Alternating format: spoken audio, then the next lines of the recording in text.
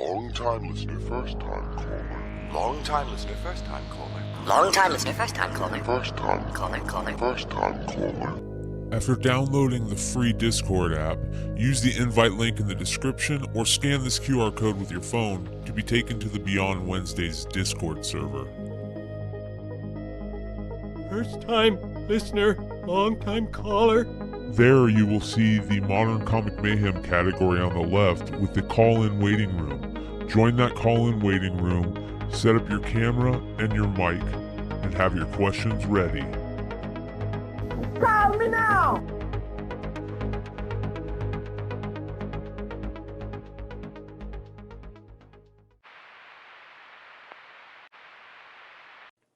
Hey, Donnie Cates. Ethan, how you doing, pal? Good. I'm live right now. Like, people can hear you, so I'm warning you of that right now. Like, I'm actually doing a live stream right now. You want to say hi to Comicsgate? Well, I would prefer if you and I could have a private conversation. I really would. Well, I can't because I'm having a very public conversation. But if you want to say hi, Comicsgate, they could hear you right now, and they'd be very happy. 2,000 people. I understand that, but I understand that. I know it's not nefarious. I get it. We're all good. Everything is good here. I'm just saying that a text. I will. Hey, look. I'll just say this. And you know what? And I'll just say this. All right. Then what I will say publicly here. But I can understand where you're coming from, and right. I'm serious when I say that. I can see where you're coming from with that one, okay? And I'm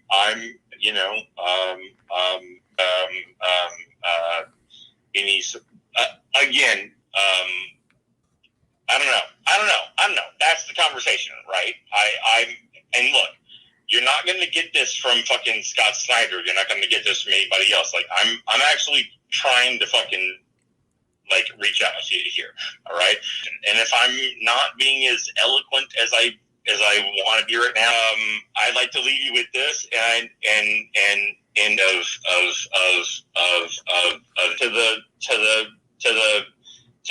but I will say this, man. I will never do anything to try and take food off of anyone's tables. All right, pal. All right, you have a good one. See you later. Woo!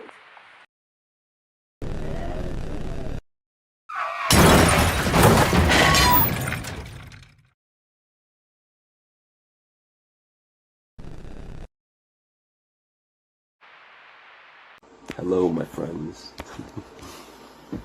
Hunting down the foils, one pack at a time.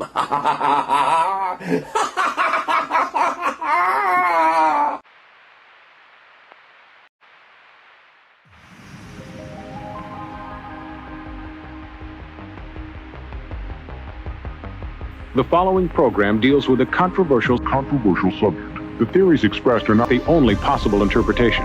The viewer is invited to make a judgment based on all available information.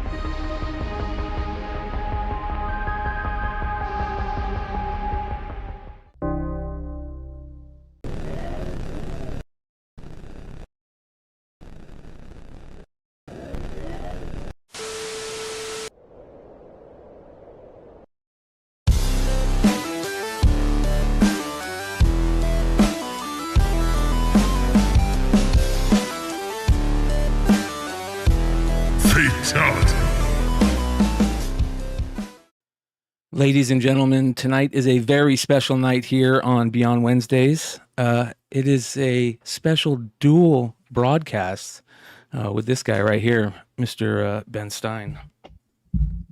What's How up? you doing, brother? I've never done a show not on Fridays. I know, isn't it weird, dude? It's kind of weird, bro.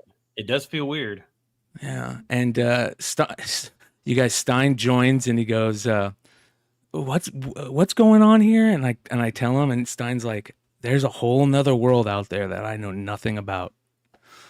That's what he said to me.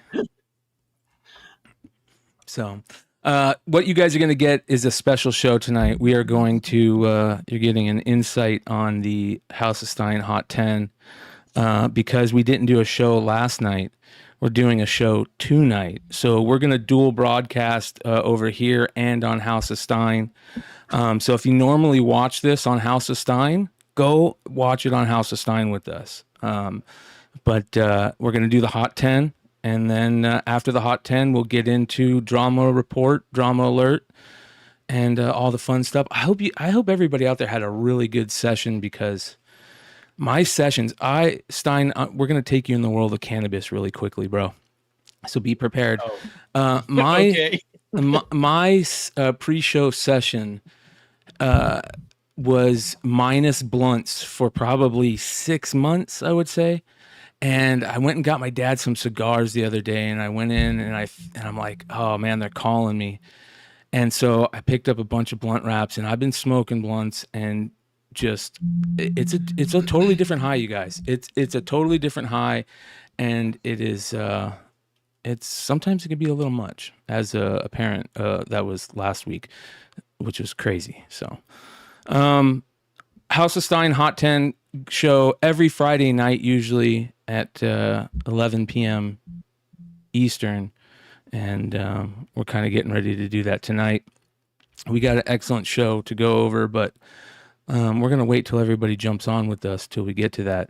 I want to talk to Stein about a couple things. Did you see the Brian Pulido, Todd McFarlane book yet? Nope. I have not seen it. Is it, hold it, Brian Pulido from Lady Death? Yep. And is it a Lady Death book? Uh-huh. And you got McFarlane? Yeah, bro. Check this out. I'm so glad I get to show you this. So we're getting a McFarlane Lady Death cover, I believe for the first time. Printed to order. They're doing it like tops now. So 600,000 copies? Hopefully for Coffin Comics, yes. I'm a homer for those guys, local guys, and Brian Pulido is one of the coolest guys in comics. So I'm a homer. Is it one per person, or is it as many as you want? I don't know. That's a great question. It says printed to copies to ordered and serial numbers, because they serial number all their shit. And that's awesome. So I doubt it's going to be anything crazy if they're going to serial number it too. It says Todd granted us permission to make this one and only edition derived from the 2012 Phoenix Comic-Con charity print. Okay, so this is a print from 2012 that they're putting on the cover. They're now putting as a cover. Yeah. Yeah. There will be no variants, no cards, and no prints of this image. This singular edition is your chance. So, let's see here. It'll launch on Friday, October 4th, priced at $25. This highly collectible issue is limited to serial number quantities based on orders placed by Monday, October 7th at 5 p.m. Once the pre-order window closes, no additional copies will be produced, and the book will be retired. So like 80 hours or something like that. Okay, so maybe we could do like a contest for who can guess how many copies. Oh, that's a good idea, bro. That's a good idea. Okay, so everybody that's watching this, even don't put it in the live chat. Do not put it in the live chat.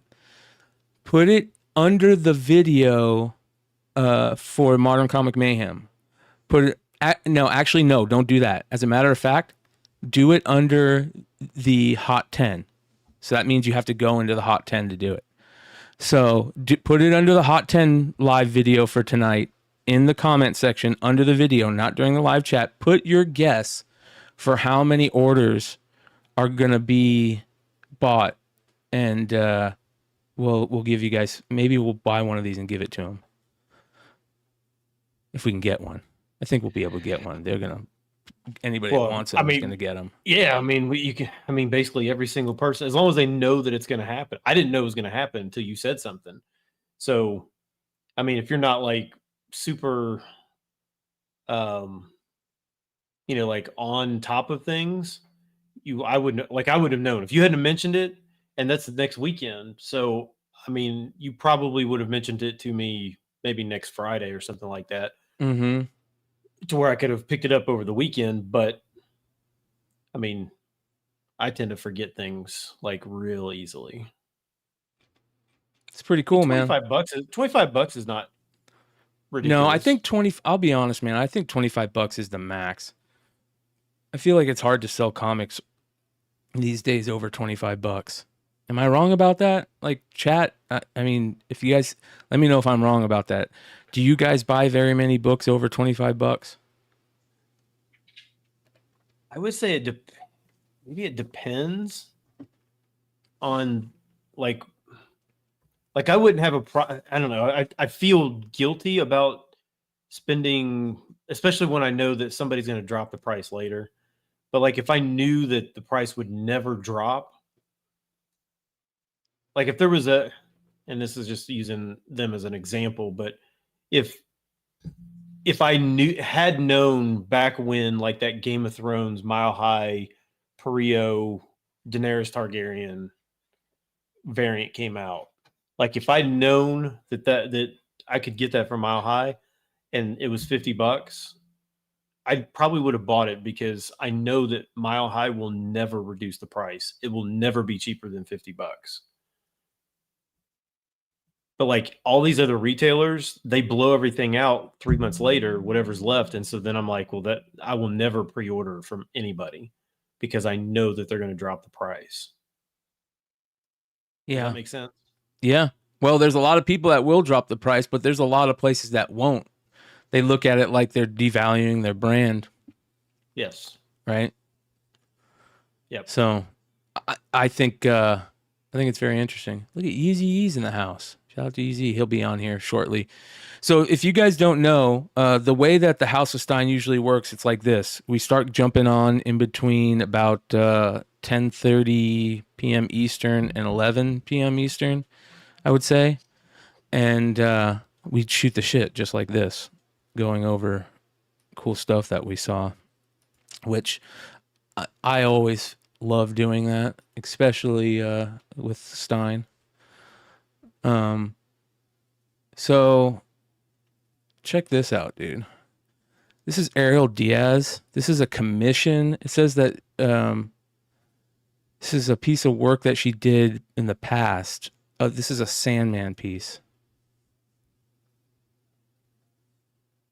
Absolutely gorgeous. I've been re-listening to the Sandman audiobook while working and decided to finish this fan piece that I started 2 years ago. Look how beautiful that is.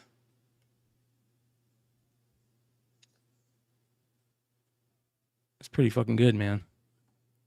I hope that turns into a cover. Does anybody care about Sandman now that have you heard about all the stuff with Neil Gaiman, Stein? And you know me, I don't hear anything. So oh my god, it's all it's. I'm like I'm just like somebody watching. Like, oh, I didn't know that.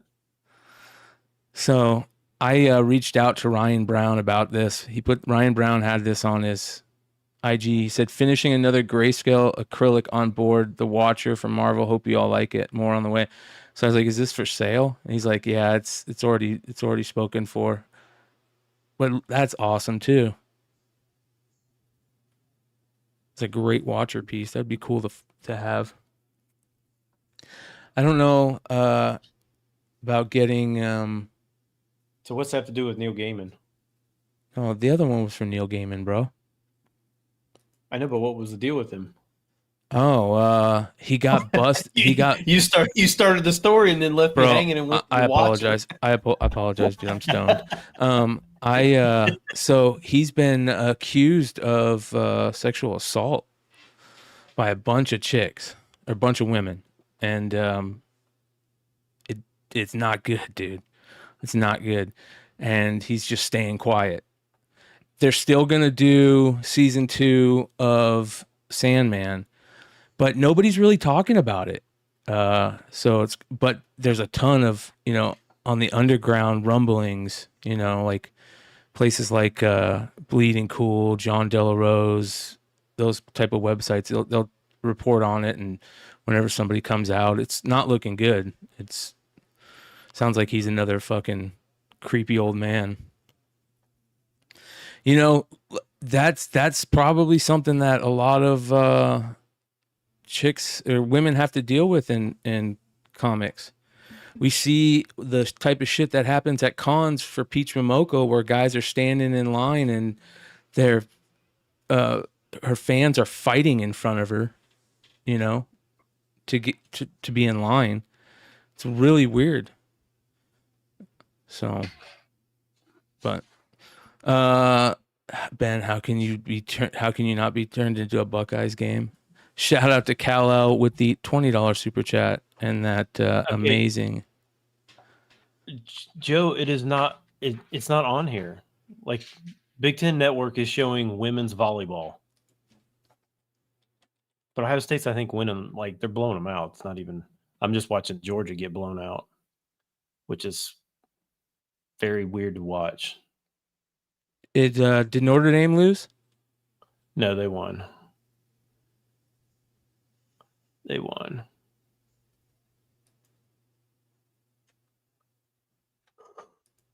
Yeah, they got a fucking win out. Peacock channel.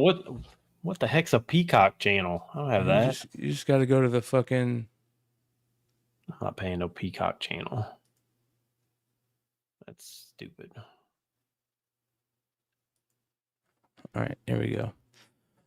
So what we're gonna do, you guys, is after the Hot 10, we're gonna EFAP that Comic Tom Sticky Goose video, and sorry, I'm trying to get links going here, and then we are going to probably we might open it up and get people's opinions throughout the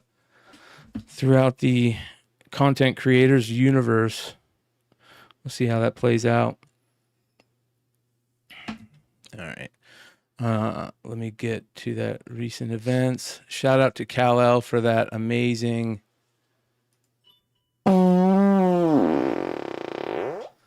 Bro, when. Was that you?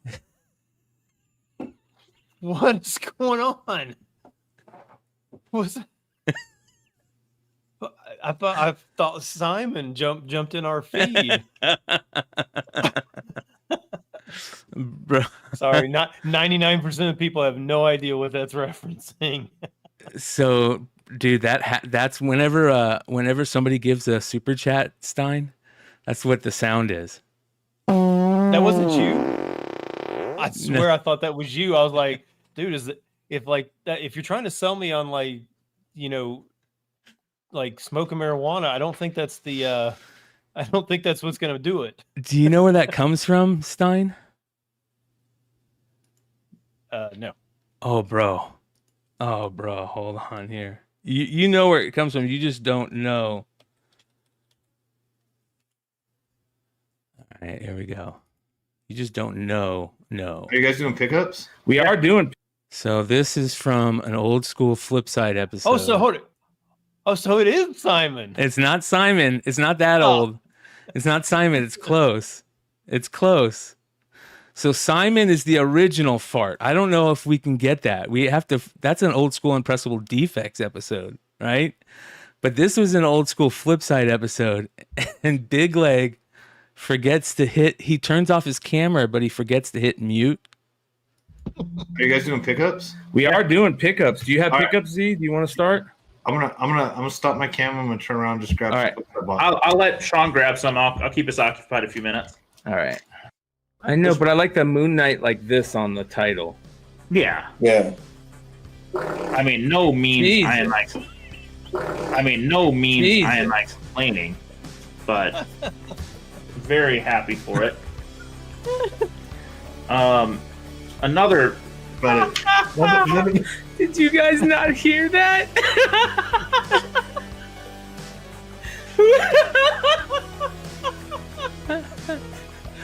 Watch Sean. This goes off the whale. Oh, Yeah, dude, that was that. Hey, who let Simon in this motherfucker?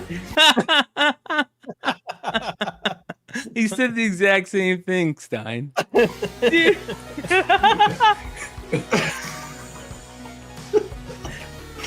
So everything wasn't muted, just my camera. But anyway. Dude, bro, that was classic. I didn't hear it, but I was talking. John thought we were making fun of him because he didn't hear it. And he was like, man, guys.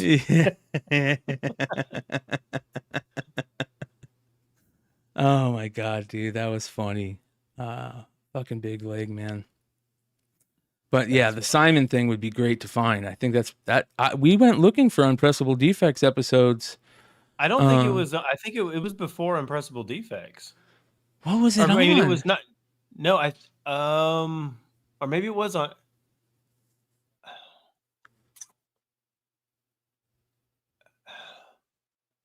Maybe it was on Impressible Defects. Mm-hmm.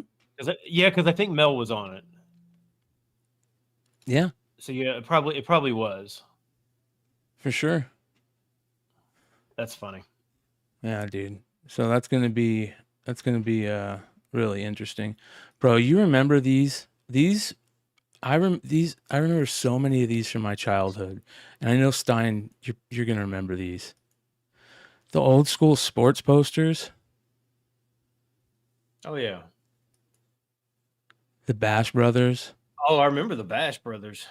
Gosh, look how young they look. Oh my gosh. Dude, these are iconic. So many of my friends had at least two of these. Ken Griffey Jr. I don't remember that one. I know I had at least one. I'd know if I saw it. I know which one you probably had too. It's probably the Eric Davis one because it's badass.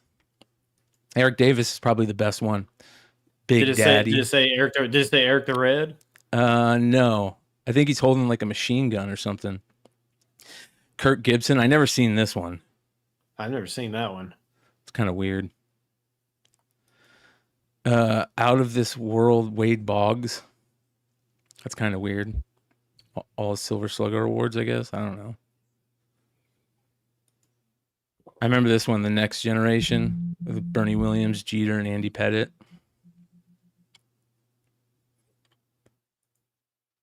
Griffey, The Next Generation. I remember that one. I had that one. Yeah. I know I had that one. Yep. Ricky Henderson, that's a badass one.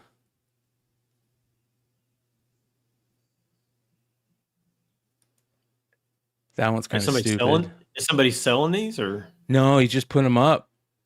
Oh. Just put a post on them. I bet you these sell for a ton, bro. Big unit. They probably do. Kirby Puckett, the Wrecking Ball. I just wish there was videos of them doing it, like filming it. Firing Squad. Remember how Don Russ put John Smoltz on Tom Glavine's card in 1990? Don Russ. These are so funny now, looking back at them. Yeah, dude, they're awesome. I feel like this is like Zoolander, like these bunch of male models like trying to pose. Yeah, that's what I mean. Like it would be funny to like. It's so bad. Yeah. Like it's so bad. Yeah. Batman for Kevin Mitchell. Kevin Mitchell was a badass, man. For like 2-3 year period, he was one of the best players in baseball. He lived on a houseboat.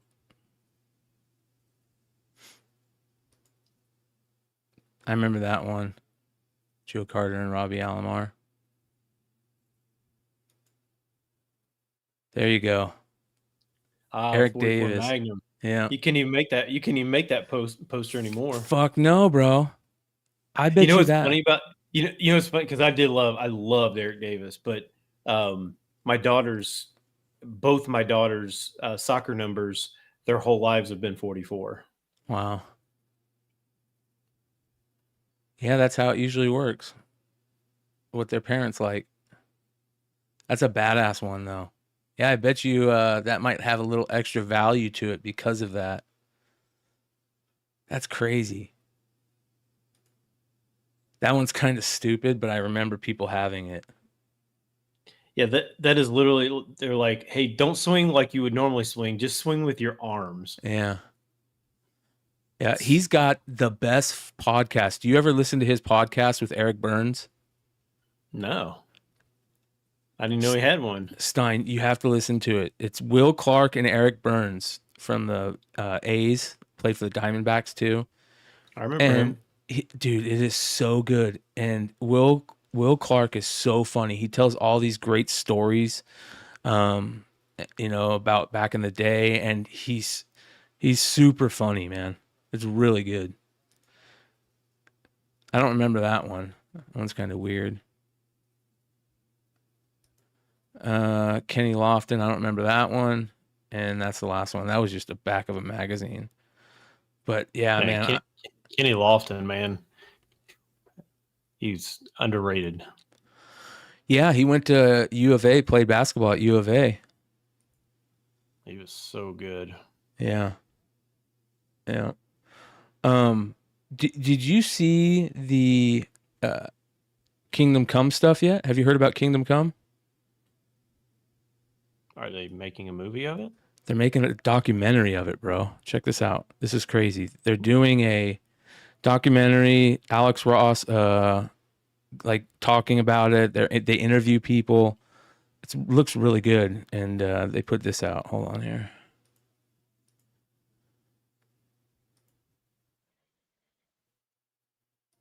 Alex Ross is so funny.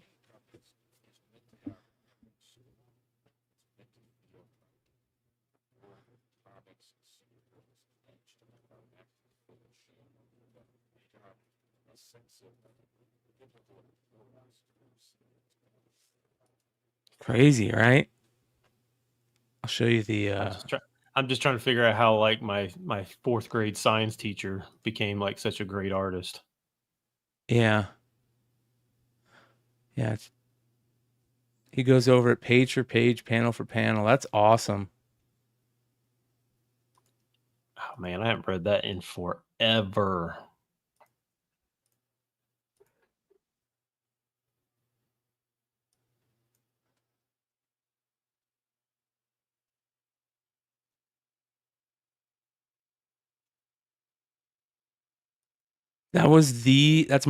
That and Green Lantern Rebirth are my two favorite comic book stories and lines ever. Two comic books ever. I don't know if I liked Kingdom Come better than Marvel's. I might have liked Marvel's better than Kingdom Come. Really? I thought Kingdom Come was so good, bro. It was, but maybe I just you're more of a Marvel guy. Well, yeah, I mean, no, I was more of a DC guy, but Marvel's for some reason, maybe it's because it came out first. Maybe that's why it just maybe holds a little more nostalgia. Because like I'd never seen comic art like that. I guess is maybe why, like Marvel's was so like stunning to look at. I felt that way about Kingdom Come, dude. I remember, and I tell this story all the time. I remember Wizard did like a 15-page story on Kingdom Come where they had Alex Ross break down all like the Easter eggs in every panel, and it was amazing, dude. It was one of the greatest things. I remember cutting that out and saving it through the years because it was such a good, like article, and it showed all like the backstory and what the people he put in there, and that just made it so much fun to begin with.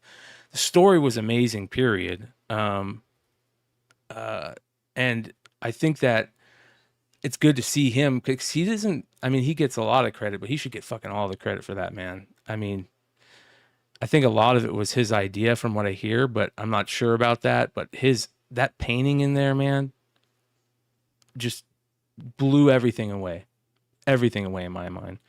He did Kingdom Come, and then he did Marvel's because Wizard asked him to do like, what would you do if it was in Marvel? And he did like a little write-up for Wizard, and Marvel said, let's do it, right?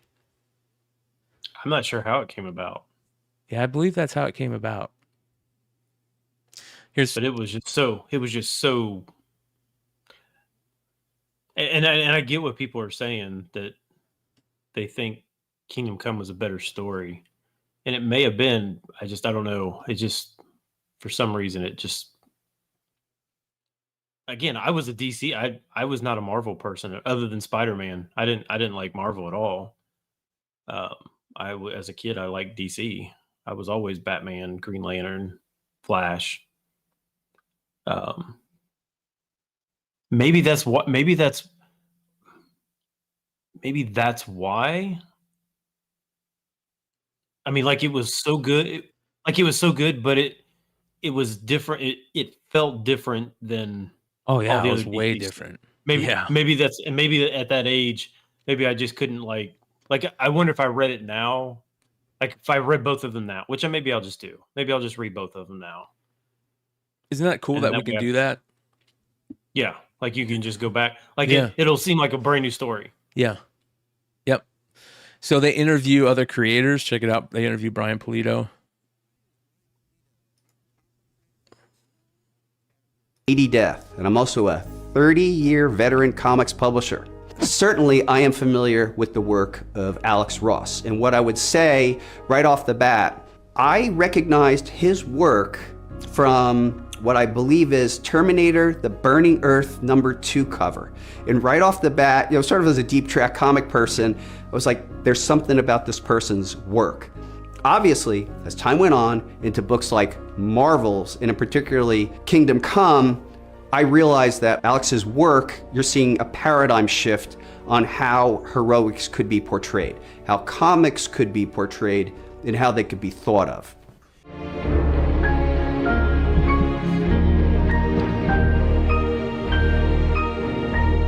That's pretty dope.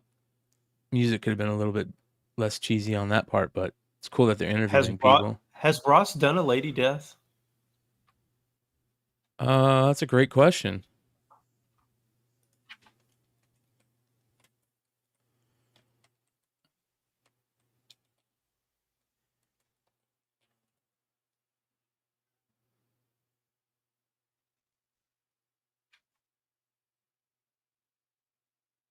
No, I don't. Toy Time says yes. Where does it say that? I don't know. No, he says in the comments. Oh, in the comments? Let's take a look at images.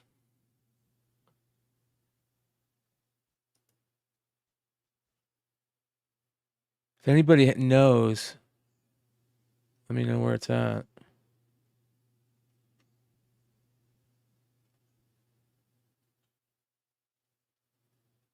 He needs to.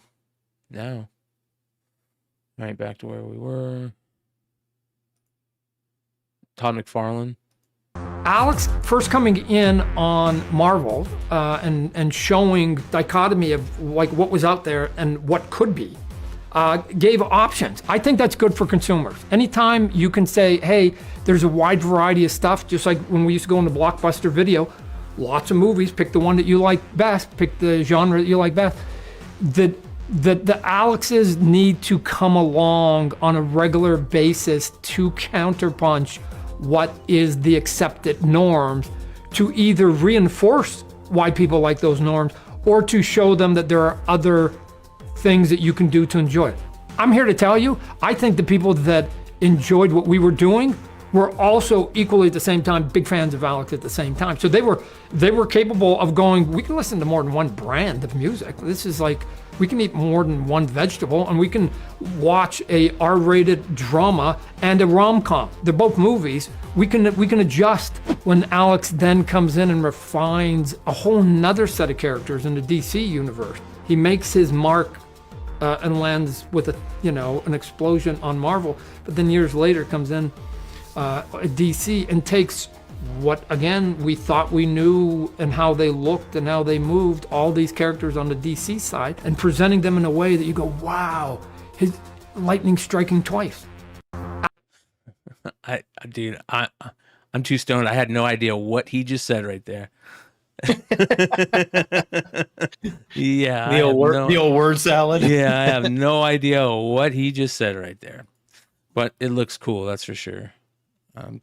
It's a Kickstarter, so let's take a look and see. All right, holy shit.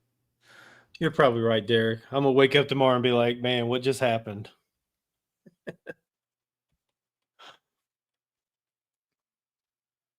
All right, let's see here. Kingdom Come Kickstarter.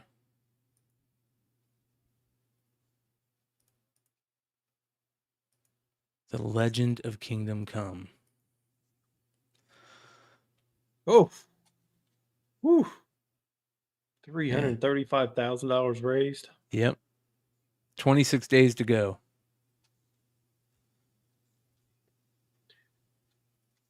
Lowest, you could pledge any amount, but let's see here.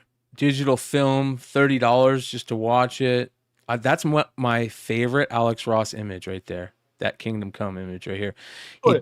$30 for a digital access? Yeah, just to watch it, bro. Gosh. Yeah. With all the add-ons, I guess, like behind the scenes and bullshit. That's my favorite. That's such a good... That was a poster in a Wizard. $50, you get the everything else and the movie poster, it looks like.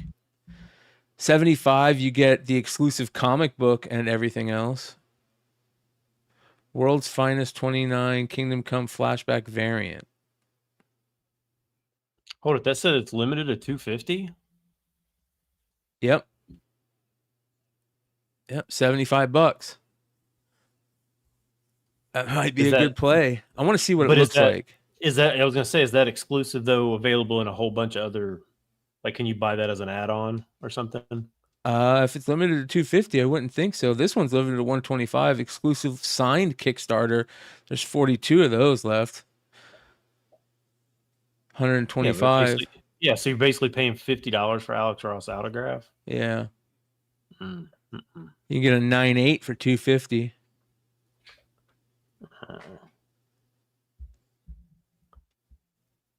So there's more than that. You can just, if people crack them out. Signed fine art print for $5.95. Ultimate Kingdom Come collection, an incredible collection for true Alex Ross fans. Get the Kickstarter exclusive print, a 9.8 comic, a bonus signed fine art print, and everything in the premium Blu-ray bundle for $1,000. Oh, here, Bronze Age is asking for my whole head and frame. Okay, so I knocked my camera off my computer earlier today, and I'm trying to get the right. It's all messed up. My bad. Crap, and I can't even get it. And then if you want an original art sketch, you can get one for $6,500. He's got a couple sketches up there, and it gets higher. It goes all the way up to like associate producer credit for $7,500. But if you guys want a sketch for Alex Ross, $6,500, which isn't bad at all. But the fact that Jeffrey Drake says that I look like that neighbor from that Tim Allen show. You mean Home Improvement? Like, that's how old I am, I guess. That now it's just that Tim Allen show. Dude, that was one of the greatest shows ever, bro. I remember watching that show every night it came out. We would sit down and watch that show, like wait for that show as a kid. My dad used to love it. I remember watching Tim Allen's stand-up before he had the show, where he was just trying out that character. And my dad used to laugh his fucking ass off at that Tim Allen stand-up. Look, now everybody can see my garbage over on my shelf. There was another really badass Kickstarter, and he didn't realize it was coming up. This right here is crazy. So this got announced the other day. There was a couple of things that got announced from Dynamite, but this is really cool. They're doing the old school. Remember the old school cards? We talked about this, I think, on a House of Steiner, Almost 10, a while back, right? Where they had the Hasbro did the cards for G.I. Joe and Transformers, and they sold them in like cello packs that were like attached to a card, a backing card, and they're awesome. So and this is straight from. Is this from Hasbro or is this from Dynamite? This is from Dynamite. Check Nice. it out. Yeah. Autobots, roll out. It's the 40th anniversary of the Transformers, and we're celebrating 4 decades of robots in disguise with a massive trading card set. The Transformers 40th anniversary trading cards feature art from early G1 characters and concepts to the newest iterations. Oh, so they got even new figures in there that weren't in the originals. This card set has it all. Limited edition subsets, autographs, original art sketch cards, and more. We've created the ultimate trading card celebration set to complete your Transformers collection. You can get special super limited deluxe card packs, or boxes of traditional card packs, or even extremely limited collectible subsets that are going to be impossible to find. We have autographed cards by voice actors and one of the original architects of the Transformers comics, Bob Budiansky, that are incredible collectibles. I want to see if there's. Hey Nick, are you only printing a certain amount and they're going to be random, or is it like every box has a certain set in it? We'll take a look at it. Check out all of the amazing options here on Kickstarter and help us to unlock some out of this world stretch goals exclusive to Transformers collectors here on the platform. This is the Transformers collectible you've been. I like how they give you that badass folder. Yeah, that's sweet. Waiting for.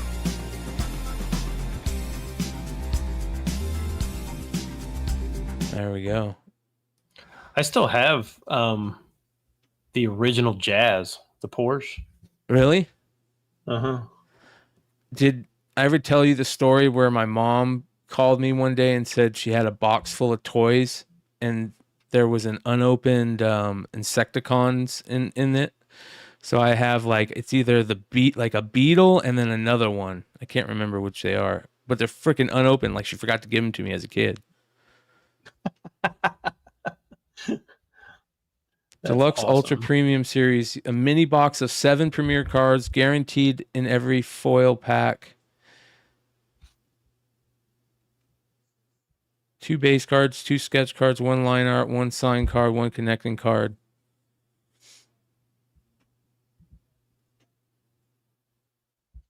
So if it's going to be random, how many are printed? It's interesting.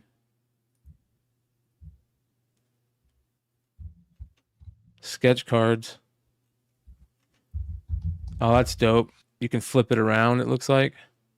Nate's going to be all over this. They're printing to order. So it's just random on which sketch cards you get. 1 box. Estimated cost. Maybe try it. Here's the whole set. So the whole set for $40, uncut sheet, metal card exclusive set for $40. You can get the $50. You get the trading cards binder. $75. Add a hand drawn sketch card. $84. You get the entire Transformers cards uncut sheet. Ultra foil. Ultra premium mini box foil pack. Okay, that's where all the good shit's in. The mini box foil packs. Those are $100. Looks like you can get the entire box for $144. 40 one-of-one unique single print cards randomly inserted in select packs. Sign and sketch art cards randomly inserted in select packs. There you go. Everybody's getting into it, Stein. It's smart. It's the one thing that comics didn't have, and now this is kind of cool because this is almost like cards also. I wonder how much those things sell for on eBay. What sell? The original Transformer cards. I mean, probably similar to the other stuff from that age, Garbage Pail Kids and stuff like that. I mean, probably the higher they need higher grade. Here's a whole case of 100 packs for $9,000. They just stumble across a warehouse full of them. Storage unit, probably, right? I'm telling you, there's all kinds of these still out there. There's storage units that are out there. I've been getting stuck down rabbit holes of people buying storage units lately and finding all kinds of crazy stuff. Just like toys, comics, everything, man. Let's look at sold prices. I'm watching this game, John. Georgia's that was not a good play. Yeah, they're trying to get back in it. Well, good for you, Nick. I'm glad you guys are doing something cool like this. 1,800 for a lot of 23 sold the other day. It's pretty damn good. That's like what? So it's like $80 a pack. Yep. For one blister. Yep. Yeah. Well, it's smart. That's for sure. Did you know that Bobby Witt collects his rookie rainbow? Check this out. This is honestly one of my favorite cards. This is the card that I'm trying to get the rainbow of, and so I have, I think, close to 20 of them, and so I need missing the 1 of 1, the 1 of 5, and out of 10 of the Topps Chrome update. So this is pretty special just because I remember this like it was yesterday, my debut. Signing the card. It's funny, I have the pin cap in my mouth, which is after I'm signing the ball, and this was right before, I think I went out to stretch before the game. And so it was a pretty special moment because my rookie debut, and it says it there, 4/7/2022, and so that's why I kind of wanted to collect this card, and I got a lot of them getting close to the finish line of the rainbow. So yeah, this is a ton of players are starting to collect cards now. Well, when you got all the money, you can just buy what you want. Yeah, dude. Yeah. What's his name?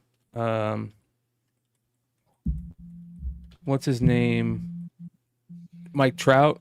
Did you see that one where he pulled his Bowman first? Yeah. I mean, that is pretty cool. I mean, I don't know what I would do if I had a card, which I wouldn't have a card, but like if I ever had anything like that, I think that's exactly, I'd be like, oh, I just want them all. Yeah. Yep. Yeah, I'm with you. All right, you guys, we're going to get started on the Hot 10. So you guys jump on over. If you're a regular, go join us on the House of Stein's YouTube channel. I'm going to drop a link in the chat for everybody to go over there. And then what we're going to do is we are going to do the Hot 10. And then after the Hot 10, we'll get into the drama alert. And we're going to go over the Sticky Goose Comic Tom interview. It's going to be interesting. So we'll see how that plays out. So here's a link to everybody to go over there. And otherwise, just kick back and enjoy the show. We'll see you in a bit. So let's go ahead and do this. See ya. The following program deals with a controversial subject. The theories expressed are not the only possible interpretation. The viewer is invited to make a judgment based on all available information. We try to fix them on the fly.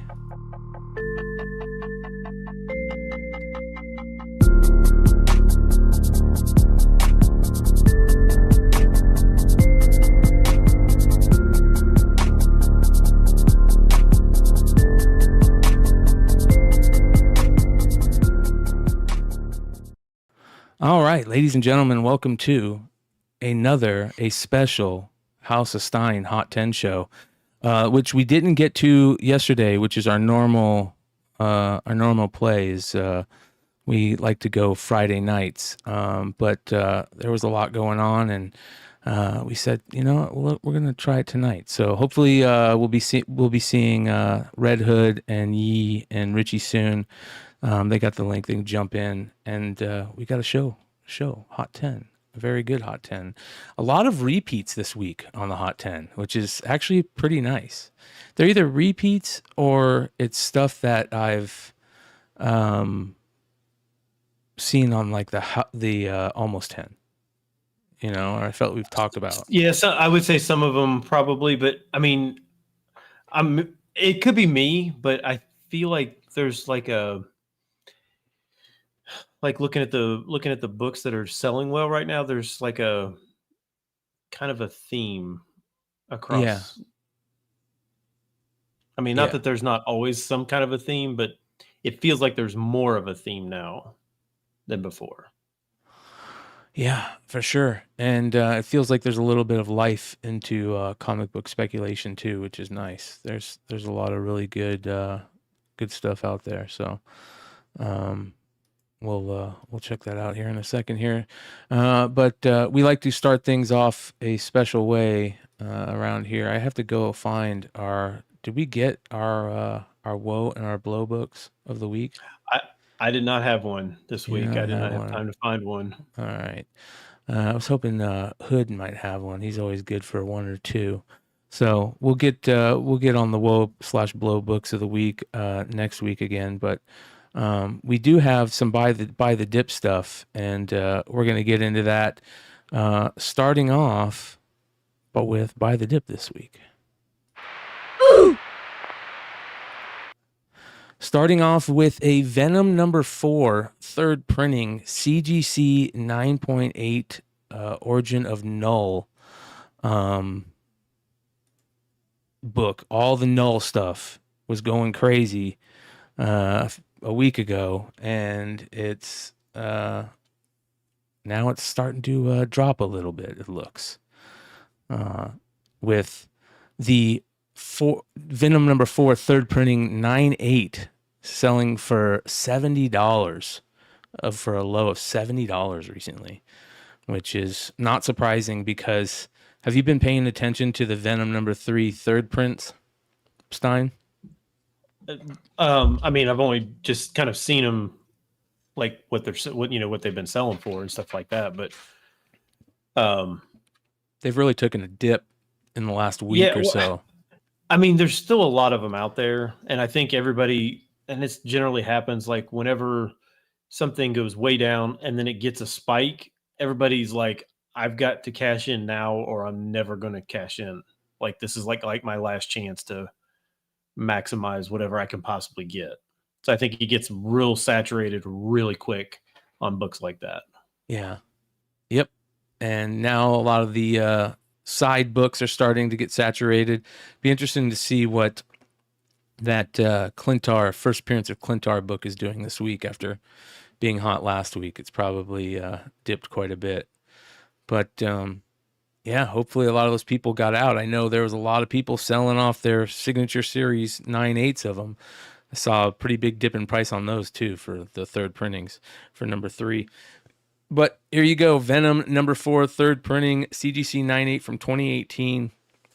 A recent low of $70, 14-day low of 70 or average of 73, down 40% for the year. So pretty crazy. Not What's the surprised. first print of that go for? Let's take a look here. Probably not much. #4.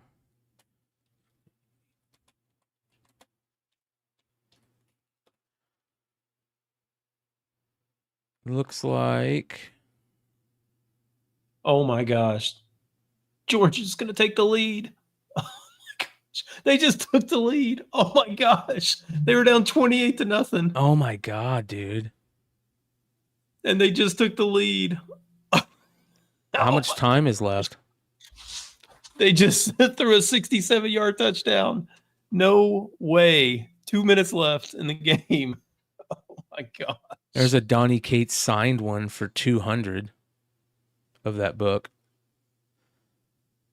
$80, $85, $100. That see, I don't even remember this third print cover. The first print is the cover that I remember. Yeah.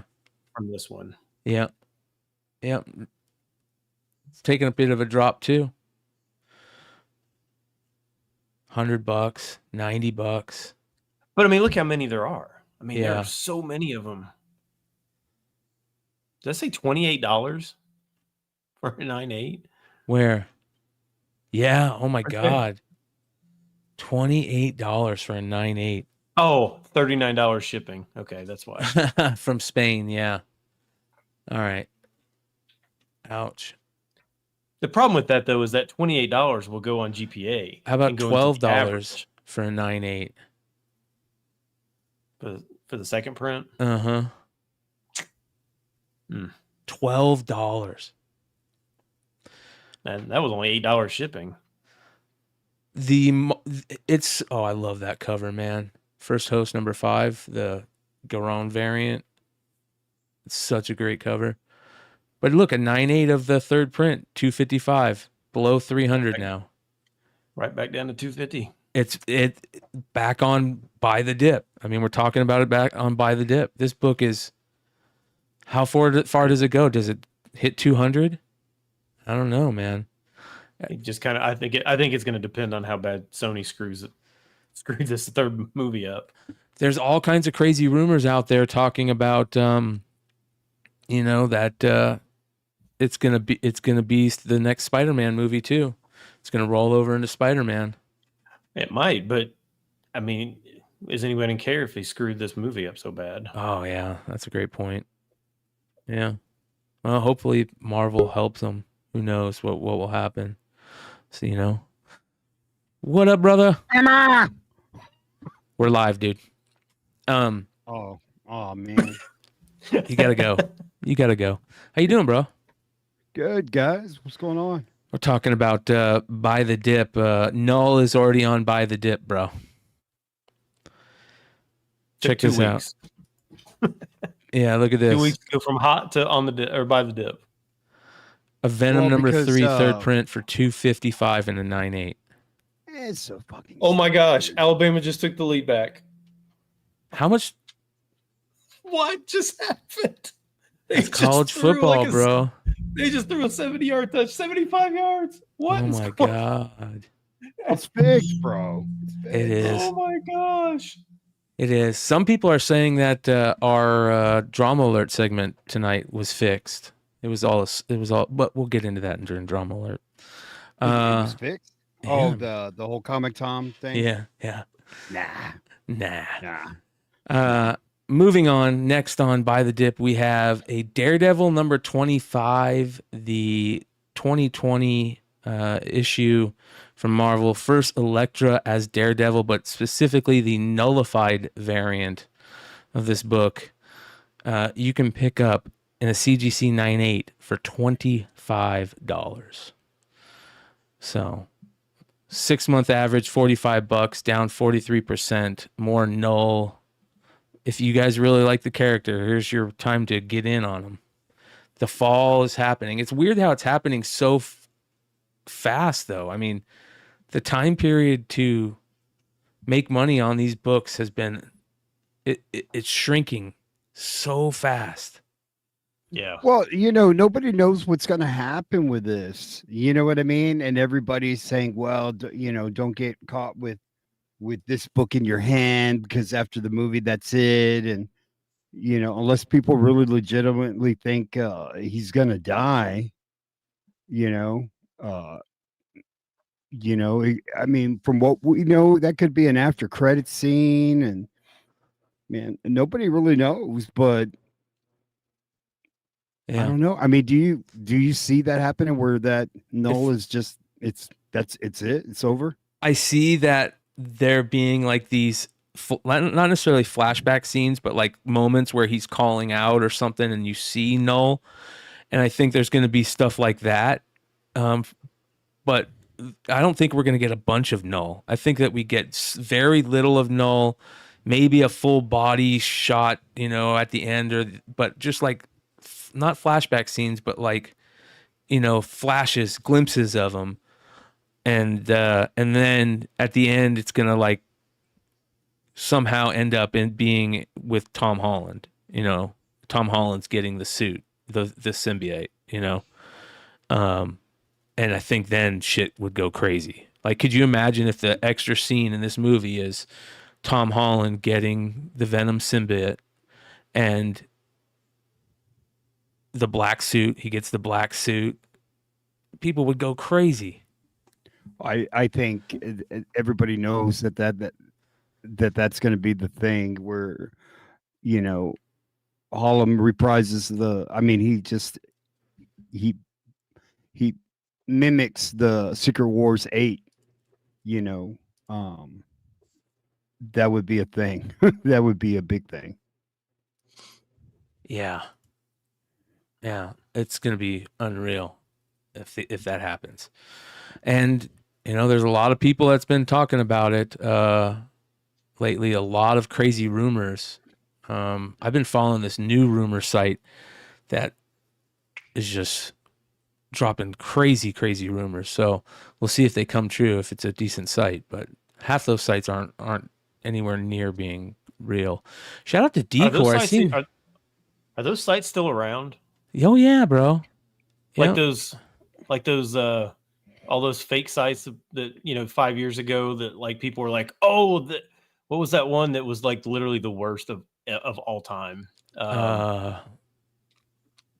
If you said it, I would remember it. If somebody said it, I would remember it. Yeah, it was so awful.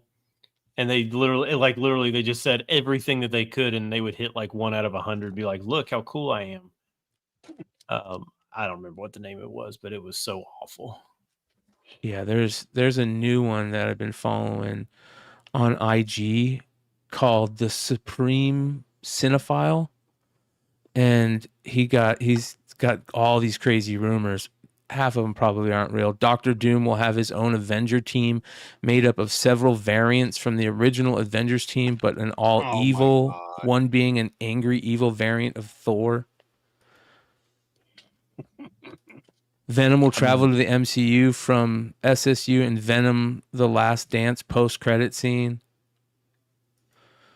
Spider-Man 4 will introduce Null in the MCU, the God of Symbiotes. Tom Holland's Spider-Man is set to wear the black suit during his fight against Null on Battleworld. Bro, that would be fucking crazy. Mm-hmm. That would be crazy. This was real. From what I hear, right? That's real. Yeah, this is a crazy new one. Well, that's because they're just quoting from like a legitimate site. Yeah, probably. Who knows? They're probably still full of it too, but we'll see. Yeah, so make sure you guys go check out Spec Media, who's been doing some great content as of late. So every Tuesday they usually put out a more updated list of cool Buy the Dip stuff, and Richie's also doing cool card content as of late. So make sure you guys go check that out. Let's move on to the Almost 10.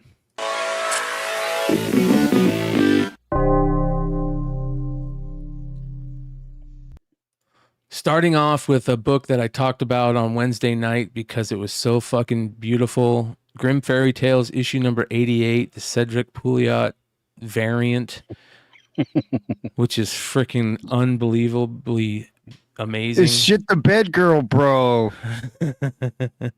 Hood thinks it looks like what's her name? What's his name's girlfriend? It's Johnny Depp's chick. Johnny Depp's dude. girlfriend. The one who Amber shits Heard. on his bed. Amber Heard. Hood thinks it looks The like Heard Amber Heard. It's that looks just like Amber Heard, bro. I guess I could see that. Yeah, there's two versions of this. There's this one, and then there's a different version that's like a version variant. I think the version's like 1 in 20, but I don't think you can find that one. But this one's selling for like 5 to 10. But there was a ton of sales on it. I could see this one end up selling for more than $10. Like if you see this probably sitting on the shelf, you probably should just pick it up to flip at some point for at least probably I would think 20. Yeah. Well, listen, that Tales of the Bizarre book changed a lot in people's minds on what they should be picking up. So this is another example. It's a low print run book, you know, great art. Even if it's from a weird publisher, you're going to see that theme a lot. I mean, it's kind of a common theme right now. So feels good. It feels really good to see a bunch of like new blood moving out, you know, starting to put some life in comics again. All right, moving on. This one's freaking weird, bro. The Amazon's Bedside Companion, a sophisticated alphabet. This is one of the weirdest things I've ever had to research. It was weird. Like you would not know that this was even like a thing just looking at that cover, right? I mean, it just doesn't. It looks like it's something that I would have like people drew like in the ninth grade back in the 90s. It looks like it would be Michael Jackson memoirs, you know, right? Stories from a It's actually teenage superstar. It's actually a little bit different. It's here. This is from the Lesbian History Archives. This is written by an author called Alison Bechdel. And this is what it is.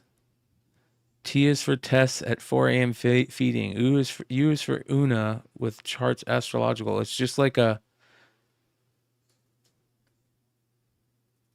it's kind of like the opposite of a Tijuana Bible. Okay. Yeah. It's very strange. Wow, I got to pick that up. Well, guess how much only it sold 100 for. copies. Yeah, guess how much it sold for, dude.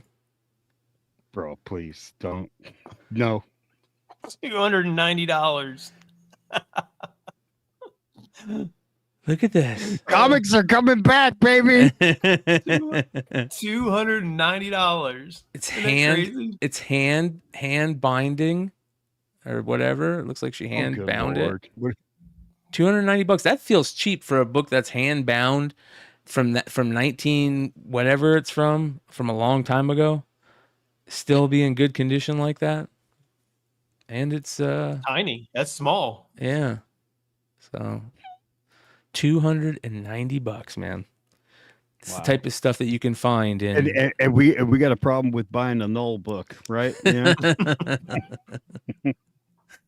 Oh man, moving on. Look at this. This is beautiful. This is so freaking beautiful. It's unreal. The CGI Preview Edition. Oh yeah. Crusade Fine Arts CGI Preview Edition. I don't know. I don't remember seeing this book ever. Me, I've never seen this. I can never unsee this now, bro. This is fucking fire, dude. I love how the tattoo is coming off of her, like it's forming at the top. This is one of the best covers I might have ever seen, and I've never seen it. Dope, dude. Yeah. Yeah, I never seen it. There's a variants for this, but the variants are not as pretty as this cover. Yeah, $40 for this one. So good luck finding it. Yeah, I didn't know it existed. Wouldn't that be crazy if that was like a weapon of hers, dude? That'd be badass. I feel like there's Bro, like a came off her fucking to, back, dude. Tattoo came to life, like Mortal Kombat, yeah, dude. That would be nuts, dude. Yeah. I like it. Moving on. Badass G.I. Joe cover with Don Moreno Snake Eyes and the real Snake Eyes. Issue number 294, the SL Gallant variant. I like how the Arashikage symbol is on like the mirror or property or whatever that is. Yeah, this one's just the B cover. This is not the incentive. And this one's not, I mean, this is issue 294, so it's not like it's old. I mean, this is only 2 years old. Yeah, $40 for this B variant. Man, I think there are so many good or great G.I. Joe covers that you just don't see. Like, I don't know. I can't imagine how hard some of these are to actually find, because I feel like some of them are just impossible, and people just don't know that they're out there or something. I don't know.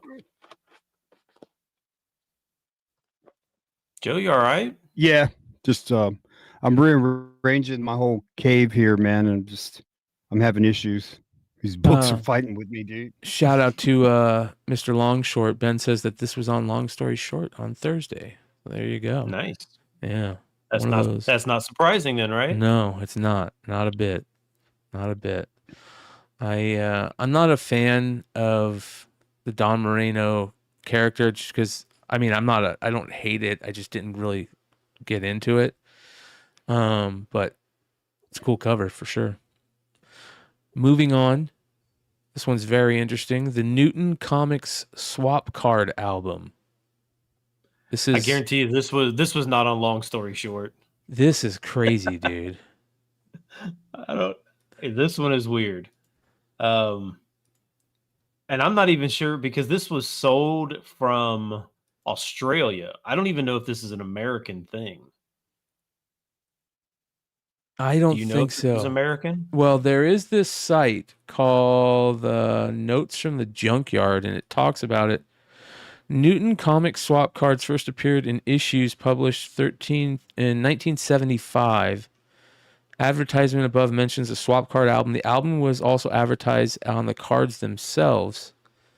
And there's like a calendar for it too. Or maybe that's where they used that's where the image first appeared, was on the Mighty Marvel calendar, where that image appeared. So here's the interior. And you just fill them full of cards, and then they had stories in between pages. So weird. It's cool, man. Look at that. I love stuff like that. Here you go. Here's a image of them putting in their comics covers, it looks like. Oh, the cards are just comic covers? It looks like it, yeah.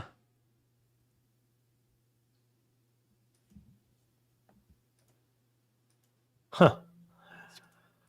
That's Very pretty weird. cool. Yeah. This how much did this sell for? This sold for $70, and it was in really, really, really bad shape. And I think it did have like some of the cards were glued on the inside. But yeah, it was in really bad shape, and it still sold for $70. So, I mean, if you're going to a garage sale in Melbourne, I guess you can maybe find this or something like that.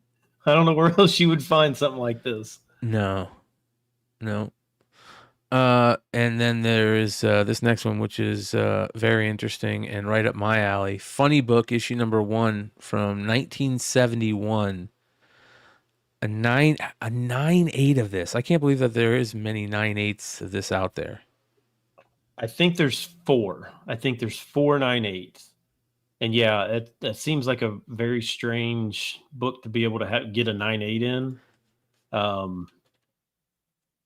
Are these oversized? I don't think so. I'm looking it up right now. Or maybe undersized.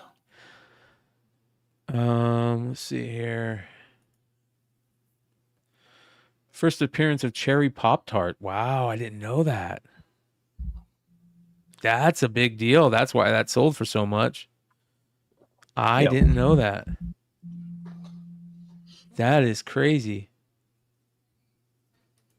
See if I can find any information on it.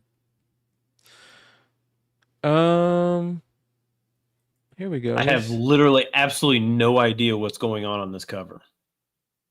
Here's Heritage, so it looks oops. It looks like it's normal sized, maybe. Yeah, maybe. Well, there you go. That's pretty dope. Paper is shit. These books usually are beat up. Yep. Normal sized. First appearance of Cherry Pop-Tart. So not bad. Not bad at all.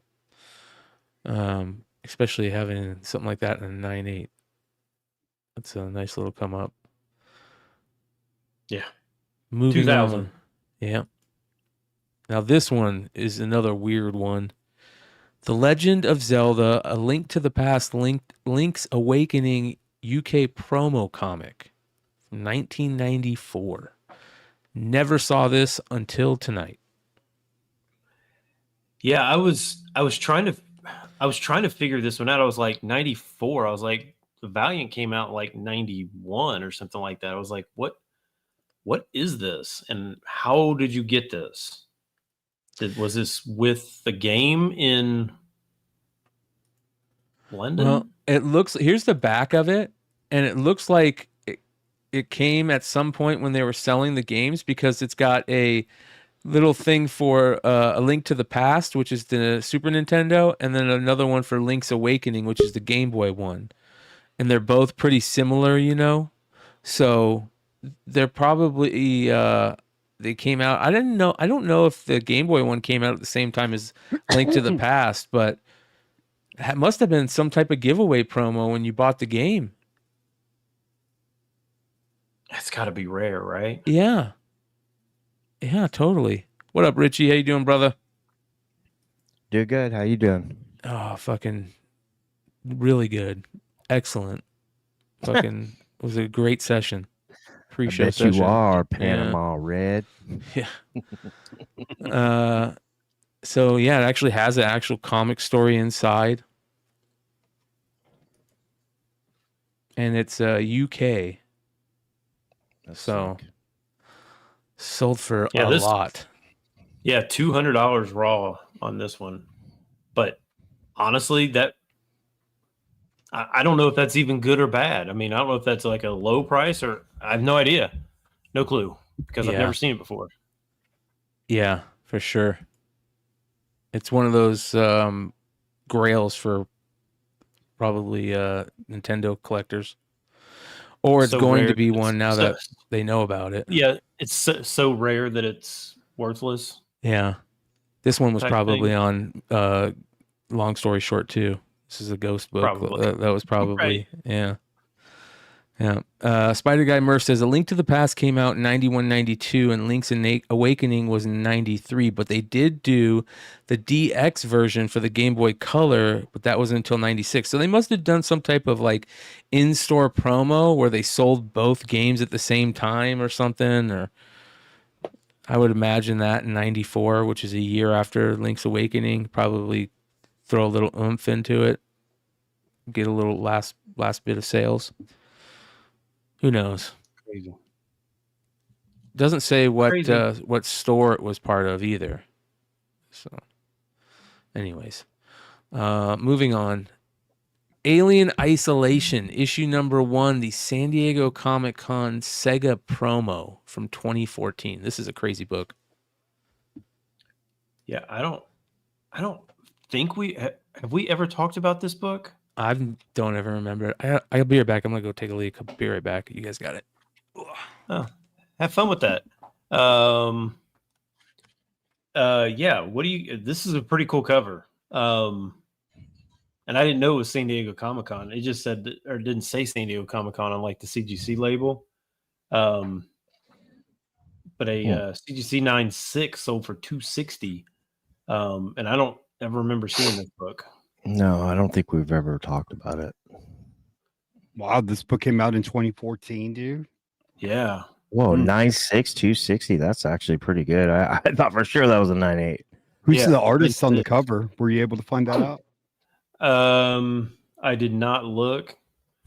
I guess I could look real quick. I could look at the CGC label and see. CGC was this Alien Isolation. There he is. What up, buddy? Oh my god, dude. Hey. Dude, my back teeth were floating. Holy shit. Man, we got the band back together. Let's go. I know, right? I do have a couple of asterisks because I was listening on the way in. So By the Dip is moving to Sunday. I don't know if Richie said anything about that. Nice. Yeah. There we so go. we'll be on Sunday because we're both weekend warriors now at this point. Yeah, it's a good idea. And then the I don't know if you addressed it, but the She book is the one that was on Long Story Short. Yeah, he put it up in the side. Okay. Makes sense. Henry Flint is the cover artist on. Oh, Joe's gone. Henry Flint. Henry Flint. Yes. Shout out Henry Flint, wherever you are. Who's Any relation to Larry? Flint? Yeah. It's Flint with an I, not with a Y. Gotcha. This is a badass book, though. Although Dion Lay is the one who wrote it, so I don't know. It's a pretty interesting cover too. Yeah. Good luck finding it for sure. Moving on. All new Wolverine issue number 15, the Bengal cover variant, is on the list. It's from 2016. Great run of Wolverine, Honey Badger, and X-23. It's one of the better Bengal covers. I don't know. I just don't really. I don't know. Was this a raw sale? Yes, this was a raw sale. $90 for raw. Nice. There's a Batgirl Bengal cover that was really good, and I can't. Oh, remember really? I know which one you're talking about. Yeah, I don't remember which one it is, but it's pretty good. So shout out to Ultra for this book because this is a qualifier. Yeah, so he covered this in a spec matrix a long time ago. I think it's issues 13, 14, and 15 of the all new Wolverine that are all qualifiers. So even for the 1 in 25. Well, these are B variants, right? And that says it said it was 1 in 25. That's incorrect because it's a qualifier. So it's $90 as just a qualifier. Yeah, it's just a qualifier book. It's not an incentive ratio. But I don't know what the qualifier was. Someone could be something impossible. Yeah. Yeah, it's like unless you're a small shop, I think it's the only way you could realistically get it. I found this out in the wild once. I hope Cover Price starts putting that on there if they can get that information. That'd be a pain in the ass. But if they did that, if they put the qualifier, what it was a qualifier for. By the way, shout out to Cover Price who have been just absolutely rocking. They're updating constantly and just making that website better and better every day. Doing a good job. Yeah, because my comic shop has it like it's all set up as like it's open to order, so that makes a lot of sense. Looking at it right now. Yeah, that's cool. Paul Holloway says 13 and 14B were 1 in 25 ratios, I'm pretty sure. Huh. So not 15. Yeah. Though. Yeah. Not 15. So all right, moving on. Yeah, but I'm pretty sure 13 and 14 are also qualifiers. So. Yeah. No, 14 there's a 1 in 25. It is a 1 in 25. It's a fantasy 1 in 25. Yeah, but there's 4 covers for 14. 13. Oh, okay. 13, you're right about that because that's the Viv Vision cover. Cover D. That is a retailer unlocked, aka percentile qualifier. All right. There's a Bengal. It's cover C too. So moving on, we have this one blew me away. Savage Dragon issue 216. Is this for a raw copy of this? Yes, oh my raw God. copy. $255. Yeah, this is like way over the Spawn low print raw sales. I like this. Well, this is a big deal also because it's got Ant-Man or Ant. What's her name? Ant. Just Ant. Yeah. Ant. Yeah.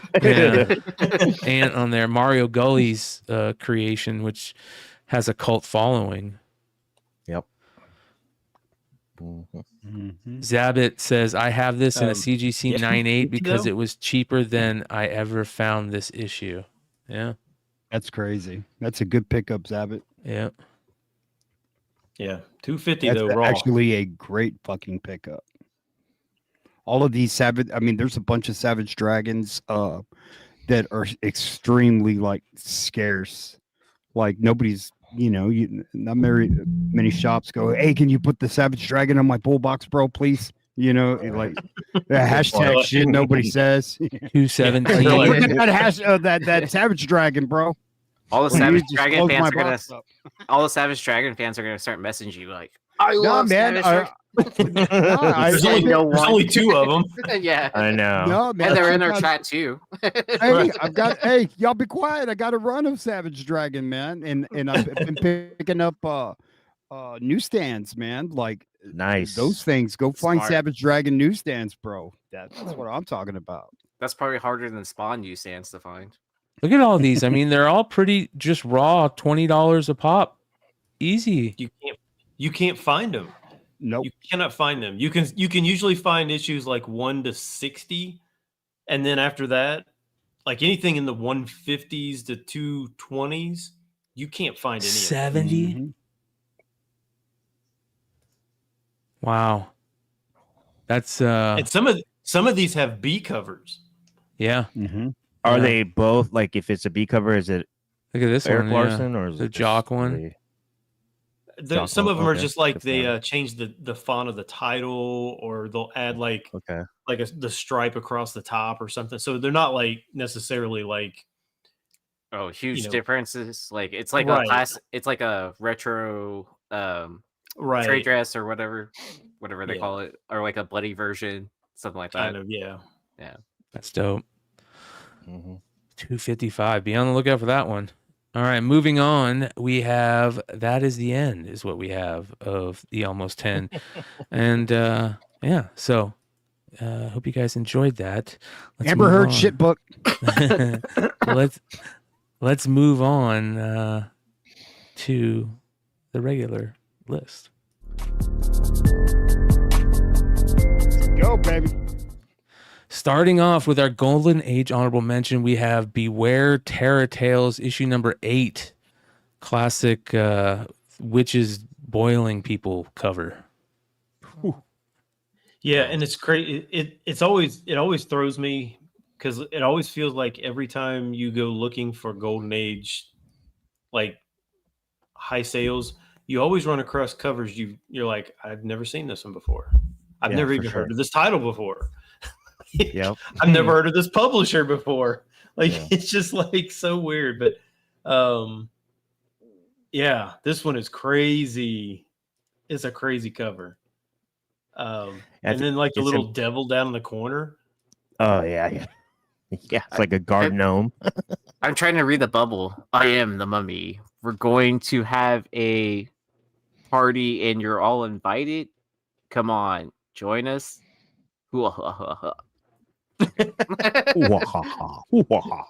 Terrible. I just liked hearing Yi do Narrate the it? fake evil laugh there. That was nice. I think it's impeccable timing with that new series that popped up on Hulu, Grotesque, I haven't from seen the that. America Horror Story continuity. Mm. I don't want to spoil it, but the first 5 minutes is something that is very similar. Well, we're getting closer to fucking October already, which it doesn't feel like it out here in Phoenix. It's still 115 out. It's the hottest it's ever been. Yeah, we're breaking records. So Who's Still? who's the mayor out there? The devil? What the fuck? sheriff used to the devil used to be the sheriff out here, that's for sure. Make you spend that summer in a fucking tent outside.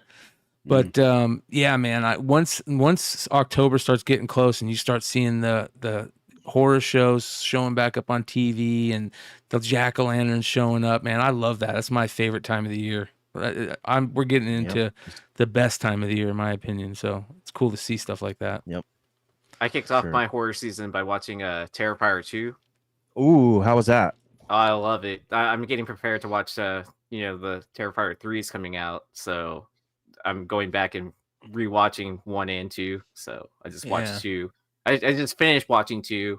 I hadn't finished it yet, so I finally finished it. Now it's go back to 1, and man, then there watch was- Goonies also. Man, there was a fucking scary show on last night. It was that Sticky Goose and Comic Tom movie, dude. That was fucking bro. Well, we're gonna put you through it again, Hood, after this. So be ready. Are we calling this episode "The House of Mayhem"? Yeah, I think that's a good idea. Yeah, I man. think it's a good idea. Yeah. Nice, Aaron. Big Good ideas CGC. to come up. Yeah, big CGC sales on this one though, which is crazy.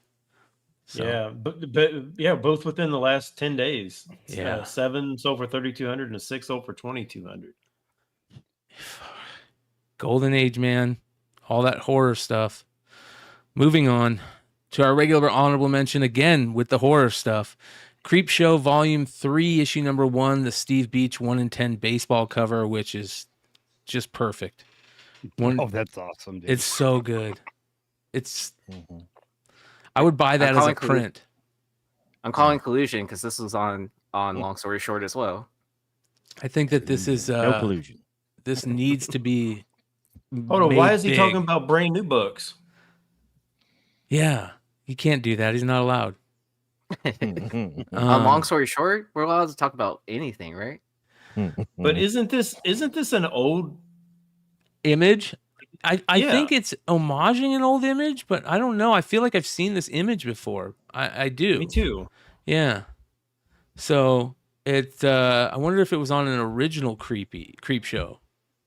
It feels like it was, but I mean, I maybe I'm just off. Chat, let us But,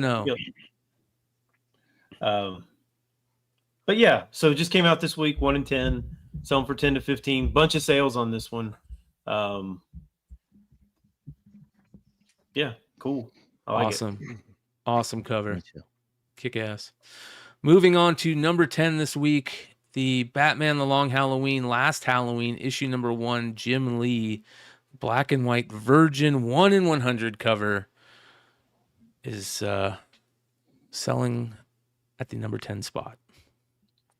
I mean, again, has there ever not been like a Jim Lee pencil version that doesn't look good? I mean, this looks Totally. amazing. Yeah. Gosh, this looks good. Yep. Read my mind. I mean, like as soon as you put color to this, it looks like crap. But boy, as a pencil, it looks amazing. I agree. Sure. Yeah, that's when Jim Lee lets you know how good he is when he just does a scribble like this, dude. Like, Or it's like drawing that on the motherfucker, plane to bro. Paris.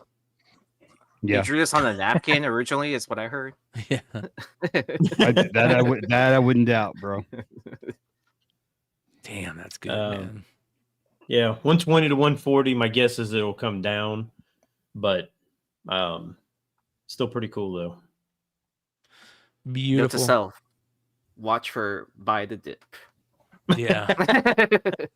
Yeah, for sure. All right, moving on to number 9. Here it is, RoboCop issue number 1 from Marvel, 1987.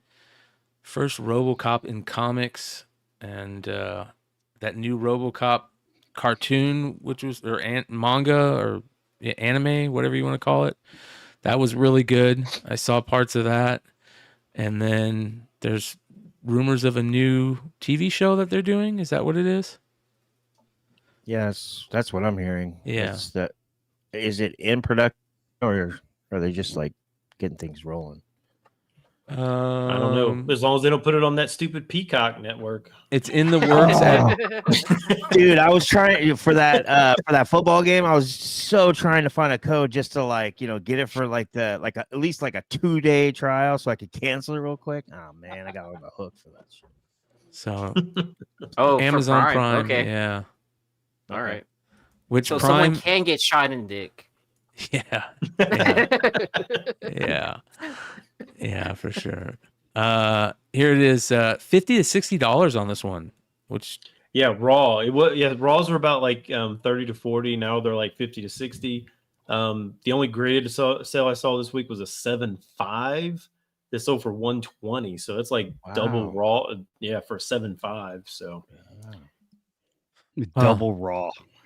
I've been trying to sell some of those Frank Miller Avatar issues that he did a while back on Whatnot forever, and they just won't sell. So now, hopefully, they'll sell.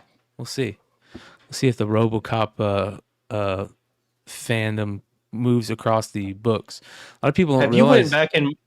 you went back and watched RoboCop in the last 5 years? Yes. Yeah, actually, Hell I yeah. have. The first one?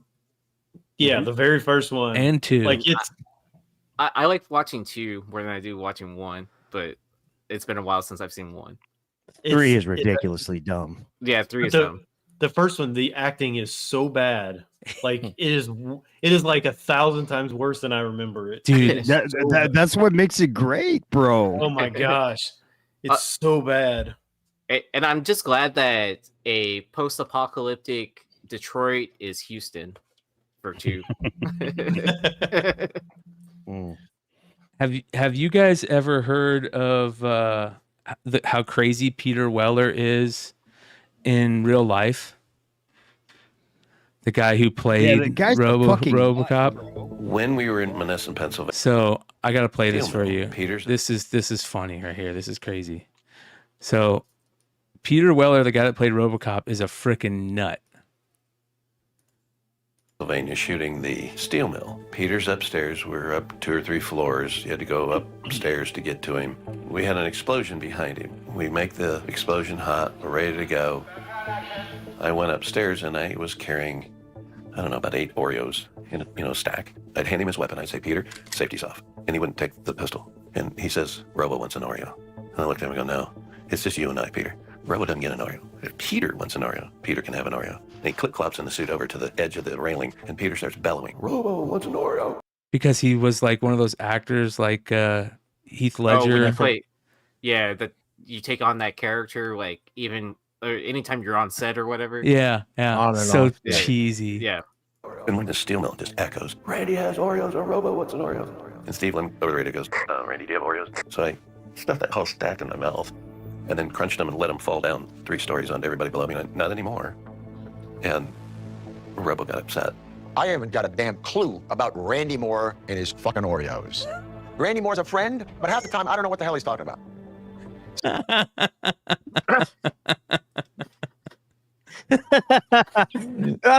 That's even better when you speed it up. Fucking Peter Weller, man. All right, moving on. Number 8 this week. It's back. Here becomes our return section. Marvel and Disney's What If Donald Duck Became Wolverine #1, the Scotty Young second print, 1 in 25 Virgin variant.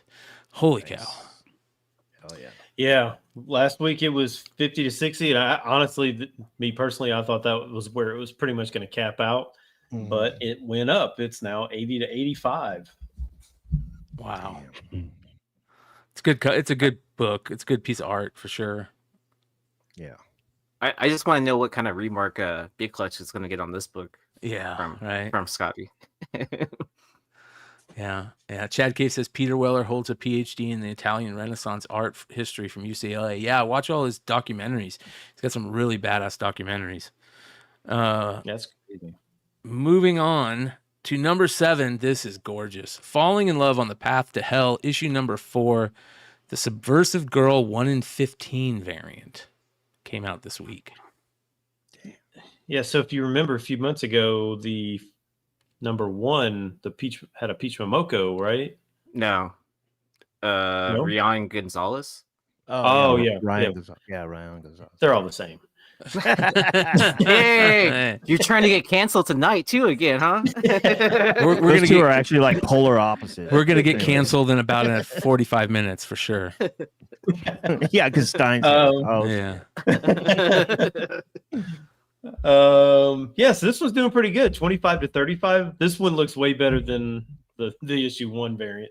But my gosh, could they seriously just like chill out on the words of the name of this book on the font size? It takes up literally the whole cover. I like it. I don't like it. It goes across the whole cover. At least they kind of have it like transparent. Yeah, transparent, and then off to the side a little bit. And I don't know. I like it. I like the bottom too with the is it Chinese characters? Kanji. Yeah, maybe Japanese characters. I don't know. And with the bone hands over the hell. I like it. They should have done 2. They should have done a virgin variant of this. They'll probably do a virgin variant of this. Probably. Yeah. Virgin foil. There Coming you go. to New York City Comic Con. Yep. With the red foil. and the Yeah, but I blood. couldn't find the foil version at San Diego.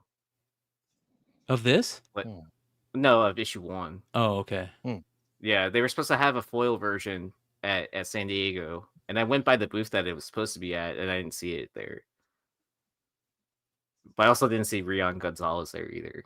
That's So I such don't a know if she was- badass name for a book. Like Falling in Love on the Path to Hell. It's fucking gnarly. Has anybody read this? Not yet. No, I haven't read it. It looks good. I'm gonna take a look. Yeah, it does. So I like samurai shit.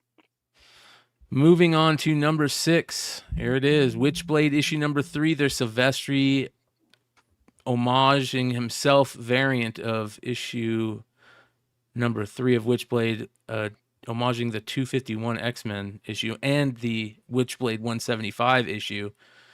He's already done this. He did this in Witchblade 175, and now he's doing it again. God damn it, man! But at least this one has cool black light shit on it. You know, UV light shit. Dude, I'm tired of the rehash, bro. Yeah, I know.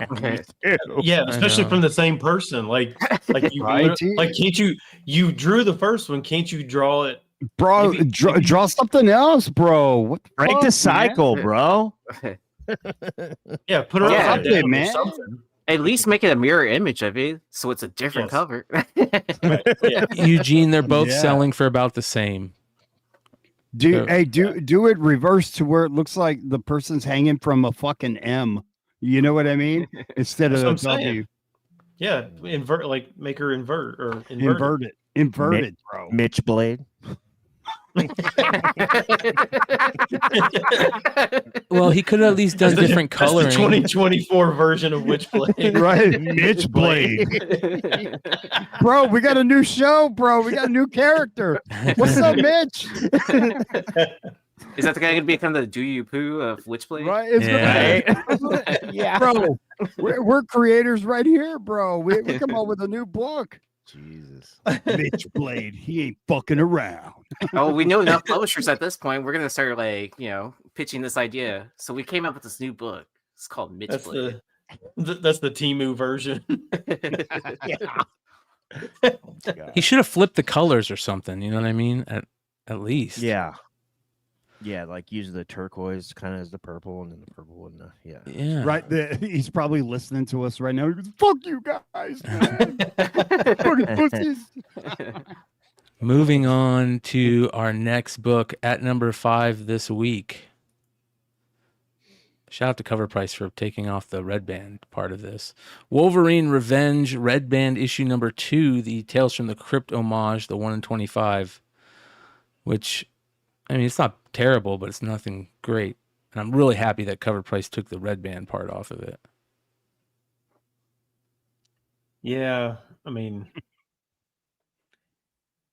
it is what it is. Yeah, I I'm don't even over like it. I don't even like the font of Wolverine Revenge. It looks so fake. bad. I can't wait to So read bad. this. Yeah. Oh, I'm yeah. over it. And get better. Hey, Ronnie, get better, man. Yeah. Definitely.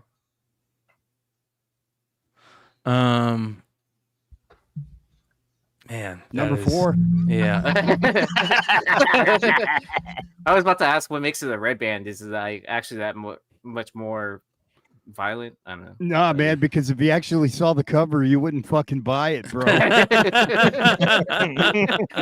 Is that the only way you can sell it? Is it as long as it's in the poly bag?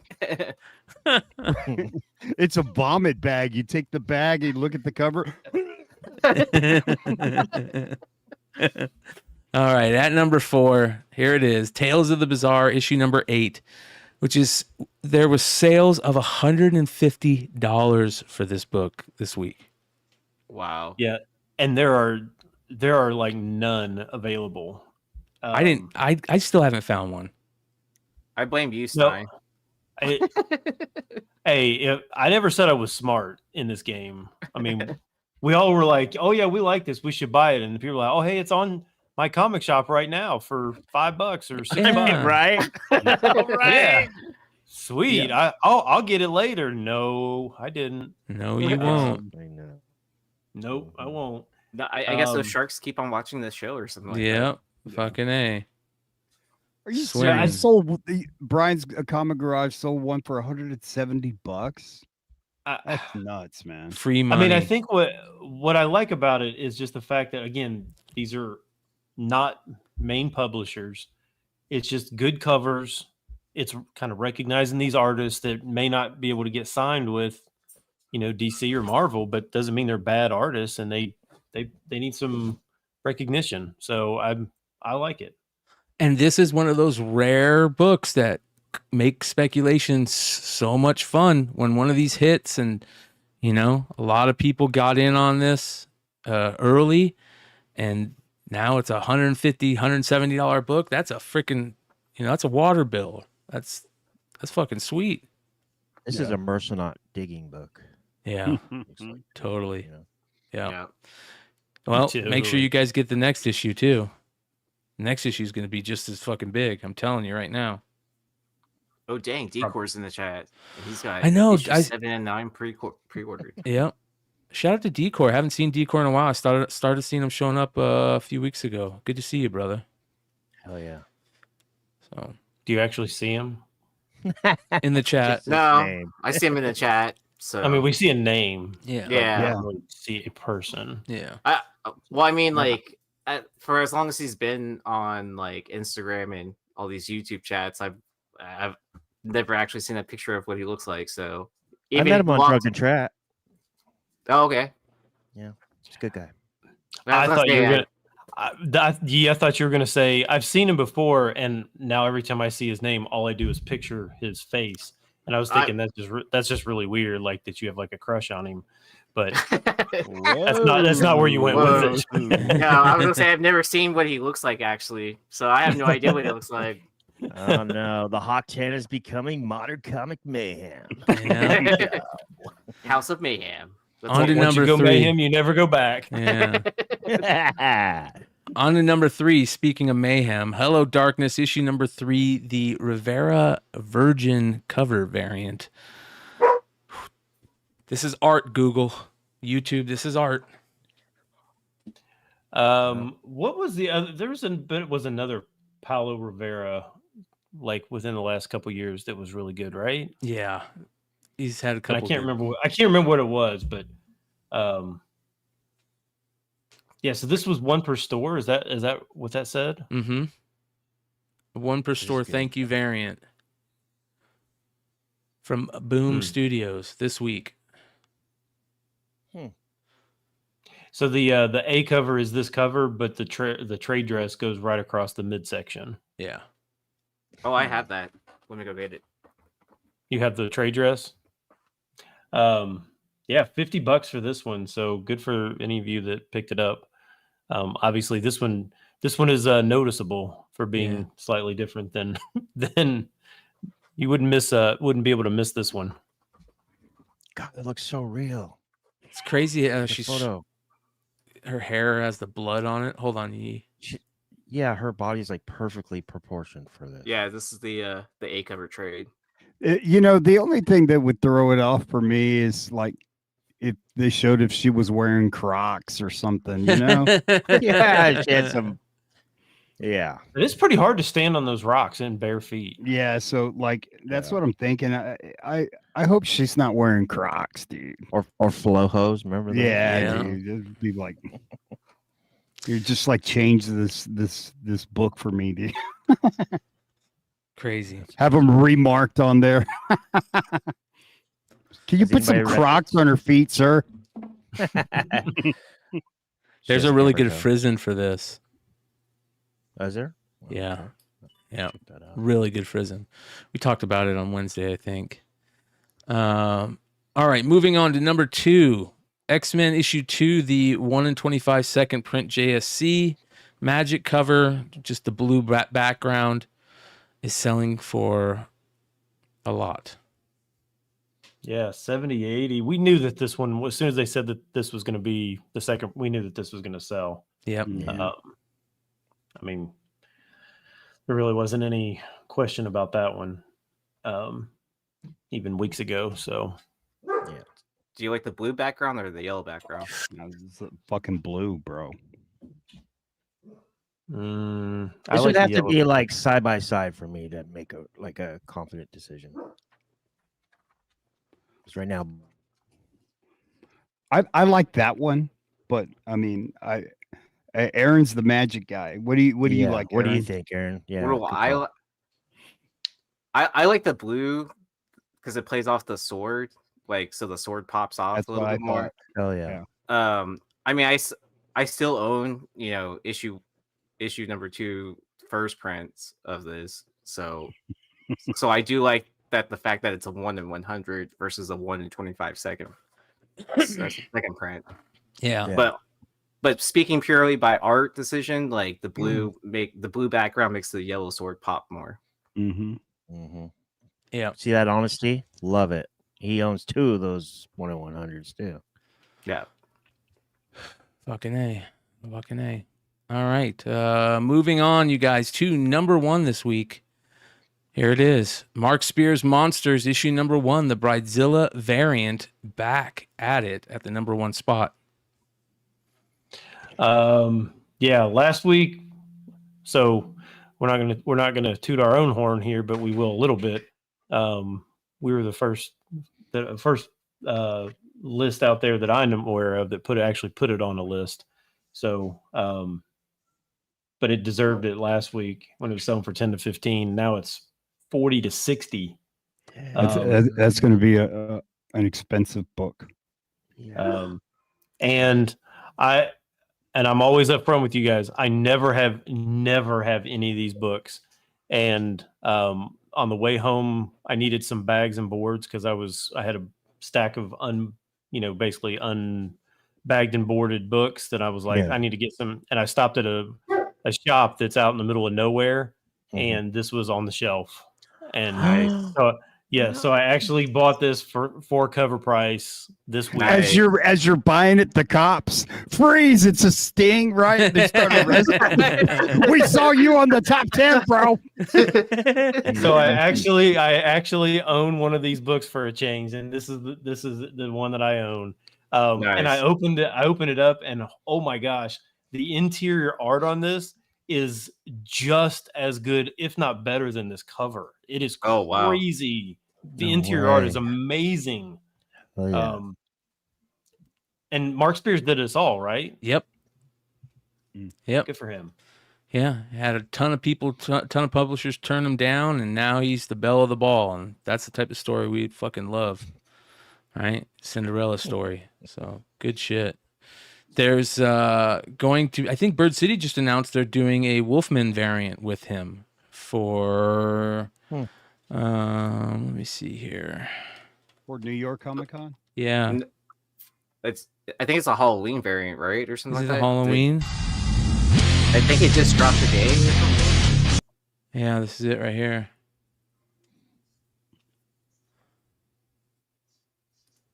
Pretty dope. Yeah. Limited to 300. I'm glad that he's getting a bunch of retailer exclusive variants. This is the second one I know of. He did one for that the decapitation book the other day that we talked about. Nirvana Comics, I think they're called. So went on sale at 8 p.m. tonight.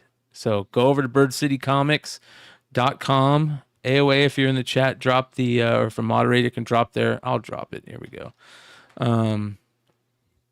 Here they are in the live chat, and they're also in the description too. So if you guys want to go check them out, go show some love to Bird City. They're probably already sold out, so I wouldn't be surprised. But yeah, this is a beautiful book, beautiful cover. I'm glad to see it. Tales of the Bizarre. Like, there's a lot of cool books on the list this week that I love. So again, much love to Ronnie. We're all everybody send your positive thoughts and prayers for Ronnie, who's fighting cancer in the hospital right now. show him some love and some thoughts and prayers. Shout out to this guy right here, Nick Barucci, who's in the chat. Make sure you guys throw some thumbs up and go check out his Kickstarter over doing the Transformer cards, which are pretty sweet. And appreciate everybody that stuck with us for the for this dual broadcast. I'm gonna run through the quick 10, but I'm gonna drop everybody out. You guys stick around and go grab a drink or something, and then we'll get the rest of the show started. We got some drama to get into. That's gonna be a fun little thing, and I'm probably gonna open it up to anybody else that wants to jump in and give us their point of view after we go over the video. So, all right. We'll be right back.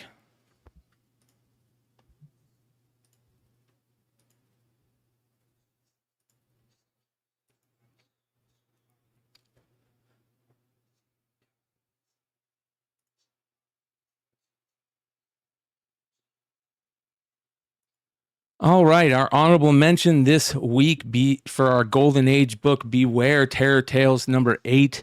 Had some big sales within about a week of each other. A CGC 7.0 sold for $3,200 and a CGC 6.0 sold for $2,200 on this classic horror cover.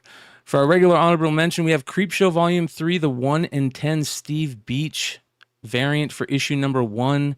A classic baseball cover, Tales from the Creepshow style.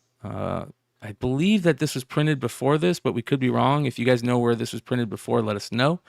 It's selling for a decent price of $10 to $15. At number 10, Batman The Long Halloween, The Last Halloween, issue number 1, the Jim Lee Black and White Virgin 1 in 100 is selling for $120 to $140 on the secondary market, and it is a beaut. Number 9, RoboCop, issue number 1 from Marvel Comics in 1987, first appearance of RoboCop in comics. This was magazine size. This is now selling for $50 to $60 with rumors of an Amazon Prime show and the recent cartoon / show, manga anime show that was out. It was really good. At number 8, What If Donald Duck Became Wolverine, issue number 1, the Scotty Young second print Virgin 1 in 25. Back on the list, this time selling for more. It's $80 to $85 on the secondary market. Number 7, Falling in Love on the Path to Hell, issue number 4. This book came out this week also. Subversive Girl 1 in 15 is the one, selling for $25 to $35 on the secondary market. It's a beaut as well. At number 6, we have an artist homaging himself, Silvestri after Silvestri after Silvestri. Witchblade issue number 3, the 2024 series, has a Silvestri X-Men 251 homage and an Witchblade Volume 1 175 homage. There's also a secret variant, a UV light variant on this one that's selling for about the same price as the 1 in 25, $40 to $50. At number 5, Wolverine Revenge, the Red Band issue number 2, Tales from the Crypt 1 in 25 ratio homage cover, selling for about $40.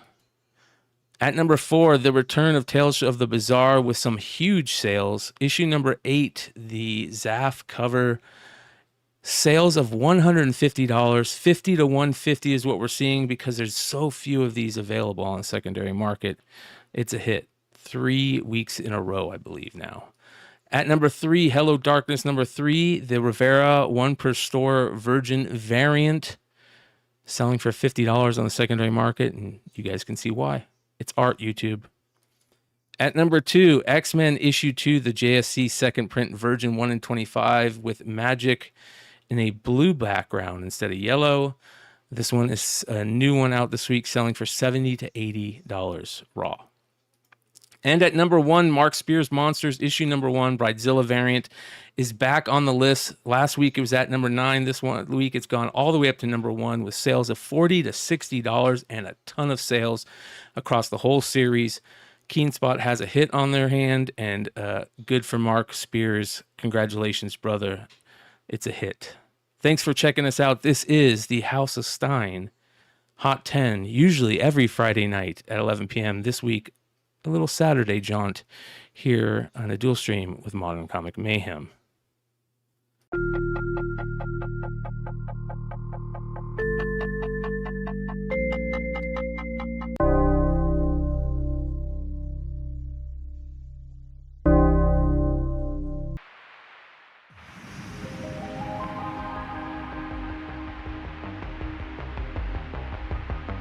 The following program deals with a controversial subject. The theories expressed are not the only possible interpretation. The viewer is invited to make a judgment based on all available information.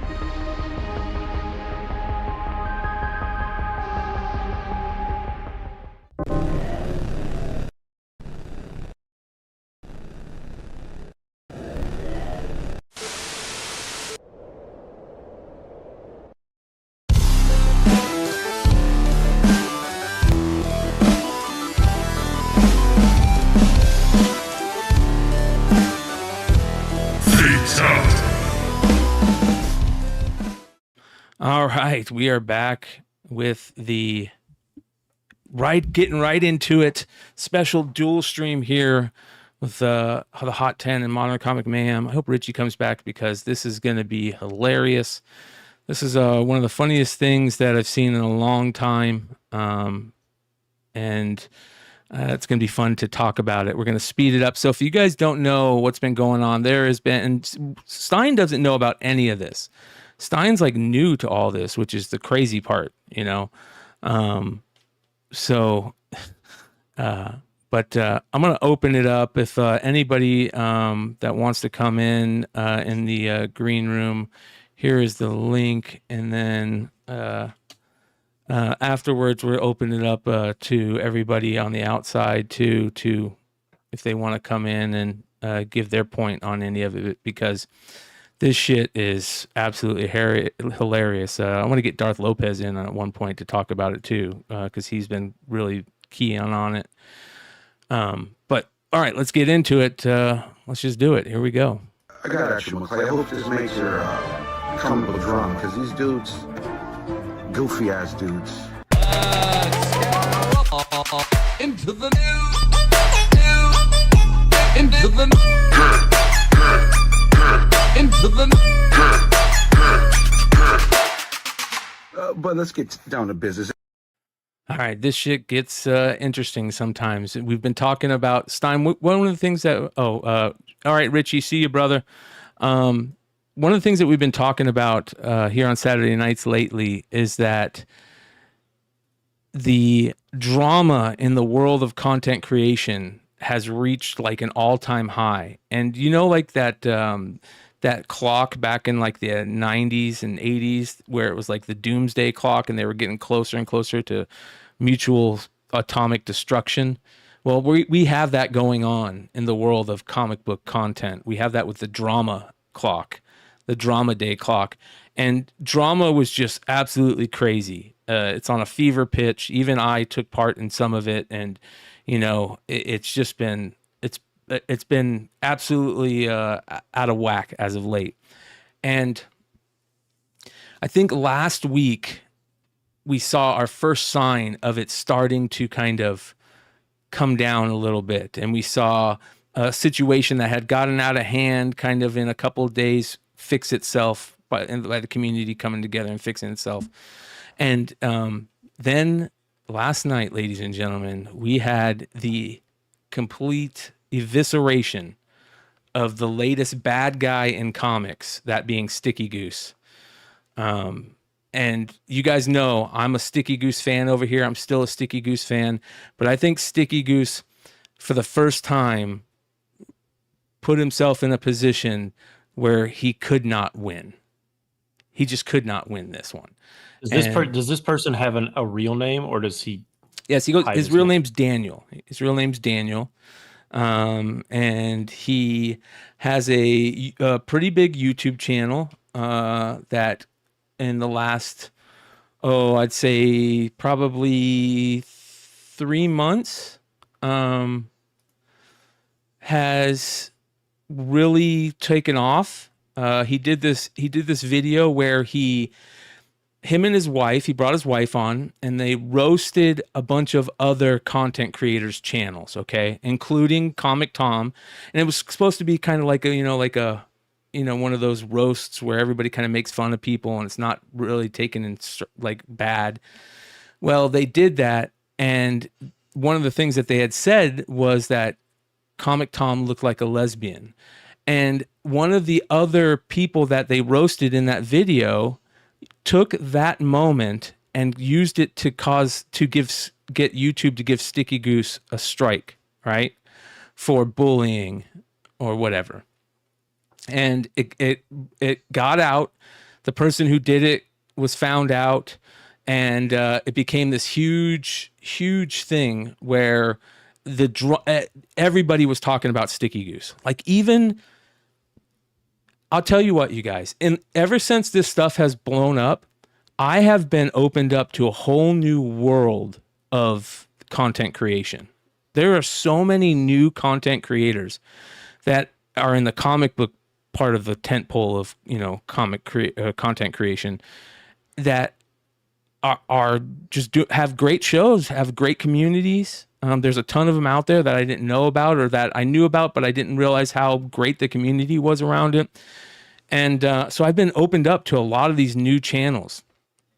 Sticky Goose is one of them. Circumstances is one of them. Biggie Shack, Immortal Biggie Shack, right? There's a lot of these shows that I'm like new to, and I'm hearing all this stuff, and that the Sticky Goose thing has kind of caused that.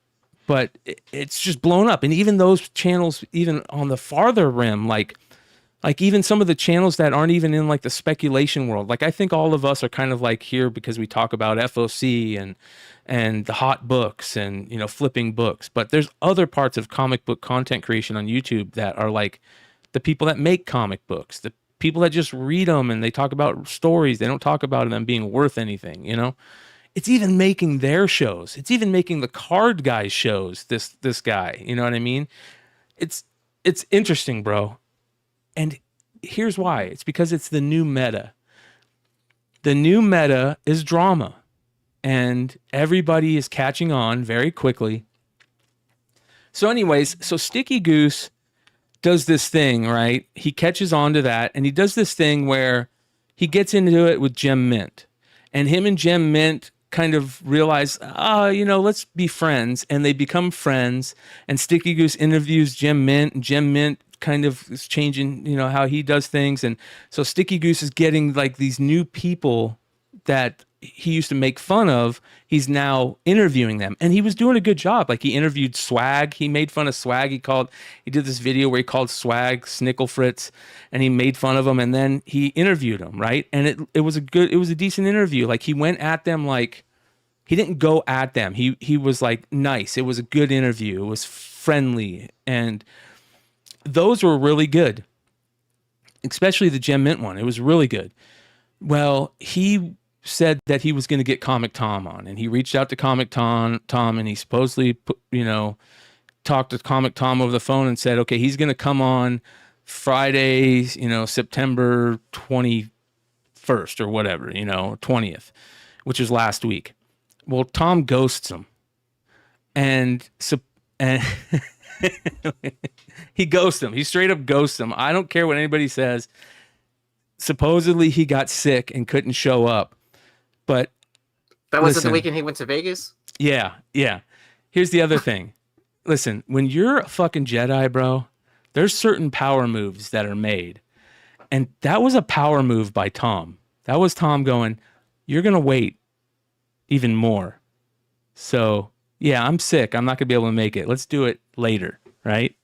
Big time power move from Tom, in my opinion. And it kind of caused, Sticky to kind of be like, oh, is it not going to happen? And he kind of he did a live that didn't really work. And exactly what Darth Lopez is saying, that I think it gave Tom time to find out who Sticky Goose is, because let's be honest, when you're making content, Stein's a perfect example of this. I'm a perfect example of this. Yee, Hood, anybody that makes content, you don't watch everybody else's stuff. It's too hard to watch everybody's stuff, especially when you're doing a lot of shows. So I'm sure Tom heard about Sticky Goose because of the Tom is a lesbian, looks like a lesbian thing. But Tom is a fucking Jedi, and he just he doesn't even talk about that stuff. He's very good at staying in his lane. This is what I do. This is how I am on camera. I'm not going to deal with any of that other stuff. Well, I think this gave Tom time to fucking deal with it. And that's what Tom did. Tom went in and eviscerated this guy. And I don't understand why Sticky Goose would go at him and not do like he did with Swag and Gem Mint, where, you know what I mean? I say that all the time on here, and I always get shit. Like I got shit when I brought Epic on, and I didn't go at him. That's not going to be a good interview. That's not going to help anything. That's just going to cause either it's going to cause you problems and make you look stupid, or it's just going to cause the person to be like, peace, I'm out, you know? And it did both for Sticky Goose, kind of. And I do want to say this. I think Sticky Goose will come back from this. I think it's going to take a little time. I think Sticky has a lane that he's got to be in, but this is going to take a little time. Okay, you guys, I'm just saying that for real. Let's get into this at 1.5% speed. Here we go. Tell me when if you want me to pause at any time. Hello, everyone. Welcome back. It is happening. We've got him on the show. This is What's Up. Comic Tom, how the heck you doing? I'm doing so good. Chilling with my cat. You know, just you like waiting. Just like I'm so nervous, man. Bated breath, bro. I've been nervous for like 2 weeks trying to get you on the shit, and then you get sick, and then I was avoiding you. I know you were dodging. I was worried. I was trying to dodge you. You know, left, right. I'm sick. I'm going to Vegas. I have to do this. You know, every excuse known to me. I ran out of excuses. That's actually what's happened. But I'm here now, and no, I really do appreciate you reaching out, man. It's cool. It's a pleasure to meet you. Yeah, I reached out to you. I said, Comic Tom, I have beef with you. That's true. Not only did you like instantly respond, you didn't. First off, you didn't know who the fuck I was because you were like, Daniel, and then I'm like, oh yeah, what's up, dude? Like that's actually what. See, I think Tom's starting this off. He's trying not to be a dick. Like, there's a moment we're gonna have to find where he fucking goes, all right, this is a different type of interview. Where it flips or whatever. I know exactly where that shit is, dude. Like when if you go to the part where he shows them at the old folks home, dude. Yes, that's it. And immediately you know it's not an interview anymore. Yep. I think that's where Sticky Goose goes, okay, I'm all in. Yeah. And Tom goes, I got you. You're dead, man. Thing like, yo, if you like have a question or you got. I also want to say that you kind of also see how like Sticky Goose in this beginning part is a fanboy of Comic Tom too as well. So I do want to preface the and I guess his dad is too, because his dad goes that he was standing on the shoulders of giants. Yeah, that's weird. Well, here's the other thing. You know, shout out to Darth Lopez. Lopez told me a while ago, he's like, I think Sticky's using this to interview all his heroes, like his Mount Rushmores. You know, I think Sticky's a fan of these guys. But I don't understand, shout out to Ash and Nate, thanks for that sub. I don't understand why Sticky Goose would take that turn, though. And that's what I want to figure out. And if you guys have any ideas, this is crazy. You got beef with me, you can like DM me on Instagram and I will see it and I can communicate. I appreciate when people are like, hey, I got a question and I want some clarification on something you said. And, you know, a lot of people don't reach out, but you reached out. The thing is it comes through as your name. So I'm like, oh, who's this guy? That's cool. Happy to answer a question. And then you're like, I want to have you on my show. And I'm like, oh, okay. So like, you know, I have a list of people that I have told I will be on their show at some point, and the process to make that happen. Yeah, it's tough, man. There's a lot of requests. But then I was like, oh, well, the first step is I kind of like check it out. Like, oh, what's this person do? Like, you know, and as soon as I clicked the profile, I'm like, oh, it's Sticky Goose. I've heard that guy. Jim just did a video with him, and then I kind of got introduced to your stuff. So I messaged you like years ago, and I asked you about a Tomb of Dracula 10 book, and you were the only person I asked. Several other big time influencers at that time, because I was just a little shit, and I was like, nobody's gonna answer. So this is basically him just kind of getting in his fanboy, and they talk about Tomb of 10. I'm gonna fast forward this a little bit. Answer me, and you were the only one that up and up, right? Yeah. I mean, I was like, this is because not only did I buy that book, I bought this other book, and it was like trimmed. It was a Batman 251, and like when I saw it on the con floor, like I don't know if you can picture that book. It's got like 2 circles, the 20-cent stamp, and the Batman head, and they were cut weird, and I was like, bro, this shit is trimmed. And you know, long story short, I got my money back, but it was kind of scary, man, because I was like, am I really going to be out $5,500 for this bullshit? And thankfully, I got my money back. But there's nothing worse than getting a comic and then realizing there's something weird with it. I mean, I've had some experience. It's like, you know, I have these all around my house. Like I have these tiny ones and I have big ones of like the UV lights to check for. Of course you do. You know, anything like that, anything that's weird, because like you had it happen once where you're like, that's a Sharpie mark, like one little damn dot, like son of a gun. And it's like, if it's an expensive book, it's a big deal. And yeah, it happens once and you're like, never again. So I have these like tiny ones. You can pick them up for like $5, like a UV light. I like this one because still trying to be a good dude. It makes me look powerful when I'm like, it throttled a lot of the content. I knew it would be a tough endeavor. It was really tough. And I already had a really high bar for creatives in this industry. And here we go. A lot of my core fan base and supporters, they have seen us kind of, and I'm speaking for Ryan as well, because he co-wrote the book with me. We did it Talking together, about Crash Down.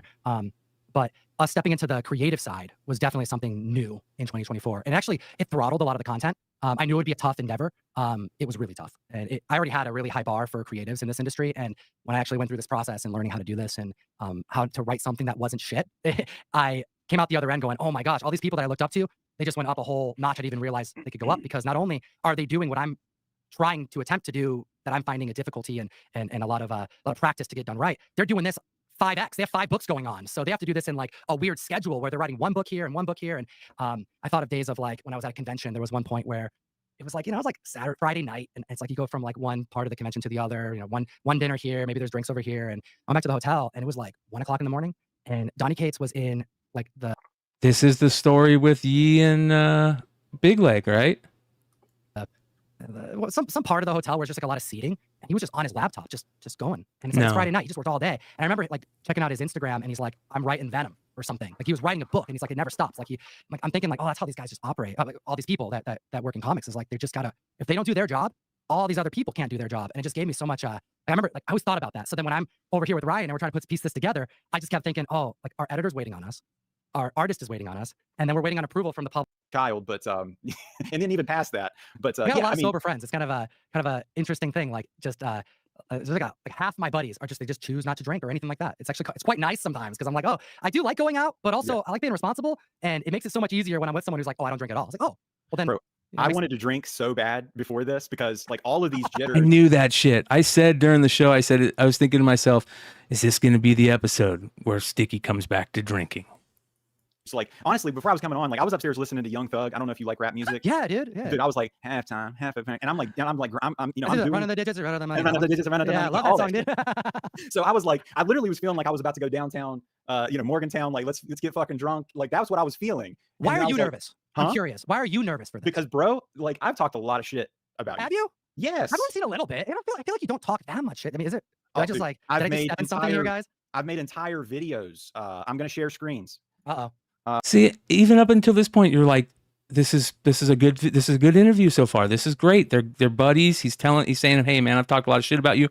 And Sticky said in the past that he feels like there was that moment a few months ago where his content went from like making fun of these people into like trying to show people what not to do to make content. Like, don't do what I've done. Like he was doing that turn from a heel to a baby face. You know what I mean? He was becoming that good guy.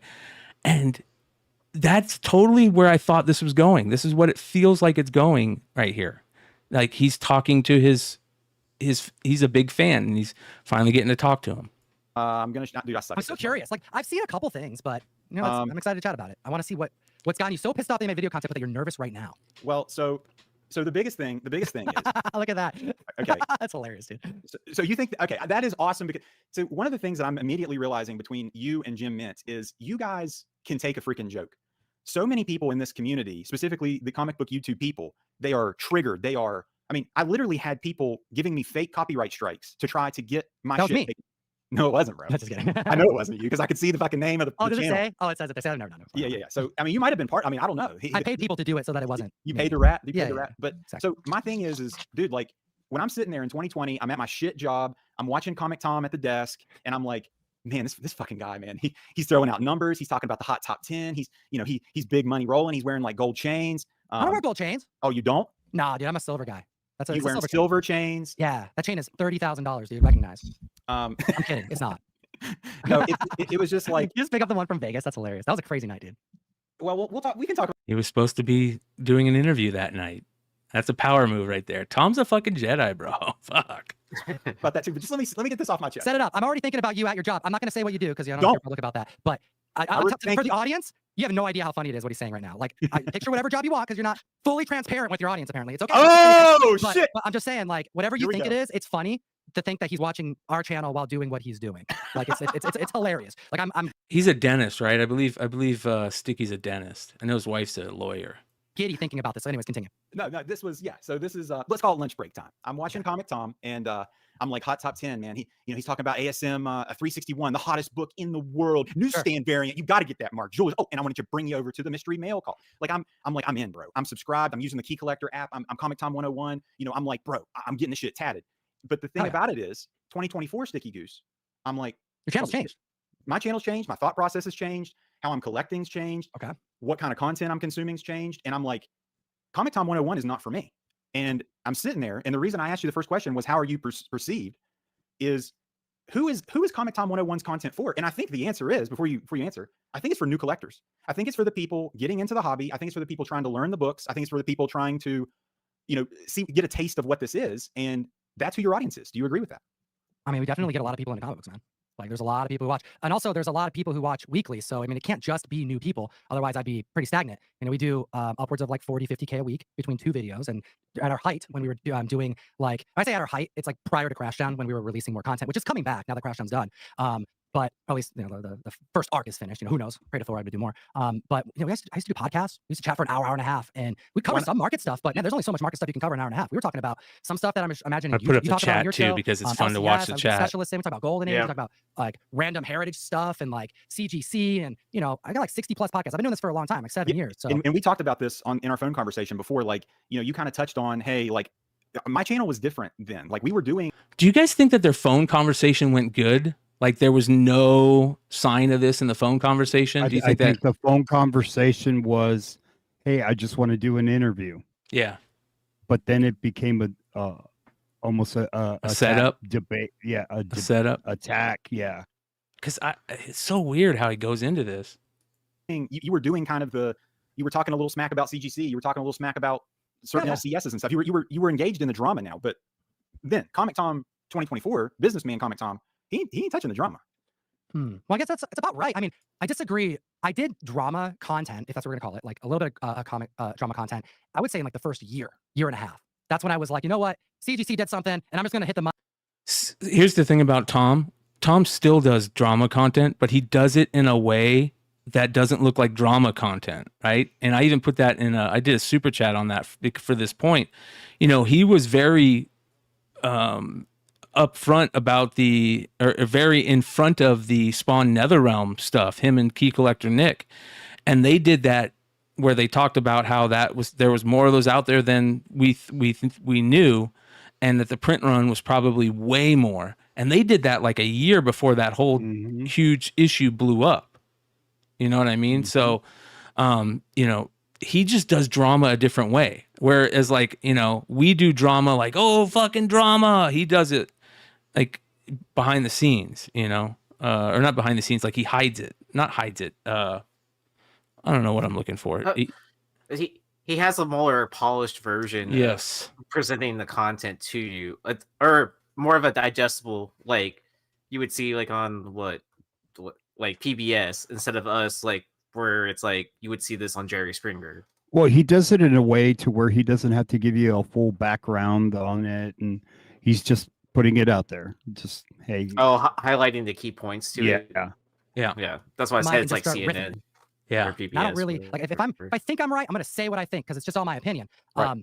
I did that in 2018, 2019 a little bit. I dabbled, but by 2020, man, I was like, I stay clear of everything because I don't enjoy making content like that. And that's actually the main part is that the videos that perform well for my community are the ones that I enjoy making, and the ones I enjoy making are not. It's not comic police. It's just not what it is. And also, I will say I learned some things back in the day when I made those dramatic. It's funny that he says it's not comic police, like $10 comic police.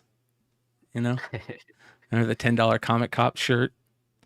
Videos. Because I wasn't always wrong. I mean, like, dude, I made some of the biggest videos against PGX. Like, they you were trying to take PGX down? I mean, I don't know if there's anyone who remembers what happened, but like, I could have if I kept going. It was like I'm not kidding. I had friends who were invested in PGX slabs. I'm talking like their 401k worth of money. Like they're gonna have to work an extra 10 years because of how much PGX grading they were gonna have to crack out and resubmit, and then the risk of what would happen because of how they handled their stuff. So I made like a 3-video arc where I was like calling them out because he just talks about calling out PGX and shit. Like, how the hell? They just bring all the graders in. How they grade them. How does that even work? And they get. When you're showing this data, when you're showing this information, like this isn't necessarily always like this isn't positive content you're showing. Now, I know one of the arguments you'll make is This is, you know, we don't make this list. We don't. This is kind of where he starts going at him. He goes at him for the Hot 10 list, which is interesting. I want to know what Stein thinks about this. We don't create this data. But at the same time, like, you're showing like somebody losing their freaking ass. You're showing somebody buying some shit at the complete wrong freaking time. And instead of acknowledging the fact that somebody is fucking up, you're just like, oh, this is positivity. This is look at this huge fucking sale. And I'm like, bro, that is not positive. Well, let's see me watch my show, man, because that's not how my show is, bro. That's just like, I mean, yeah, show me something if you got it locked up. I would love to, because like, the first thing is CBCS sells at a rate of probably what would you guess? I've done that before, but there is a definite premium for CGC. And no, my question isn't that. We all know that. My question is, for every 9.8 that sells of a particular book at a CBCS, how many CGCs are selling? I mean, do you have data on that? Or? No, you're a collector. I'm curious. You see prices. You think you buy comics. You go to shows. When you see a Wolverine 9.8 at a show or on the wall or something, how many times do you see a CBCS 9.8 right next to it? And then how many times in between? I would argue it's probably like 1 in 10 at best, right? So the point that I'm making is when we cover sales, right? High-end sales that lands on the list. And what you're pulling up is the trending video. So I'm talking about the Hot 10 specifically. Okay, let's pull up the Hot 10. It's like if we're doing an analysis over a book on the Hot 10, what lands a book on the Hot 10 is it has to have 3 above average sales over the recent 12-month average in the last 7 days, if not more, if not record-breaking sales, if not when you add the other variables of variant comics, incentives, what have you. So it only takes 3 sales to make this, like this 9.2, that was above the 12-month average. I don't remember what video this is, but like, let's say it was a video. I mean, actually, I can tell you, it's 32% over. So like whatever 32% less of 225, that's the 12-month average. So when this sale happens, we're going, okay, well, the average is, what is that? I don't know, like math, right? 180 or something. All right, well, someone just paid 225. They paid above average. We present the data. This happened in the last 7 days, and I present the data. There's no CBCS books to report on because they didn't break the 12-month average. If a CBCS 9.2 sold for 225, we would put CBCS 9.2 225. It just doesn't happen. So I honestly, one of my gripes with you is not you being like a CGC shill or a CGC fanboy, because I mean, I got over 100 fucking CGC slabs. I mean, I'm definitely not going to die on the hill of CGC. CGC is the best. I mean, that's the best we have. And I definitely can sympathize with the stories you told, your anecdote about, you know, how many things they are, how many books they are grading, you know, how difficult the process is. Things happen. I definitely understand the human error. And honestly, that really wasn't even a talking point that I even wanted to bring up, because to be honest, does that make sense what I said though? Like why I don't cover CBCS? I think right there he was realizing that this wasn't going to be the interview that he thought it was going to be. Mm-hmm. And do you think? I don't think Sticky Goose was I don't think he was very prepared too. Because when Tom said, like, I don't think you watch my stuff, man, you know. Well, I do have something to say about that, because then they start mirroring each other on that. It's like, oh, do you ever watch my content? Do you ever watch my content? Asking each other that same question. Like, they ask each other the same questions they asked the other one asked earlier. Like, eventually, like, you'll see it. Well, like, within. So you guys kind of get the idea of where this is going and how this is going, but we're going to get to where it gets good. And this is a big jump, all right? This is where it gets good. And I was like, we're milking this for all it's worth. Any engagement is better than no engagement, because if you go to that best comic collection of all time that I found, there's little to no engagement in there. It's just a cool collection. Yeah, it's got a crazy number of views, but nobody cares. Nobody's engaging with it. Okay. Go ahead. No, I mean, you're saying a lot. I want to make sure to give you the time to talk. I just want to make sure to address when you say something that I can respond to it, rather than go back through and hit multiple points. I don't do things because the community wants me to do them. You make it sound like, oh, the community only gave me attention when I did this, so that's what they get. It created the villain. And I think that is a disingenuous way to make content. And the reason why there are people who disagree with me, give them what they want. Because, dude, you can give them whatever you want. That's totally fine. But if you're going to complain about views and that you have to do something, then that's on you, because I'm transparent. I am real. And when you're real, not everyone's going to like you. If everyone just goes, yeah, Sticky Goose, you get them, you go get them, it's all shit, everything sucks, and that's the majority of your comment section, it means that you are not being authentic. Because if everyone agrees with you, it means you're being fake. Is this if everyone bro? Right there. Here it is, bro. Yep, right there. This is where the mistake was made, bro. It's like, don't do it. Don't do it. Right? Did you order the code red? I feel like that's what this was for Sticky. This was like his code red, and he wasn't really prepared. And Tom started just lacing him, like really lacing him. He would start pulling like power moves after power move after power move, and they just come in just bunches, right? And I think Sticky was like, I got to pull out the fucking code red. And he did it too early. And what he's showing here, Stein, is Comic Tom, I guess, put up a bunch of posts showing him talking at a old folks home about comics and what he does, and just to like offer up some of his time because he has a friend that works there, he said. And when his friend found out they had a YouTube channel, he's like, they'll listen to anything. They just want to talk to people, that's hearing about what's going on in the world. And so he went and did it, and he posted a bunch of shit, and Sticky fucking fucks up right here. He fucks it up. Loves you. There's a problem. Is this You know? authentic, Tom? Oh yeah, that's a gorgeous J. Scott Campbell cover. But yeah, oh yeah, me going to the nursing home. Was this a PR move or what is that? No man, I wanted to go and talk about comics with some people. I did. It was awesome. Hmm. Do you have a problem with like doing philanthropy? I got no problem with it. It's just I don't normally. Tom's so funny. He still has that like, and this isn't a bash at him. We've talked about this. He still has that carnival like Barker type. What, you don't have a problem with philanthropy? Like he's like I guess like that energy. He has that. It doesn't go away either. Normally take pictures of it when I'm doing it, right? Yeah, the thing is, man, like if you don't like put it out there at all, and I've kind of like gone back and forth on this for a long time. I didn't say anything, man. I just didn't. I don't. It's kind of a weird thing because it's like my mom always taught me just you do stuff because you want to do it. The problem with that is if you don't like if you're a voice, you have a voice, and you don't like communicate that things are being done, people think that you're not doing anything. But then also you don't inspire anyone to do stuff. I made kids books for years, donated thousands of kids books, and I wasn't loud about it. And Power at first move. I'm like, oh, I don't need to. You talked be about it. You talk about it on every stream. You talked about it last night.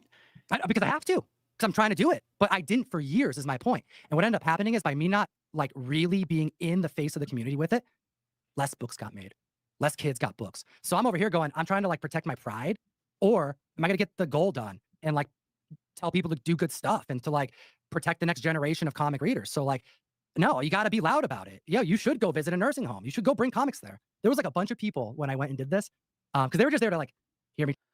Now he's just fucking with them. Talk about comics, right? And I'm chatting about the books, and they had some questions, and they're. I think he's kind of peeking over to the chat because at this moment you see the chat totally turn on Sticky, right?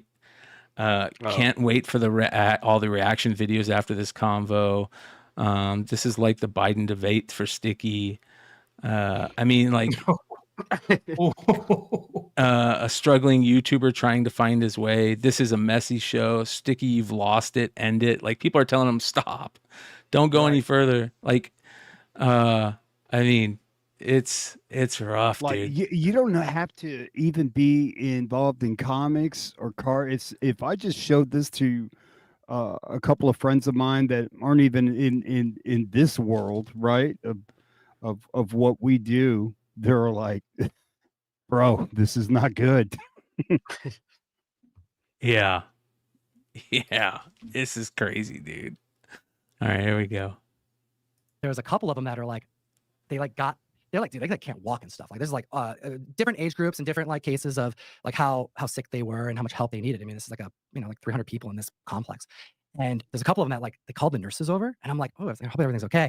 And they like left and came back with comics from their room that they had from when they were kids, or like their dad left or whatever. And like these old people, like, hey, what are these? And I'm like talking about Roy Rogers from the Golden Age, and I'm like, oh, this is so damn cool. Like they're like, yeah, I read this, and it's like, oh, the comics that's why they're so damn cool. It's like they span Too such clean, generations man. that The you can guy's connect too with people clean. that maybe you otherwise wouldn't connect with. He's And spick and I was hoping span. for something like that, but also I was just there to like entertain people because like there's not a whole lot going on. Like they got to do things all the time, and keep their brain working and stuff. And I had an opportunity to do it. There was a friend of mine who runs the stuff there, and they found the channel. They didn't really know I did stuff, and they're like, for sure. Dude, it was, and and all the bullshit aside, like I'm with you, man. Doubling it down definitely right warms here, your heart. man. It's and like Comic especially- karma. We nickname it comic karma because it's like it's cringy as hell to say it, but isn't it true? Like when you're good to people in comics, that shit does come around, man.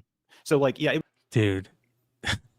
Fucking masterclass on how to fucking handle a stick-up job or a what do they call this? A gotcha. One of the things that I've heard people say when you ask to interview them, like no gotchas. Like Rob Liefeld is like, I don't fuck around with gotchas. No gotchas. Just so you know, I don't fuck around with that.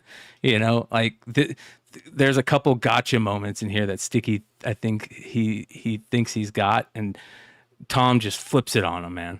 It was just like, and he was new, and he he still had that joy in his eyes, like looking at this stuff. And the stuff I gave him, I mean, it was just a few run fillers, and it'd be a sub $1,000 book.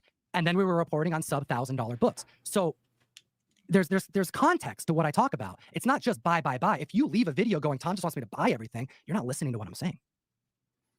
I don't see how I can interpret it any other way. And maybe I'm dumb. Maybe I'm like, I mean, if I don't say the words, go buy this, I didn't say it. But everything has a price tag. Everything is. You don't have to buy things when you see the tag. Like I realize that, Tom. But let's take a little tangent here. Are you a dealer? Are you a collector? Because this is the big part. You can't.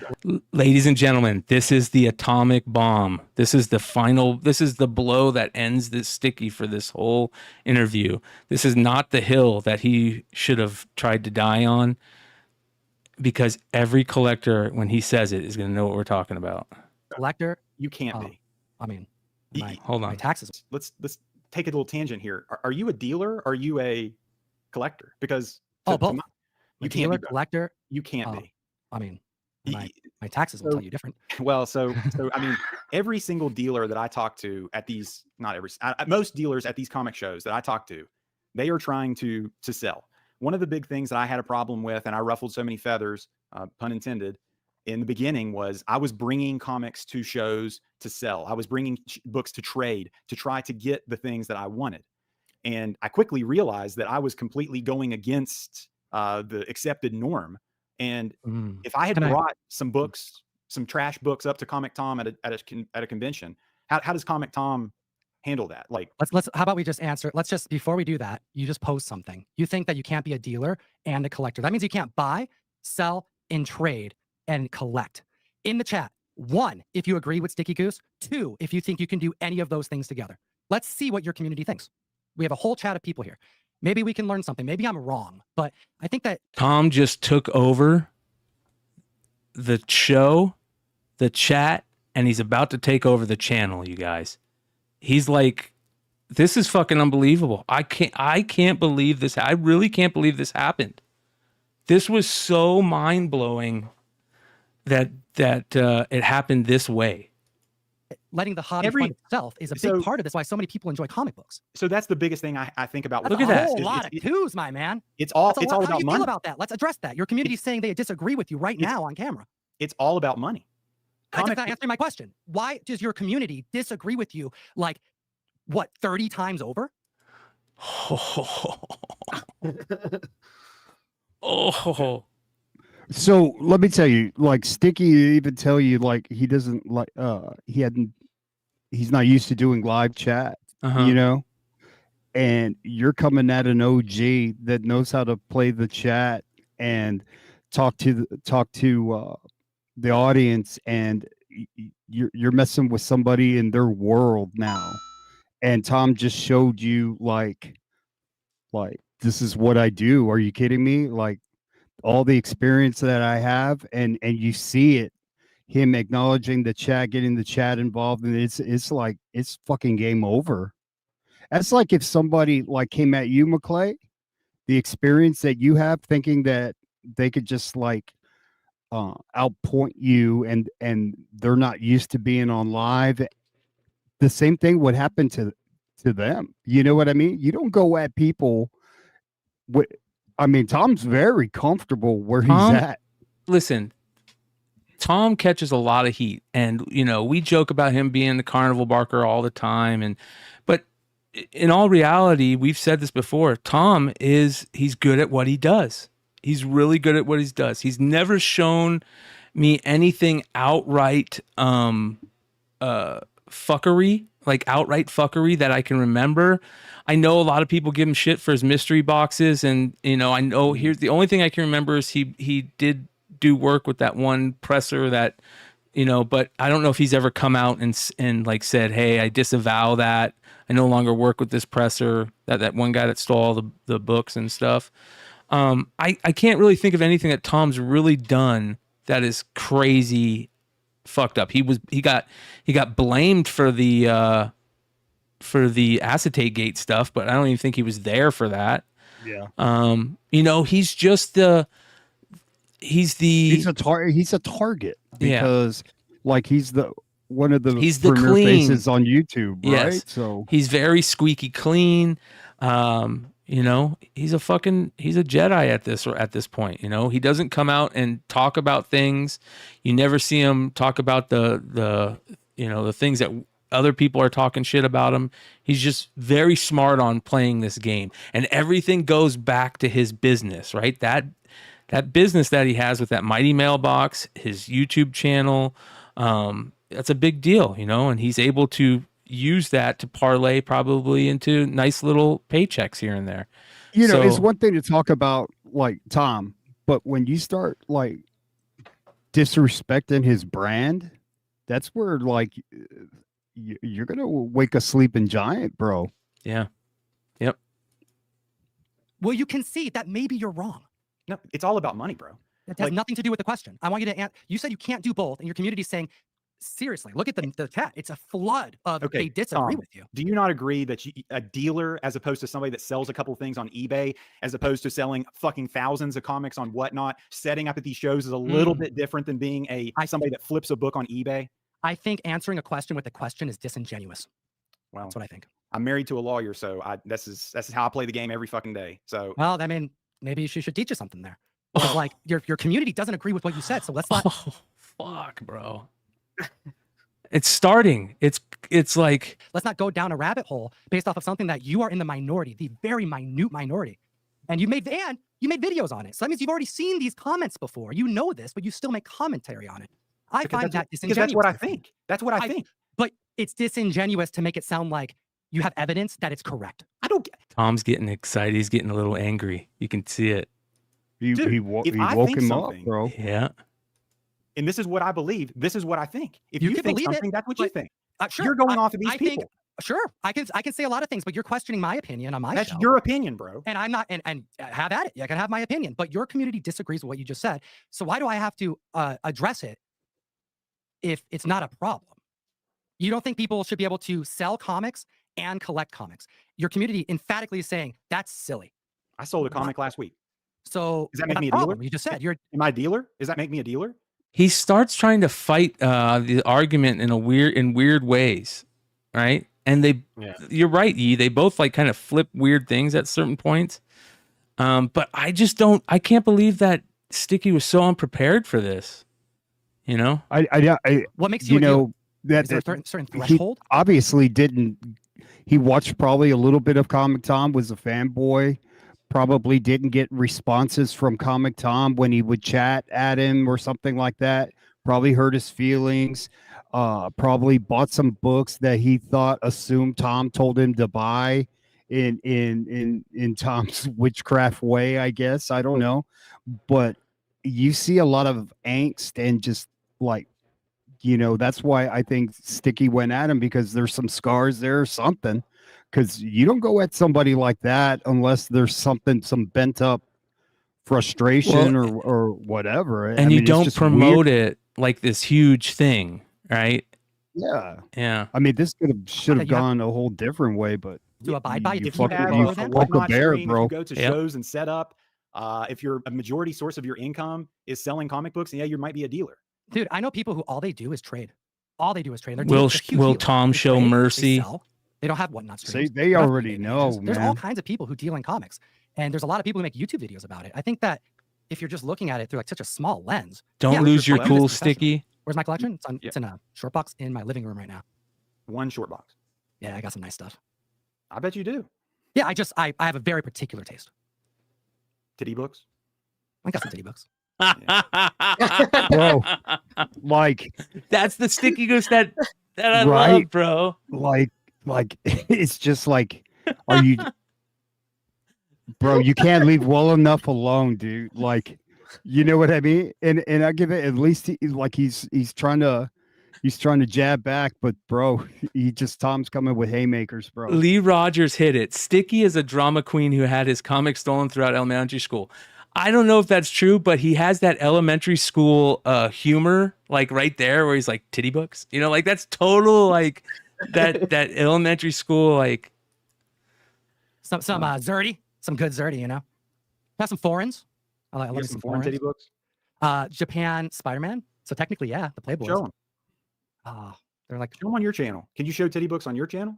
I mean, I blur it out when, I've done content on them. I've literally done like dude, I've done content on all my PC books, actually. My 30 Days a Night, my Salt Lake City Comic Con pamphlet, like the big books that I get, I share with the community. I show them what's going on. I collect too. I collect a lot. I've been collecting since I was a little kid. That's good, man. I've been collecting for 4 years, so I'm a noob. What do you like to collect? You got some nice books back there. Honestly, I like to collect omnibus. I would not recommend collecting single issues to anybody personally. I mean, unless it's like a character that you really care about. I think they're fun, but specifically somebody that's like a new collector. Sticky collects strap-ons. Recommend spending the money I did. Dude, if you get some, like right now, vintage is prime time. Dude, I'm having such a hard time when I started YouTube and I started doing like Instagram stuff, I wasn't like trying to grow an audience. And when I started making video content, I wasn't trying to grow like Gem Mint and be the size that I am now. Kind of fell into it and I realized that I could do it and I wanted to do it because I enjoy it. But anybody can make video content. You don't have to be entertaining. You don't have to make thumbnails. And you could just post your books on Insta. You can just take a video camera out. You can just go live and just start grading your books. And the thing is, like, you don't need to do it with an audience of 210 people. Like, screw that. Like, it's just about participating in the community. It's like one of the best parts of comics is like, you can befriend people who also have a love for this medium and they can become some of your best friends because like, that's what the relationship is about.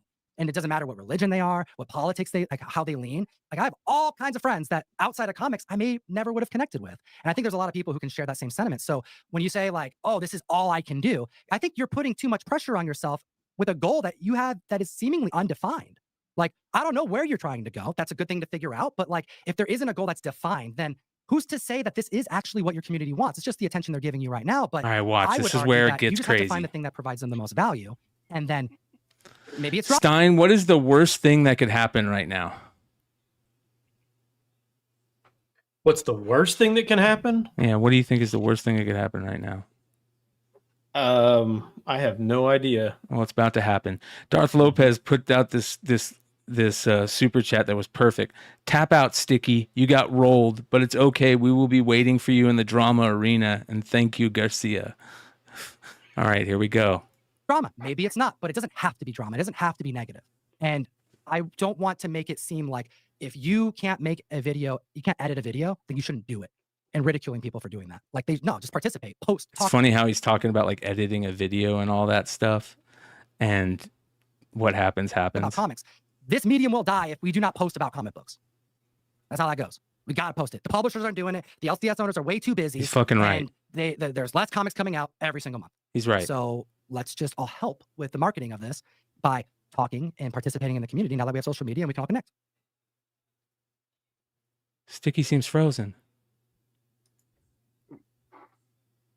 Tom just took over the channel, ladies and gentlemen. Mission completed.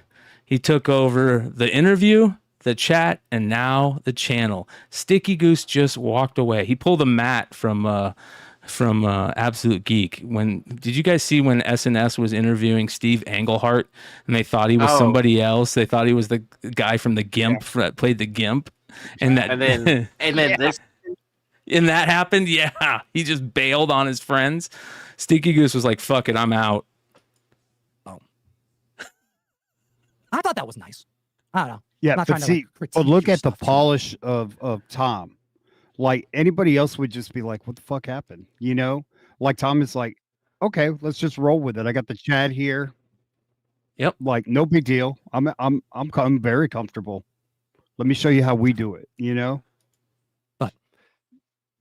It's a balance of like being disingenuous or not, you know? My brother Comics with Bueller is here. The Bubes! Sound off in the chat. Look at that. Steve just left. He's just chilling. Funhouse Comics is here. 99 Newsy, I'm a new, my brother. Thank you for sending me that message, by the way. That was very nice of you. We got Perry Comics. You guys gotta check out Perry Comics. He does reaction videos to movies that he's never seen. And it is outstandingly impressive how many movies this gentleman has not seen. It's pretty hilarious watching him react to it. Like, this was so cringe. I had to turn it off. No. I turned it off, dude. And then I like came back and I did this. Like, yeah, dude. Oh, this what else is going here? Yeah, like, how's this gonna end? Yeah, like, dude, I text 99 today, dude, and I go, so what do you think, bro? And he goes, bro. If anybody wants to jump in and talk about this, they can jump in. There's the link. I would love to hear from people out there that watch this. We're getting to the end right here.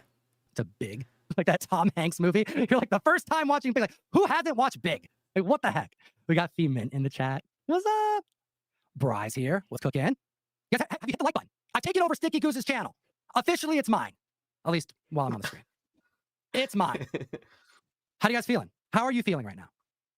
Got figure drawing saying Goose didn't want to cry on the stream. I don't think he's crying, dude. I don't think he's crying. I think what it was is that I kind of like I was being truthful. Sometimes the truth hurts, man. But the thing is with Sticky Goose is when we chatted, I told him like, you're entertaining, and that's the thing. Whenever I can see peeps who are participating and providing value and entertainment to the community, it's like okay, they got that little extra spark. That little extra spark. What up, brother? Get someone else into comics, read or collect or something. Darth Lopez, ladies and gentlemen. Collection. Dude's got a great X-Men collection. Dude, I'd love to hear him. what did you think when this happened? When he fell away? Did you think it was part of the? It was supposed to be. Yeah, I thought he rage quit.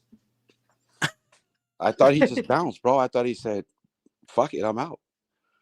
I want to see what the chat says. Yeah, I thought he tapped out. Because he wanted to leave like 2 minutes earlier. He goes, "Hey, well, I think we should." Brian passed it real quick, but he goes, yeah. And he goes, nah, man, I'll keep going on. Tom goes, yeah, I'll keep going on. Let's keep it going. Yeah. You wanted it. Yeah, bro. And I think Tom didn't let him off the hook at all. He said, no. I mean, this is you called me, motherfucker. Like, I'm taking you to the woodshed now. Yeah. We were just playing. Now we're going in the woodshed. Yeah. And I'm about to whoop your ass. You know what, Hood? And Yee and Hood will love this one. Lopez might get it. The last time this type of thing happened, that guy was responsible. Like, what the fuck, man? Jeff Albertson, fucking in the chat. All right, here we go. You let him know. You let him know. Sticky Goose is a cool guy. Like, I chatted with him on the phone, and that's why I'm here. He was actually really kind to me. He asked, I asked some questions. It was kind of like this. He even asked, like, is there anything that you don't want to talk about? I think he asked, or maybe I brought it up. I can't remember. Maybe if he's still here, we can chat about that. But he was very respectful. This will be deleted. Oh no. I hope he doesn't delete it. Dude, I was like, oh my God. I was just thinking, like, if this happened to me, I've had this happen, but not to this extent. And like, I could see what Sticky Goose is doing. He's fucking screaming at the fucking modem or the router, and his wife's like, don't worry, just give it a second. Just give it. He's like, motherfucker. Yeah, dude. Hell yeah. Yeah. And his wife, trying to calm him down. Yeah. Yeah. Don't worry. We'll get, I'll reset it. I'll reset it. Am I remember that guy that was the better? I don't know what's going on, guys. Sticky Goose just left. Shoot me the link and I'll jump on. I don't have a link to shoot you. I'm not the one controlling it. I've taken over Sticky Goose's channel. It's tough, yo. It's tough to do what we do, man. Sometimes you just gotta like take a break. Take a little break. He never told me he was gonna do this, by the way. He didn't say, yo, I'm just gonna like leave mid-interview.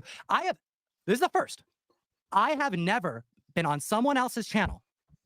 And after I got done saying something, in response to the host, mind you. So there, he just put my internet is down, but you know what? This would have been so funny if he planned something like that, where he just bounced on him. Like, if that was part of it. Like, that would have been a great fucking little thing if he did it on purpose. But I don't think he did it on purpose. If his internet is down. All Tom had to do was pull his dick out, and that's Sticky Goose's channel. It's over. Stein said it. Stein said it. Go ahead, Stein, say it again. If his internet's down, then how is he in the chat? Probably on his phone, now that I think about it. But you can join from your phone. I've done it on our show. I've done it on our show before. Yep, that's true. True. But when you're panicking, bro, like you're thinking. Do you think he hit like the wrong button? Maybe he hit the wrong. What if he rage quit and his wife is trying to talk him out of it? She's like, no, honey, no, you got to get back in there. You got to get back in there. They'll go out like that. I thought he rage quit. I just simply thought, you know what? I can't take it. I'm getting roasted. What if he had like, quote unquote, more dirt to pull up to share his tab or whatever, and then he ended up closing all his tabs all at once? People are also saying that he is in Florida, Sticky Goose. No, so, Virginia. He's in Virginia. Yeah, I think they are getting hit with that storm. Hurricane. Yeah. Okay. Yeah. Does he Yeah. come back? Yeah. Oh, bro, it gets even more Oh, dude, cringe, yeah. bro. We're about to hit, like, this is the part that I wanted everybody to see. It took a little time to get there, but we're here. This is so cringe. Where they just left, and I could just do whatever on this channel. I could just like pull up on my phone, Endgame. Look, it's Lord of Brooklyn is like, copy this episode. McClay, you better copy this episode. BK was on fire, bro. BK, man. Look at Jim Mintz, like, whip it out and get the channel banned. Right. Oh, Sticky Tom's Comics channel. Did you know Sticky Goose put out a response video? Oh, we're gonna today? talk about that. We're gonna talk about that. We don't give it up bro. yet. Yeah, And we're almost just, done. like, play it, and this channel would just be gone. Seems a little irresponsible, my brother. It's good that you have someone you can trust here, but seems a little irresponsible. I don't know, just me. All right. Sticky Goose has flown the coop. That's funny. I don't know, guys. I'm not sure. I have no idea. What would you do if you were in this situation? Would you just be like, okay, I'm out, guys, peace? Or would you be like, I need to go take a leak. I gotta go get a drink. We'll be right back. I'd probably do what Tom was doing, just hanging with the chat. Yeah. You know, I mean, he already won over the chat a long time ago, so he's just rifting with the chat now at this point, right? To wait to see what happens. bro, then he starts pushing his book, which is, you know Well, what? At that point, I'm about to go get some crash down books, bro. You know what I mean? At that point, I was like, well, bro, let's be honest here. How many people out there? What up, nerd? How you doing, brother? Hey, what's up, guys? How many people out there? Like, I gotta be honest. Like, this totally gave me so much more respect for Tom in such a big way.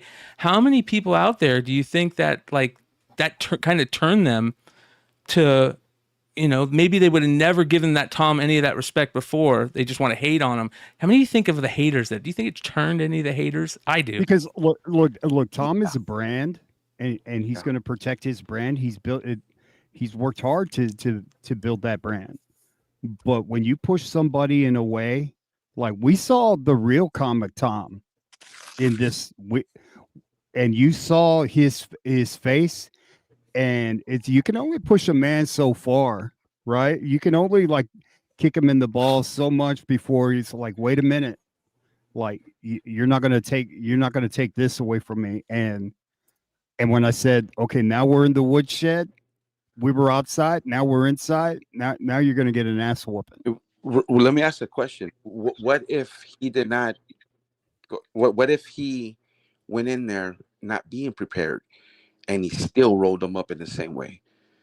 Tom, because I think he was prepared. I think he did his homework. I think he said, "Hold on, let me," and let's not forget he is, allegedly friends with Jim Mint. That seems to be, true. I'm not saying Mint's gonna smut him up, but what if he really, just went in there and freestyled it and still fucked him up? Oh, well, here's the thing. Like for Tom, there's no way Tom would, he didn't attack Jim Minton this way. You know what I mean? Like Sticky didn't attack him that way. No, that was the love fest. That's what I. Yeah, and it was just like, yeah, and it was just weird. The minute he started showing those pictures, he shared the screen and he goes, "What about that? Is that genuine, Tom?"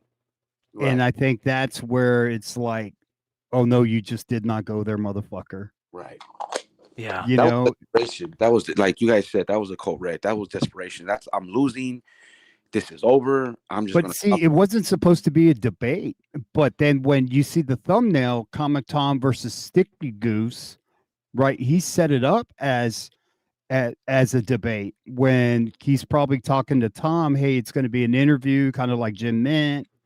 And then this happens, right? And Tom probably saw how that was labeled, Comic Tom versus, Sticky Goose or something like that.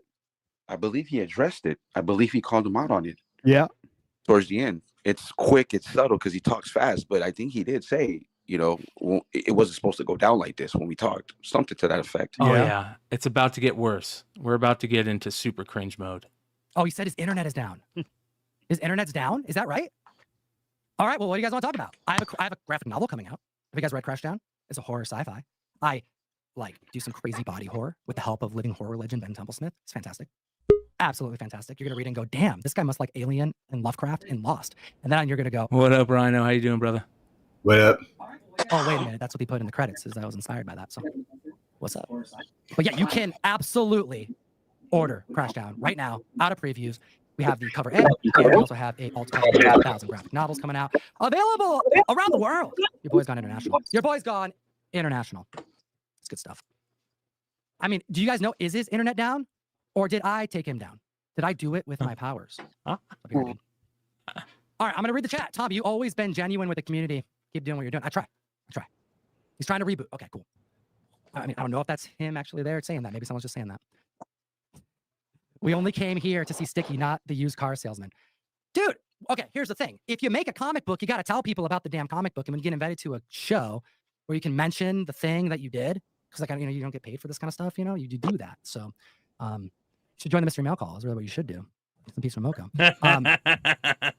How many comics does Tom sell in a month? That will help establish if he he's walked up into this dude's shop and just started taking customers. I mean, he's like, all right, well, everyone's gone, so I guess, hey, well, yeah, everything's half price in this fucked up store here, guys. Yeah, this is a weird store. You want to come see a real store? Come check out my store. Absolutely, and that's like just nonstop. We're like just. I've never seen anyone just come in and just completely take over. I mean, completely from head to from floor to ceiling, took over the whole damn thing. And he's like left him there. I think he thought he was going to jump off, and he's like, "No, I'm just going to stay here and keep going." It gets worse. Or pro dealer. Oh, this is great. How many comics do I sell in a month? I sell a lot of comics, dude. That's a lot of comic books. I mean, mail calls 5 comics in every box, $34.99, multiple exclusives, right? On Whatnot, I stream weekly over there. Do like at least 100, 200 auctions a week over there. I mean, it depends on the month. Thousands, you know, we're a comic shop. Got to get those comics made, man. If you want comics to be made, got to make them, you know? I try. Show us your short box, bro. I mean, I could. Is that what I'm supposed to do right now? He just left. This is the first. You know, it's like, can you imagine if he asked me a question or he just said something, you know, and I'm like, oh, I don't want to answer that. And I just like left. I just left. Imagine the content that would come after that. You know what I'm saying? Somebody sent him $5 in his super chat. Venmo this to Tom. That's fucking awesome, dude. Oh my God, bro. I don't know what is worse, dude. This has to be worse than that SNS Steve Englehart episode. This has to be worse. This is crazy. It's on another level, man. This is what Ethan Van Sciver did to Donnie Cates. Yes. And it could never, like, what a intro you put at the beginning, Brian, because that is exactly the same ass whooping. You know what I mean? Like, yeah. Ethan, very calm, like, I don't know, hey man, you know, it's almost the same way. And when you go at somebody and you're not prepared, bro, this is this is a life lesson right here. Yeah. Like, I know I would never go at anybody like if I didn't have receipts and evidence and 100% on something. Yeah. Some type of ammo you can just pull at any moment. But you also have some like, oh, this is not good. Hey, I didn't mean it like that, guy. This is what I meant. Here's the other thing. Roll that back. I apologize for saying that. Hold on. This is what I meant. Yeah. You know what I mean? Yes. Here's the thing. Do any of you guys feel sorry for Sticky? Like, part of me feels sorry for him. Just like I like Sticky Goose. Like a little bit, but you know how I feel, Brian. We you know, we chatted about it. He had this coming. Yeah, you reap what you sow. And Tom told him too. Hey, yeah. You want to play in this genre? Yeah. This is what it is. Yes, he absolutely had that coming, bro. Because you know, I thought it was cringe what he did. You know, it was just you know, I want attention. You know what I mean? And then you know that whole thing with Mint, how that played out. I'm like, oh, bro, come on, that's you know, you don't really want the smoke. You want to hang out with them. You want to be on that level. Okay, cool. But if you know, you went about it the wrong way. And the one guy that nobody ever thought came out of nowhere and wrote this motherfucker up. He just annihilated him, bro, like a masterclass. Yeah, right? how many people expected this? I mean, you have to, if you're going to dish it, you have to be able to take it. If you're going to have a show that's kind of based around that, and you feel like you're going to catch him as a aha. And then when he turns around, It's just so out of pocket for what Sticky has been trying to do lately. He's been, he's been like nice to these guys. He was nice to Jim Mint. He was nice to Swag. Like I've been on like Thorough, I've been on Thorough show, and Thorough's my homeboy, and I text him after this. I said, dude, you gotta see this, and Thorough like played in this drama thing for a while. He'll still because that's what his fans they send him all this stuff. Hey, look what's going on here. Look what's going on there. So Thorough just shares all this drama out there, right? But if Thorough was interviewing Comic Tom, he wouldn't have gone at him this way. He's had Nerdy Girl on there. Did that interview go that way? Like, we all know you don't go at someone and try and disrespect them and tar and feather somebody. Like, they know when. I mean, that is just borderline stupid. I do feel like he underestimated Tom and thought Tom was just going to shrink back and maybe not hold his own or stick to his guns. And Tom was just like, no, I got this. Let's do this. And when he did that, he was like, whoa, oh, crud. Like, he's going to come with it. Like, but see, like, at the end of the day, it's all about respect when it comes down to it. Because if you don't respect even your people that you don't like, this is what happens. Yep. Because there is a possibility. Like, if I get in a fight with somebody, like, in the back of my mind, like, you got to know you can get your ass kicked. You better be mentally prepared for that. Yeah. So if you're gonna play in this avenue, and you're gonna fight, you better have in the back of your mind, I could get my ass kicked. And that's what he wanted. He kept saying, I got beef. I mean, come on. You really don't. You just want to have a conversation with them. And he was at a point in views and subscribers where if he probably just reached out to these guys, they could have had a conversation, and they have to go this way. But he says, no, I want to be the bad guy. I'm gonna call these guys out. He got dismantled. Look where he's at now, bro. He was taking shots at these small ass channels, bro, just minding their own business. Here he comes, the roast. And the greatest PR move ever. I'm gonna bring my wife out, so you guys know I'm not really that serious. Well, that brings me to the question, Nerd. So, do you think that this is gonna help or get him more subs? Do you think there's a way for him to come back from this?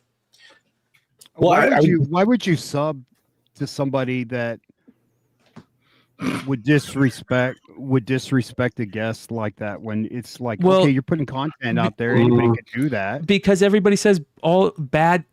What's the term? Bad publicity. There's no bad press. Yeah, you got it.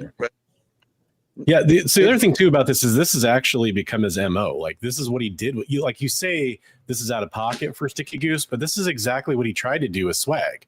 He went nice, and then he tried to throw a couple like hooks in there and try to like come at Swag, and Swag is just like, yep. So like I don't agree. And he just was super calm about it. Yep. And with Tom, he wasn't super calm about it, but he just fired back in a way that Sticky wasn't expecting, so it threw him off balance. I think he's just expecting to like kind of get these gotchas in there, and they're just never what he expects.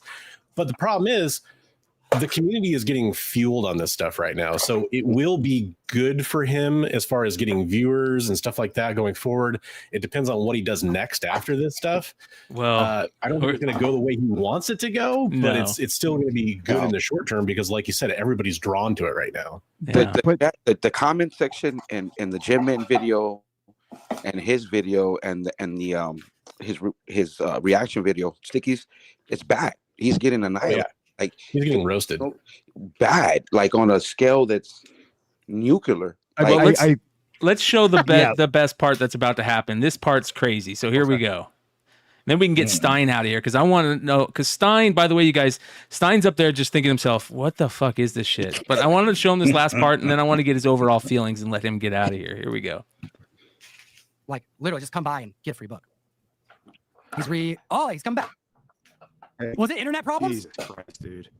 Dude, it was internet problems. Ladies and gentlemen, he's back. Can you hear me? I can hear you, dude. Who played that? Who played that? Tom. Tom, hey, you can see him reaching for his soundboard. Yeah, let's get that again. Let's play that again. Was it internet That's problems? too much. Dude, it was internet Somebody problems. put Tom as the captain now. Can you hear me? I can hear you, dude. I thought you peace, man. I thought you just Dude, no. He played his sound literally effect was on like- someone else's channel.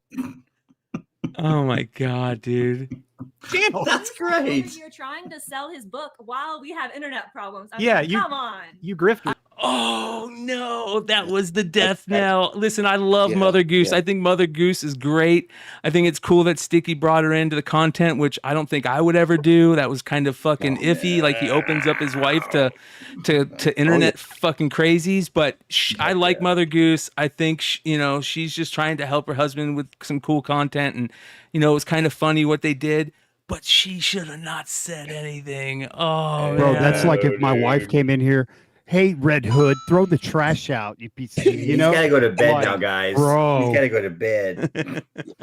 There you go. Just like I was saying, Bosi says that he just dropped a $5 super chat. He says, y'all yapping, and this whole time, Ben is just thinking about how much he hates Kirby.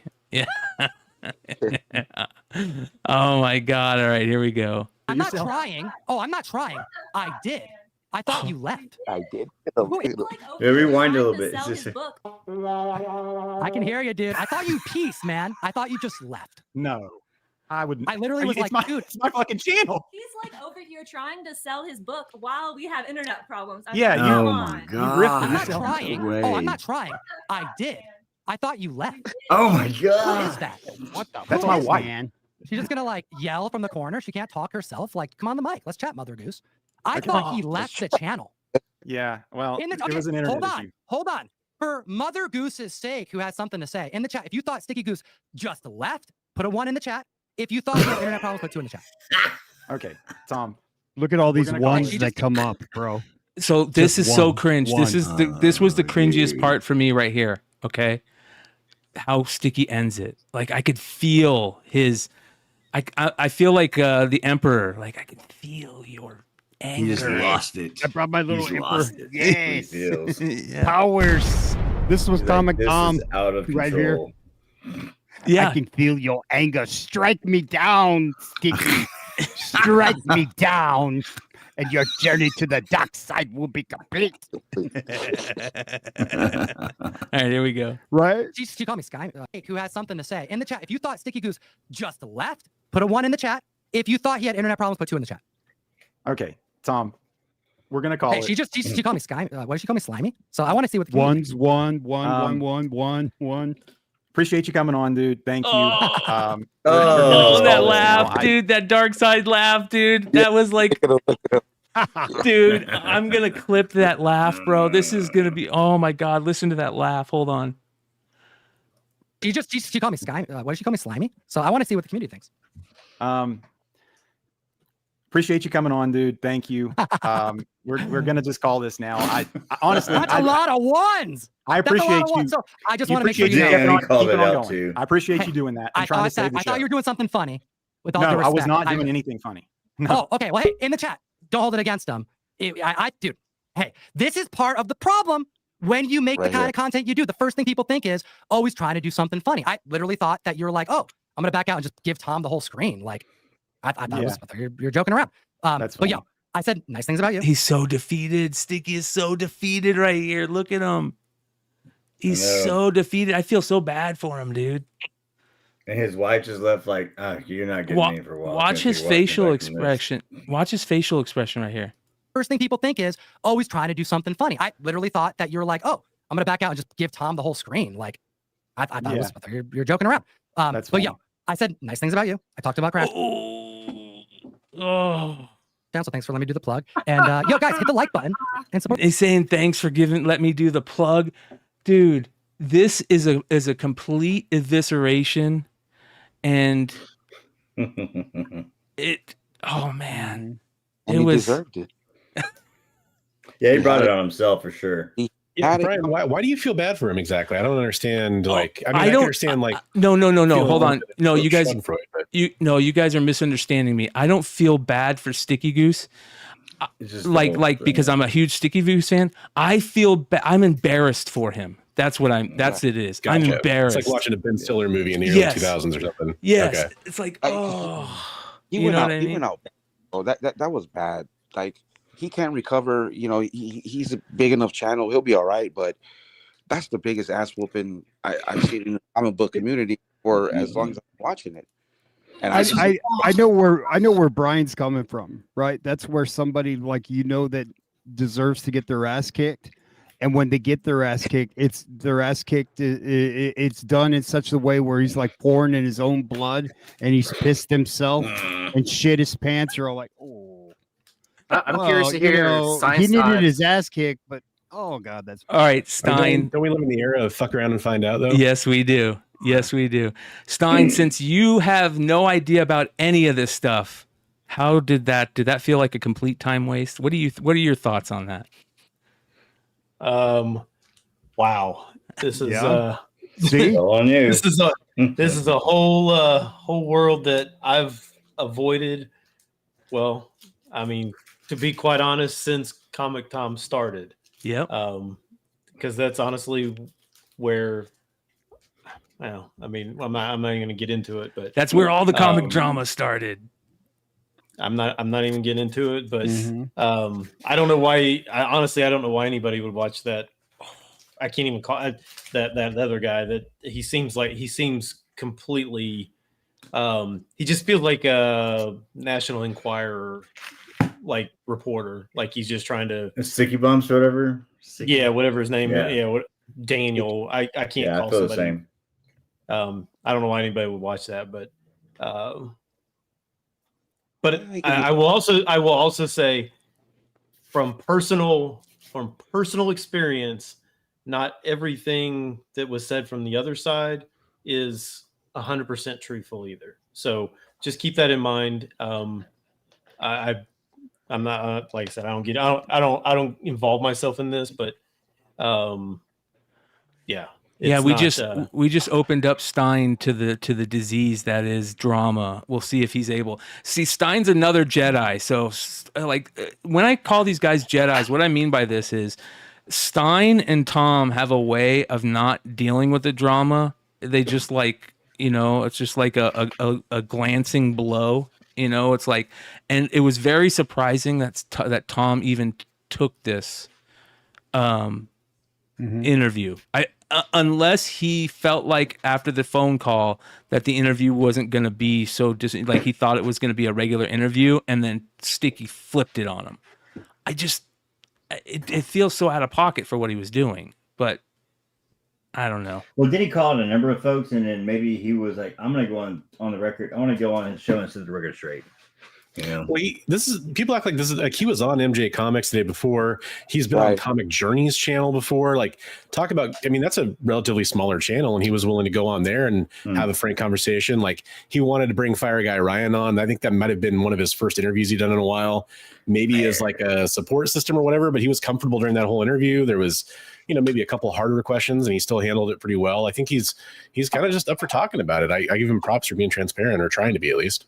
See, but I think he's good to go on other shows. I'm not saying like this is crazy that Tom's on another show. You're right. He goes on other shows. He's good to go on other shows. It doesn't happen very often, but he does it. But at the same time, I don't think he's ever gone on a show where there was like that much smoke still, left over from, Sticky calling him a lesbian. You know what I mean? Because there's no way Tom didn't hear about that. There's no fucking way Tom didn't hear about that. Yeah, of course. Yeah, they got everybody talks, man. Yeah. They clip it. They go, hey, man, like they send stuff to me, stuff to Thorough, stuff to Brian, stuff to Yee. Everybody knows what's going on. It's and it's funny. Is like of all things for Comic Tom probably got a whole bunch of people talking again. That's for sure. And it's like, I know I haven't talked to you in a couple of years, but did you see that fucking interview, bro? You know what I mean? Like, yeah. The chat was crazy. Stein, you the can bounce comments. anytime, brother. Just let us know when you want to leave. No, I really just want to make sure that everybody is clear that his premise is you got to go back 6 years 7 years ago. Like his premise of what he's saying, yes, he may be that way now, but that's not how he was 6 or 7 years ago. Right. Yeah. So just make sure that you guys are like, I mean, again, I'm not bashing either one of them, but just know that his start did not happen the way he makes it sound. Yeah. So just keep that in mind that his view that he is putting out there, while he makes it sound like he's a salesman, he's a very slick talker. Yep. Just know that there's a lot of slick talkers out there, but there's stuff behind that they're not telling you. So just keep that in mind. Other than that was crazy.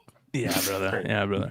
Well, go get some sleep, brother. We appreciate you, and I want to show these guys the response, so you can bounce out whenever, brother. See you guys. Nice to meet you, Ben. Video? House of Mayhem. Let's go. All right. Yeah. So there is a response video that Sticky did that this is probably the worst thing he could have done. Oh no. See, but Jim Mint had alluded to it earlier in the day about doing this kind of video, and I wonder if Jem put him up to like telling him, "Hey, this is probably the only way out of it." In Jem, like if you look at Jem Mint recapped Tom and the Sticky Goose, and he alluded to like making fun of himself. He said, "Man, the only way I think he could come out of this is if he did a video making fun of himself." Yeah. So I wonder if that's what propelled Sticky Goose to do this response. Yeah. Well, which was like maybe Jim Mint set him up to doing that. I don't think so. I don't think so. No. I think he that bad, that severe. Like just own it a little bit, be humble about it a bit. But I don't. Maybe that's what Jim meant. And this guy, he's wired a different way. Yeah. Took it away. Yep. All right, here we go. This is what he did. So we're not going to watch this whole thing. It's only 5 minutes, but it is just as cringe. Comic Tom 101, man. Comic Tom, man. Thanks for coming. Today we got a special guest. We got Comic Tom 101, man. Comic Tom, man. Thanks for coming on the channel. Hey, thanks for having me on. Appreciate you. Yeah, Comic Tom 101. Subscribe, like, all the rest of the mystery mail call. So, hey, yeah, thanks for having me on, man. Yeah. Yeah, so I actually reached out to you about my Tomb of Dracula book, and I was like, oh my gosh, it's Comic Tom. He actually responded to me. Yeah, I always reach out to the fam. The comic fam, I always reach out to them. If somebody comes out to me in the Instagram chat or somebody talks to me, I'm going to reach out to them, fam. Yeah, that's the thing. So how is Comic Tom perceived in 2024? Let me just first start by saying, yeah, I'm friends with Donnie Cates, DC, I call him. So I saw him in the rotunda. We're eating hors d'oeuvres. We were having snacks. We were having drinks. It was great. You know what he should have done? If he was going to put this out, he should have took the other one down. This doesn't hit, like, the only way that this is going to hit at all is if he's like the way the Comic Tom interview should have went. You know what I mean? Like if he's going to make fun of himself. But this is fucking rough. This is so cringe. It was awesome. So, yeah, how is Comic Tom perceived in 2024? So basically how he's perceived is he's a creator. He's an entrepreneur. He's a dealer. He's everything. He's a collector. He's everything you want him to be. He's awesome. Comic Tom is the smartest. He's the fastest. He's the best. He's the best looking. He's the most creative. So how can CGC Comic Tom, Hot 10 influenced by... So I think it's great that you brought up CGC. But first let me talk about... We need to break down everything you said. Can we just unpack those things really quickly? How is CGC Comic Tom 101? Hold on 1 minute, I'm actually talking. So look, you said multiple things there that we need to address one by one. Is that okay? Can we do that? Can we address those things individually one by one? So first off, CGC, I've been there to CGC. I've gone to CGC. I've seen how they grade the books, how they unpack the books, how they box the books. There's a lot of things can happen, will happen, can happen. I've never been sponsored by CGC. Don't know about CGC. And as far as the CGC top 10, the hot top 10, those things are independent of each other, okay? Just because we talk about them, do you not understand this? So for the hot top 10, somebody's a loser and somebody's a winner. You're being just a little disingenuous. You're being a little disingenuous. Do you not think that that's drama? Do you not think that's negative? The hot top 10, if you've ever watched my video, have you watched my videos? Have you subscribed? Have you liked? So the thing about the hot top 10 is, and it's obvious you don't watch my videos. It's obvious you don't watch my videos. I'm the best. I'm the best Comic Tom. ComicTom101.com. I don't know if you guys knew this, but the mystery mail call, $34.99, 5 books every month.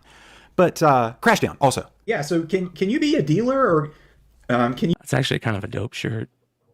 can you be a dealer and a collector? Or I don't think you can. Can't you be both? The answer is both. First off, I want to say in the chat right now. Can I see the chat right now? Can I get some ones? This is so bad.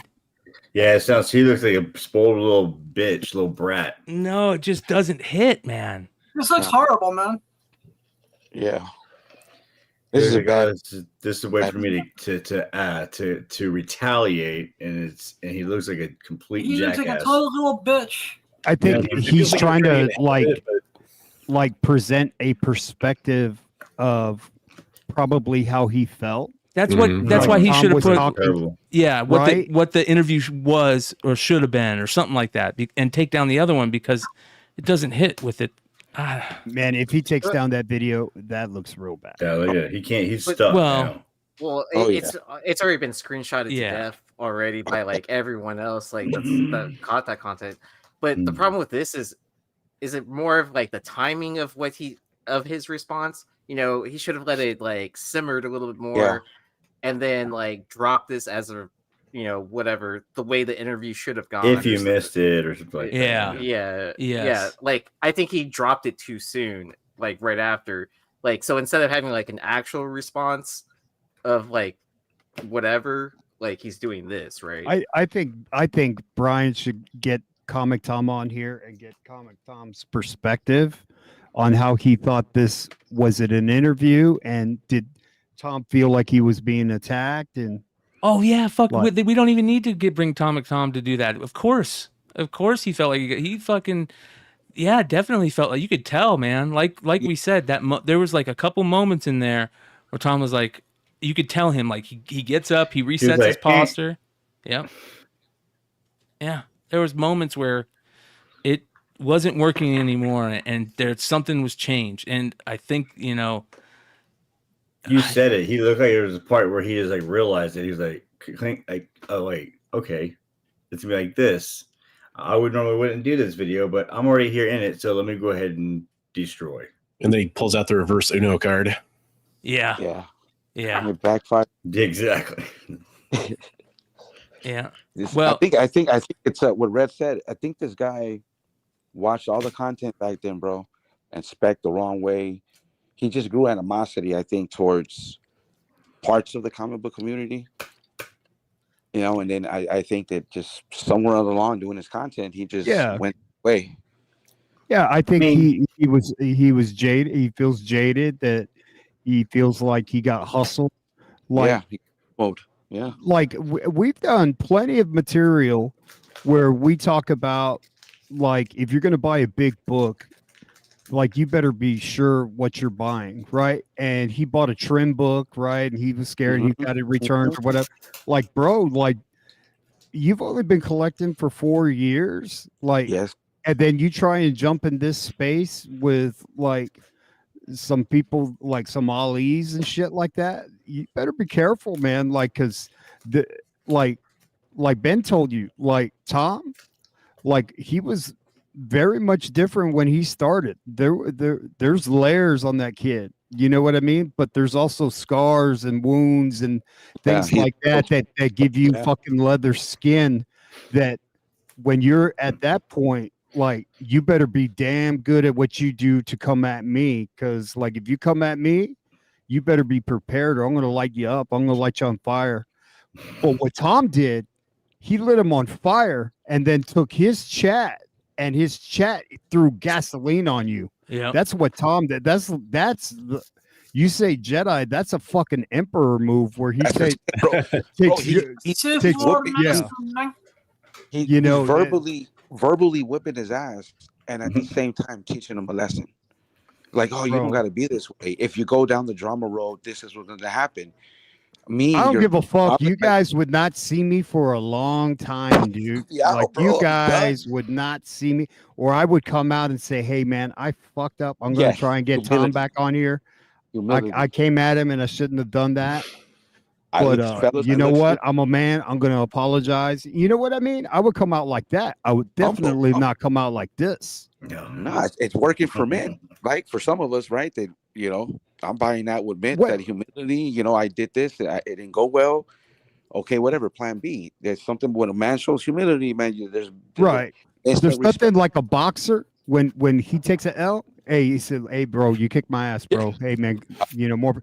That's what people like respond to. When you come back and say, "Nah, he didn't beat me," after you got knocked out in the first 30 seconds, and act like you that. know what I mean? And then Oh, you my act wrist like was that. fucked up. My wrist, I had broke my hand in training and shit like that, and you got knocked out in 30 seconds, and you're making all these excuses. That's why I feel so bad You if it walk was around. his internet. That's like karma, just Yeah, tapping him on bro. the shoulder, because that's the worst thing that could happen and makes you look like you fucking just bailed. The fool had it coming, bro. He had it coming. Well, you said something very interesting at one time, Lopez. You said that this beef that he has with Tom doesn't feel real. No, none of it. It's not organic, bro. It's not like it didn't naturally happen. I think that I think he realized, I think he's truthful when he says that nobody was watching my shit. So I think he wanted to cross over. And for some of us like me who never heard of him until you did the segment, and others to get our attention, he just fabricated. He thought about it. It was a good idea. He thought about it. He's like, you know what? I'm going to ruffle feathers and I'm going to do this roast. And I'm going to look at all these channels and I'm going to take some shots. I'm going to bring my wife because they'll think I'm playing. And then the community, it didn't some people thought it was funny and I think others didn't. And then he gets, then he goes down that rabbit hole. Is like, all right, well, I'm going to react on all the people who reacted and mention me and talk about how that was their views were the highest, or started ranking it. You know what I mean? He dug himself, and then he did take shots at the guy that stitched on him. But what was that guy to do? Right? I mean, if how was he to fight back? So I just think he cherry picked along the way his opponents, because he was called out, bro. He was called. I did my best, but I'm not on that level, right? I tried to engage. He wouldn't, and maybe if I'm him, I'm like, come on, dude, who are you, right? You don't even got a channel. So I get that, but he did dug some smoke. Circumstance, I think, journals. There were some people who was like, nah, bro, come on. I mean, you can say what you want about Biggie's content, but he took some shots. So I just fabricated it all, bro, and now he's reaping what he sowed. He was never really the bad guy. He probably was better off. Hey, Jim, man, Jim Mint sons him, bro. Like, if you really look at it on another level, when Jim Mint, and he even brings it up, Jim Mint will say, you're just a little Jim Mint. Like, you're just a little me. Your whole setup was just like me, yada, yada, yada. They both kind of play off that. So that's why I said he wanted to be known, bro, and he went down that rabbit hole, and he released negative energy in the comic book community like we haven't seen. And what happened yesterday was the comic book, and Comic Tom said it, comic book karma, that shit's real. And it was amazing the amount of people on Sticky's channel, and they weren't like from Tom's channel. You know what I mean? Those are all like Sticky's people. And they were telling him, hey, dude, it's time to shut it down, dude. Like, bro, tap out, bro. Tap out. Yeah. Tap out. No mas.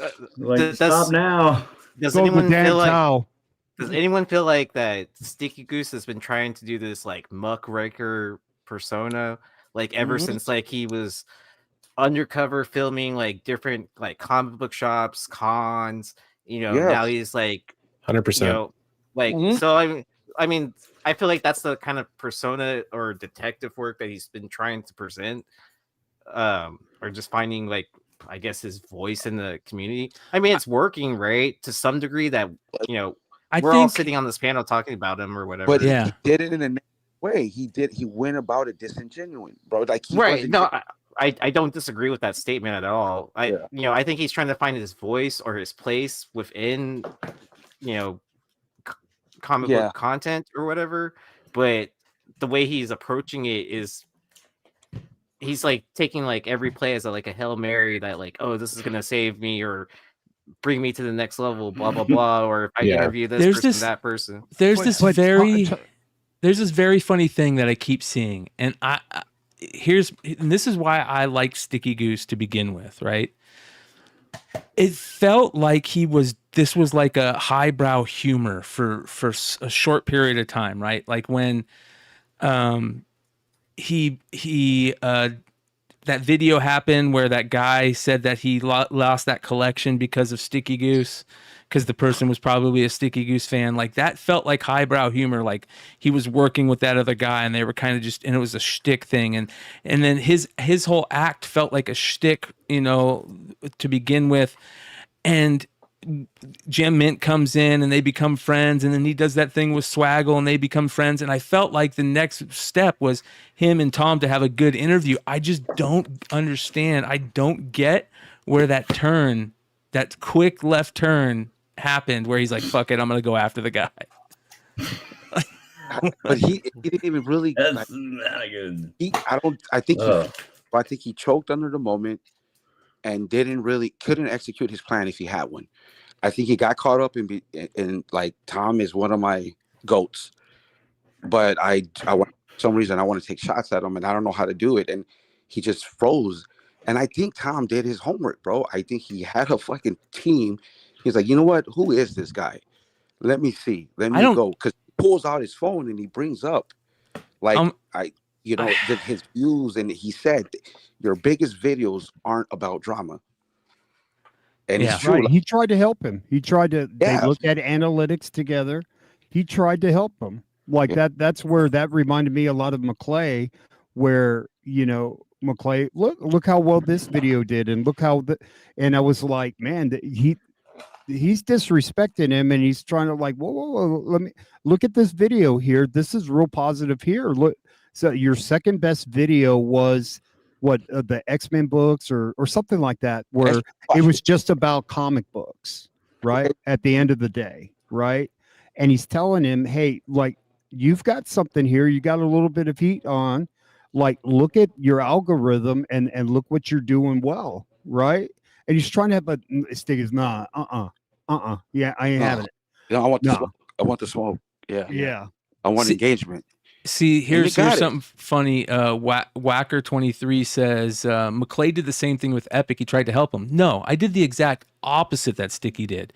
You see, and I've said this all the time, you can't bring these guys on the channel and expect to have a conversation with them if you're going to go at them. And you can't expect, especially with Epic, you know, you let Epic talk himself into his own news. He did that. And by the way, there were some great new Epic stories that happened this weekend.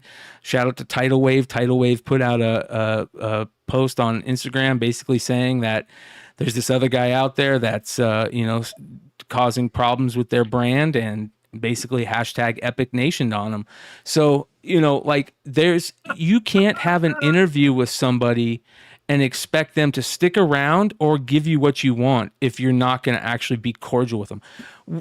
There's no reason to be a dick to Tom, in my opinion. You know what I mean? Like, why? But Lefteros made a good comment. Lefteros said that he blames Tom for.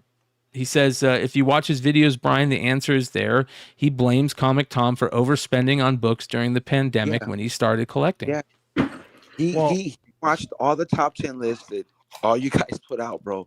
And instead of trying to find them in dollar boxes, he bought them 9/8.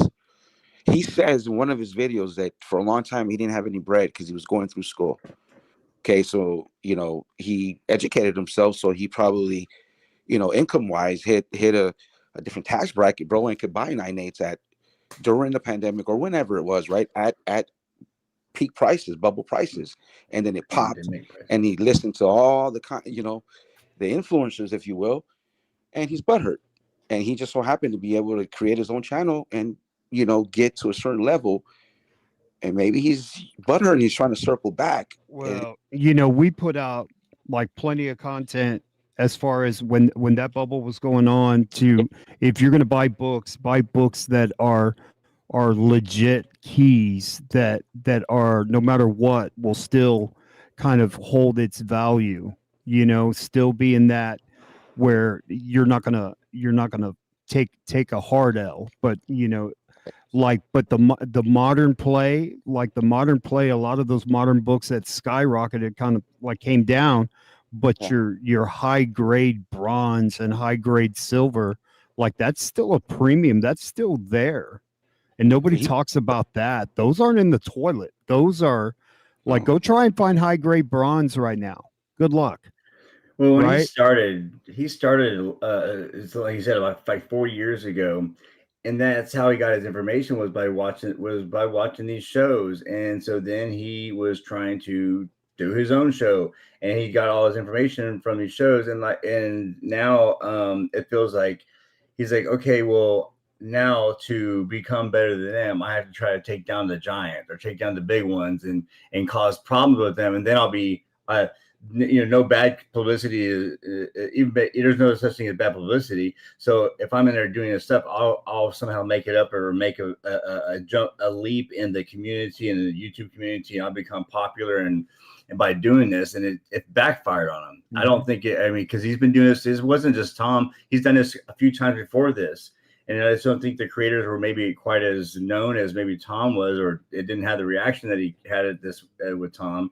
And this one just really backfired on him. And he's scratching his head thinking, oh, I need to rethink this. I think he probably talked to his wife about this, and she's probably like, I don't know if I'd do that. And he's like, no, sit back, just watch. I got this. It's gonna be great. And then now it's but how can you have a great interview if you're interviewing someone where you're just awestruck? And what was really telling was when he talked about his dad. Like, I talked to my dad, you're standing on the shoulder of giants, and that really kind of bothered me a little bit. Like, what are you and your dad talking about? and it's like, and then he said, all you're giving us is scraps. So basically, in a nutshell, you're saying, well, you want guys that have a lot of views and a lot of followers to like step aside so you can move up. I mean, those are guys that, how many videos do they have of content and putting in the work and grinding? Like, I have my own YouTube. Do you see me on it? It's a lot of fucking work, bro. Yeah. And so somebody that puts in that type of work is going to be polished, is going to be prepared. He has not put in the work. Well, they wouldn't do somebody that puts in the work, like the guy next to me, Brian McClay. I guarantee you, if he's going to have somebody on, he's going to do his homework. I think also, I think that he's trying to find his niche, right? Like, and he's kind of talked about this. He was collecting comics the way that he thought was the way to collect comics, right? And I think he was trying to find his niche, and he fell into this drama thing in a big way. And I think he just made the wrong turn. And we all do that. I mean, we all try to find our, what we like doing, the reason why we come on, what our shows are about. And it'll be interesting to see how if he bounces back from this, which who knows? But I will say this, at least he made fun of himself on this one. Check this out. Hey, I see Sticky Killer in the chat. Hey, what's up? So yeah, I mean, I could kill Sticky Goose's stream right now. I could show Avengers Endgame right now. I could kill his stream. I could kill it. I could kill his channel right now, but I'm not going to because I'm Comic Tom 101. I'm Comic Tom 101. We're internet. I'm seeing some people in the chat. They're saying he's got internet connection. Oh, so now that's what they're calling it? They had the Vegas flu, but now they're saying it's the internet connection. Okay, it looks like he's coming back on. It's coming back on. What's up, man? What happened? What the fuck, man? What the fuck? You selling his comic book on your fucking channel? You selling his comic book on my channel? That's my man. That's my man. Fucker. Who is that? Who was that? Who's talking over there? Who's that talking off screen? Oh my god, that was hilarious. I gotta replay that. Sorry. I gotta replay that. Internet connection. That was unexpected. Okay, it looks like he's coming back on. It's coming back on. What's up, man? What happened? The fuck, man? What the fuck? You selling his comic book on your fucking channel? You selling his comic book on my channel? That's my man. That's my man. Fucker. Who is that? Who was that? Who's talking? That's good. Oh, dude. As long as he can still laugh at himself, man. Yeah, that's good. That's encouraging to see him. He did something like that. That's pretty funny. Bro, like the people don't forget. People keep receipts too of what they've seen, and they keep mental Today we got a special notes of, and they, you know, like Tom has, you know, a lot of things, you know. We saw the real comic Tom, right? My biggest beef on Tom back in the day was when a lot of that drama was going Hello, out everyone, there and at like C2E2 and shit like that. His level, his power, he could have come out as the as what he was, and he said, "Look, guys, this is what happened. I wasn't there." He could have come out and straight up said he said nothing, and I get it, and he does what he does. He's good at what he does, but he could have calmed that shit down real quick, right? And just really, and you could have seen him try and bring all that drama when it was, I mean, just a lot of smoke, right? To pick up from what Darth Lopez said, right? A lot of smoke. Tom could have really just blunted that, and you would have seen, and that's where, like, you would have seen his level of influence. And so I was kind of disappointed where the next thing he did was, hey, I'm going to give away free comic books the next day, instead of addressing that when he knew everybody. But, you know, as you get older and you get perspective, you understand how to deal with things. You're not so much worried about the optics anymore. You just like, I'm going to be this person, and I'm not going to waver, and I'm just going to. But he picked his time, and his time was yesterday. Yeah. And when his, The you know, he hero. was pushed in a certain way, bro. Yeah. It's like, I'm going to show you why I'm good. His ability to navigate through that chat, and he's the interviewee, right? So like, I'm on these things. Sometimes I pay attention to what the chat is like doing, and I did my own pod. I was my own moderator, right, with all these top pressers in the United States, right? And having to like look at that, it is extremely tough when you don't do it. Tom, like a pro, took his chat and assassinated him. Look what this guy. But he goes, your entire chat is telling you are wrong. Yes. Right now. That was such a your dagger. entire. I am bro. I'm Your looking entire at your entire community. chat, bro. This is what they are telling you right now. Put a 1 if you think he's fucking full of shit. Put a 2 if you think he's full of shit. Boom, boom, boom, boom, boom, boom, boom. Just rocked him, dude. Everyone And, that's like, like, supports you. and thinks it's just you like, don't. I don't like Sticky Goose. Like, I don't know him or whatever. Hey man, if you're doing well, keep doing what you're doing. Like, but it just looked bad. You know, I got no issue. I love when Sticky Goose came back in that rap battle. Oh, yes, right? that was so I thought good. I thought so. Obviously, there is a lot of talent there. Like, and I'm just as a viewer, right?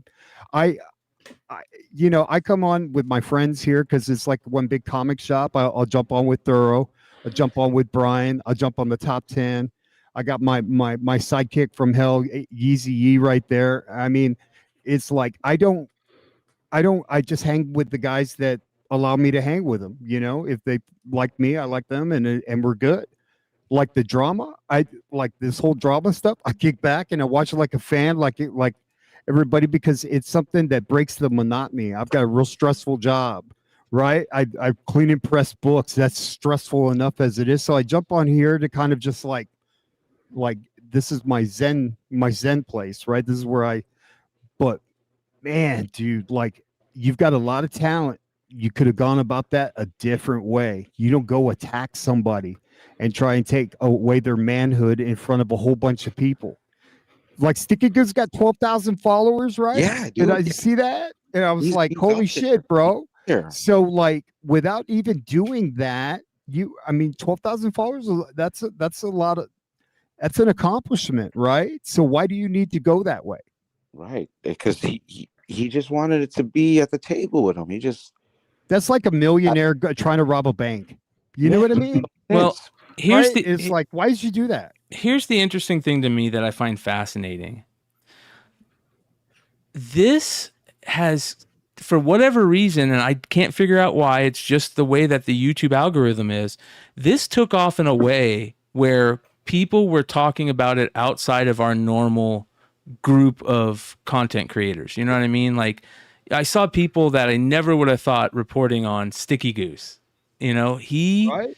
Weird, man. It really took hold, and it shows you that the YouTube algorithm and the internet is a weird thing. It can just take off, and you can hit the right thing, and more people are going to see it. It's going to go more in your browse thing, and then you see him also learn, like, okay, this is a whole different thing doing this live now compared to creating a video and putting a video out. And then you see him, start working with other creators, and you see the collaboration happen. Here's the number one question that I can't wait to see answered. How are the sticker people going to fucking respond, man? Well, see, that's why it's ironic that a guy that, you know how people felt about Comic Tom back then, right? So here he comes to be the hero of, funny enough, the sticker people. Because remember when he dropped that diss track, he said, basically after the comic book community, sticker people, and Biggie, right? And then here comes, a guy that's done content, comic fam, community, regardless of whatever smut he may have, comes back and says, you know what, guys, hey, my bad for acetate gate. Let me go ahead and slap Sticky for you guys. You know what I mean? I'm gonna go ahead and mollywop them, and there you go, redemption arc. It's just, I think it's fantastic. Right, that's kind of what it felt like, right? Because it was a moment for Tom for people to see that, you know what, I'm not what you think I am, right?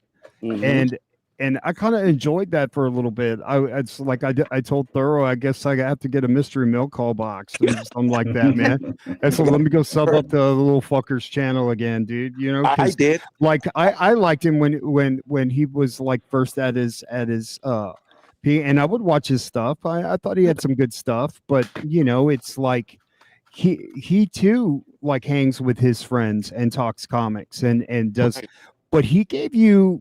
The minute he questioned him about the top 10, Steiny's got his own formula for the top 10, just like Tom does. And I think that threw off Sticky Goose, like, oh shit. Like Sticky Goose was thinking that Tom was just throwing up books to shill books and like that. Like when we don't need to do that. Like everybody can do it on their own if they want to. Go like and look at what's fucking sold on eBay. And that's what we're fucking telling you that we're reporting. Like people get all up in a fit that books are pushed on them or not.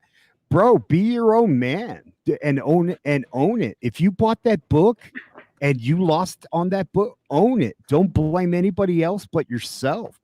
Be a man. And that's the thing. In this business, it can be your best friend or it could make you go broke. Don't be a victim of FOMO. Yeah, because that's what this shit is about. It's almost like there's scars on this guy where he was a victim of FOMO, went and bought some books that didn't like pan out, bought some and Tom, it's funny, Tom did respond to him when he had a question about a Tomb of Dracula 10. But you don't need to ask Comic Tom about a Tomb of Dracula 10. Yeah. Go look it up on the internet on why it's a key book.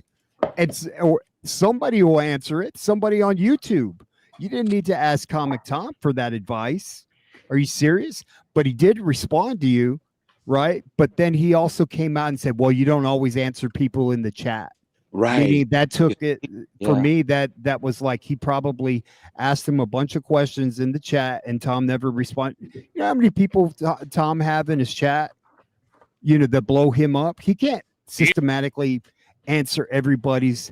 Like in this business, like you can't respond to every single person in there. I get people that hit me up on IG all the time, and if I don't respond to them right away, as far as like pressing books and stuff like that, I'm sorry. Like it's nothing personal, but like if I don't have you in my main, like to answer, like that's what I'm busy too. I've got my own personal emails to address. I got my own personal life to address. So you can imagine what Comic Tom's dealing with. He can't answer every single thing. That that's what these fans they go, well, maybe if I go on his Whatnot and buy a book that's not worth a shit and spend some money, he might be my friend, but then I'm jaded because that book is not worth anything. Do you see what I'm saying? So like, you're your own man. Nobody tells you to he's like, buy my book and then I'll be your friend and I'll talk to you. Like if Tom told you that, well, that's a different story. But like you, Daniel, it's just Derek is asking, what are the sticker people? And to anybody that doesn't know what the sticker people are, that's who Sticky refers to as there's like a group of content creators that behind them. Shout out Paul's Goose Comics for the $5 super chat. He says, good show, fellas. Good night. Thank you, Paul. Appreciate you. By the way, appreciate all 209. I'm sorry, live. Left Rose. Hey, bro, I'll answer your. So the sticker people are a group of content creators that like they all send their stickers to each other and they put them up behind each other so you can it's just like how they promote each other's channels, and they have the stickers behind them, on a wall or something or in a frame, and that's what Sticky Goose referred to. Am I a sticker person because I have stickers of my friends all over my base when I play shows and stuff like that? Well, no, you know what? I think he also referenced, if you're over 40 and you do content like this, where there's 6 of us. Oh yeah, panel shows. Yeah. Dude, I took it as a straight act of aggression when he said all that, bro. Well, like I said, he's trying to find his shtick. He's just learning how to do the he has live something content against like this kind of content. I think that was one of his I don't think it's jabs at them. Yeah, but I'd argue that he already had his niche. I argue that he was already at a level of subscribers and over 1,000 views, and the channels in his videos that had nothing to do with drama. So he was already at a respectable level. So that's what I mean. Like, why are the doesn't he have over like 10,000 subscribers on his YouTube channel? Unless that's all manipulated through bots and stuff like that, right? No, I don't think it is. I think he caught a wave. I was talking to another creator that's been on hiatus for a little bit about him because he had some personal interactions with him, and he was saying something to the effect that like a lot of it's the purchase, like they bought the views or bought the viewers or whatever it might be. They knew that he was doing something like that. I doubt that because he's newer. He's only been around. He's only been collecting for 4 years. Yeah, but listen, and what kind of content would you provide doing that? And I'm not saying that it can't be done, but like I've been collecting comic books for 40 years, bro. Like I clean and press books. Like I read comic books. Like what do you have to offer? Right. And you already have admitted that you bought the wrong books. So what are you going to tell me as a viewer? What are you offering? How are you helping me? Right. Or is it just the personality? Now, if it's the personality, then sell that. Don't sell me on like, okay, who are you today? Are you going to be passive aggressive? Or are you going to be an ambassador for the community? Or are you going give us something, right? Because you've only been collecting for it. What do you have to offer? That's what I like. Why? How are you a thing now? Do your people want you to go in and attack people and you're a viper?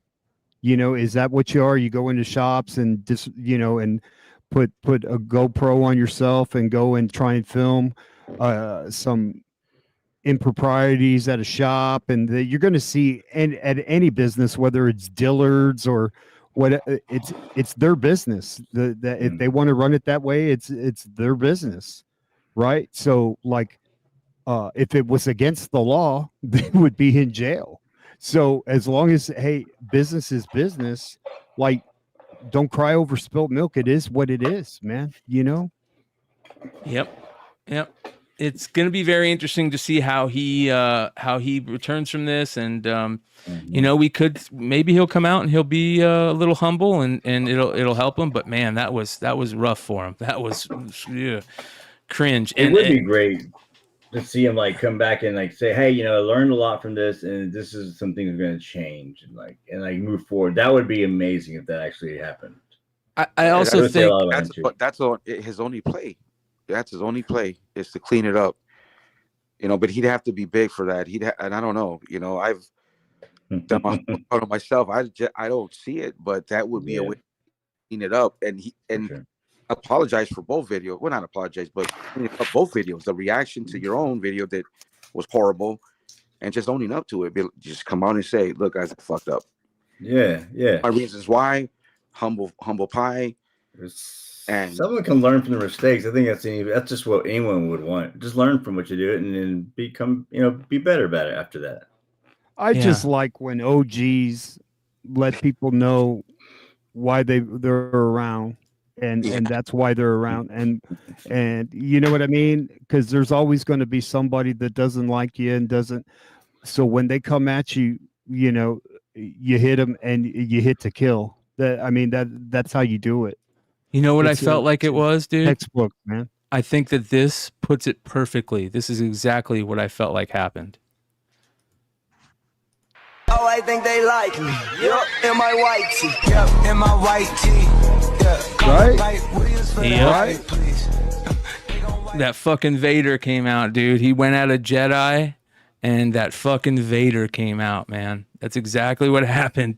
He didn't realize he realized he was fucking with a Jedi, but he didn't realize that Vader was going to come out when he start fucking with a Jedi, and he fucking tore his ass up. So you know, I wish I was in his mind. I wonder what Tom at that time was thinking, because you got to know that Tom was like, man, I got him, and I'm not going to let him off the hook.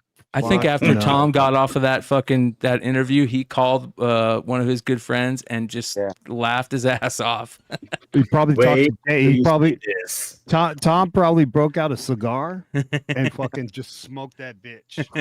You know what I mean? Lifted right before, and that's the reason why he went. Right. He was able to do it. Otherwise, he would have been like all thumbs. Right. That we know of. Because that looked like a different motherfucker, right? Well, you know what I mean?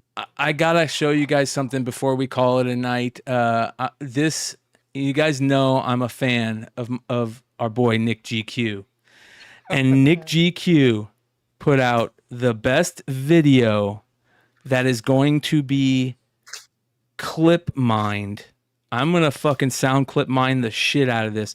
Nick GQ let it fucking loose, man. He let that fucking chopper go off. Watch this. Listen, I'm not gonna waste the whole show talking about. You guys already know this industry. It's like we woke up in the 1990s again. It's like I fucking woke up, went to the multiverse, woke up in the 1990s, and Superman black polybags. You guys remember that? Superman black polybags and white polybags. Don't you guys see the whole gimmick happening again with the what app? Yep. Now they got another 3-pack coming at you. It's coming soon. They released the emails to all of their little henchmen, and all the little henchmen bought more 3-packs for the next round of garbage nonsense. I think they paid what, $10 per pack or some bullshit like that. Guys, they're paying $10 per pack. Why in the fuck would you guys pay 150, 200, 300, 400, 500? Is there something wrong with your brains? Just letting you guys know that. So yesterday the email goes out. Hey sellers, the next what bullshit pack is coming from Marvel with Marvel. Buy your 3 packs now. Here's your offer. You can max out on them, and whatever. And so that's told you, man. They're gonna keep running with these bullshit gimmick packs. They're gonna be comic book breakers. And now the gimmick is, I think it's limited to like oh god, 2,000 copies or something. Look at the disgust on his face. He just answered right there. He just answered his own question. If they're buying these for $10, why are people paying for them? Because they're limited, man. You just answered your own question. There's only 2,000 of them out there. They're limited. You just answered it. But watch this. This is great. Something or whatever, or only 5,000 of these are made, or who cares? It's a gimmick, and you guys keep spending your money. You guys are throwing your damn money away. Same thing like Comic-Con. Now, there are some gorgeous, real arch real variants, but then the gimmicks are coming too. Now they made all the shattered variants from Terrificon. Now they're coming in a foil edition at New York Comic Con. Ooh, a foil, a foil. You serious? You Terrificon. Now they're coming in a foil edition at New York Comic Con. Ooh, a foil, a foil. You I love Nick. You serious? Yeah, he's great. He's hilarious. For years, I've been saying this shit. You got all the clowns releasing. First they release the trade dress, then they release the Virgin, then they make a foil, then they make a metal, then they make a black and white, then they make a sparkle foil and a rainbow foil and a bullshit your mother foil. This is a fucking gimmick. There's another great sound clip. I'm telling you, man, they just keep coming. The problem is this. The problem I'll see is you this. guys. See, it's like addiction. Later, man. I love you guys, man. Love you, bro. It's like cigarettes and drugs and cocaine and marijuana. You see, you guys keep buying it like stupid fucks. You're making other people really, really, really rich. And I don't give a fuck if someone or a lot of people are going to get mad at me or upset at me. Oh, Nick, man, come on. Come on, man. No, fuck you. No. He's fucking awesome, dude. Nick, I could tell Nick is a fan of wrestling, and he's a wrestling guy just by how he acts and he talks. And he's got that like East Coast New York wrestling fan type thing that he's got going there. No, come on, man. No, have integrity. Be a leader. You got two nuts underneath your legs? Be a fucking man. Lead. Stop following. Be a leader. Be a leader. There's another great clip. Stop following. Be a leader. Be a leader. Listen, I totally get the fact that there are artists out there who are trying to make a living. Put out some good quality stuff then. Enough with the motherfucking Spider-Man 300 homages, Hulk 340 homages, homage of your fucking mother. Who gives a shit? Listen, it's getting old, it's getting played, it's getting whacked. Why? I really hope he starts selling those fuck variants shirts. Oh yes, bro. Yeah, I want one of those. Yes, totally, man. I mean, if he doesn't capitalize on that, like, I question his business ethics, you know. Yeah, I know. Come on, Nick. I want one of those. And it's got to have Nick GQ on it. Homage of your fucking mother. Who gives a shit? I don't give Listen, it's getting old, it's getting played, it's getting whacked. Why are you keep purchasing this shit? Now, black and white facts. I'm not fancy. I'm not a YouTuber. I'm not popping things up all over the screens. You guys have a brain in your head. You guys got fingers and stuff. Listen, you can fucking stop watching my video right now. eBay, type in New York Comic Con exclusive. You don't even have to put in a date. Type in MegaCon exclusive variant. Type in. He's not saying anything that people haven't been saying for the longest time. So, but I love I love Nick. He is a I don't know what the word is, but he's fun to watch, and he's got his shtick or style that he does, and he's very in your face. But he's not saying anything. Yeah, like Hector Ortiz is saying, this video is coming out 3 years too late. And he's a good spectacle. Yes.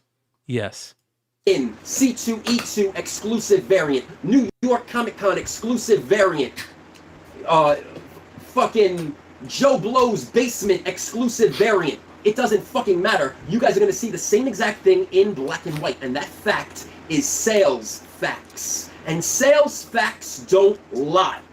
And that's why we put them up on the page when we do the Hot 10 or we do whatever list, and Cover Price puts those things up there because a perfect example is that Tales of the Bizarre number 8.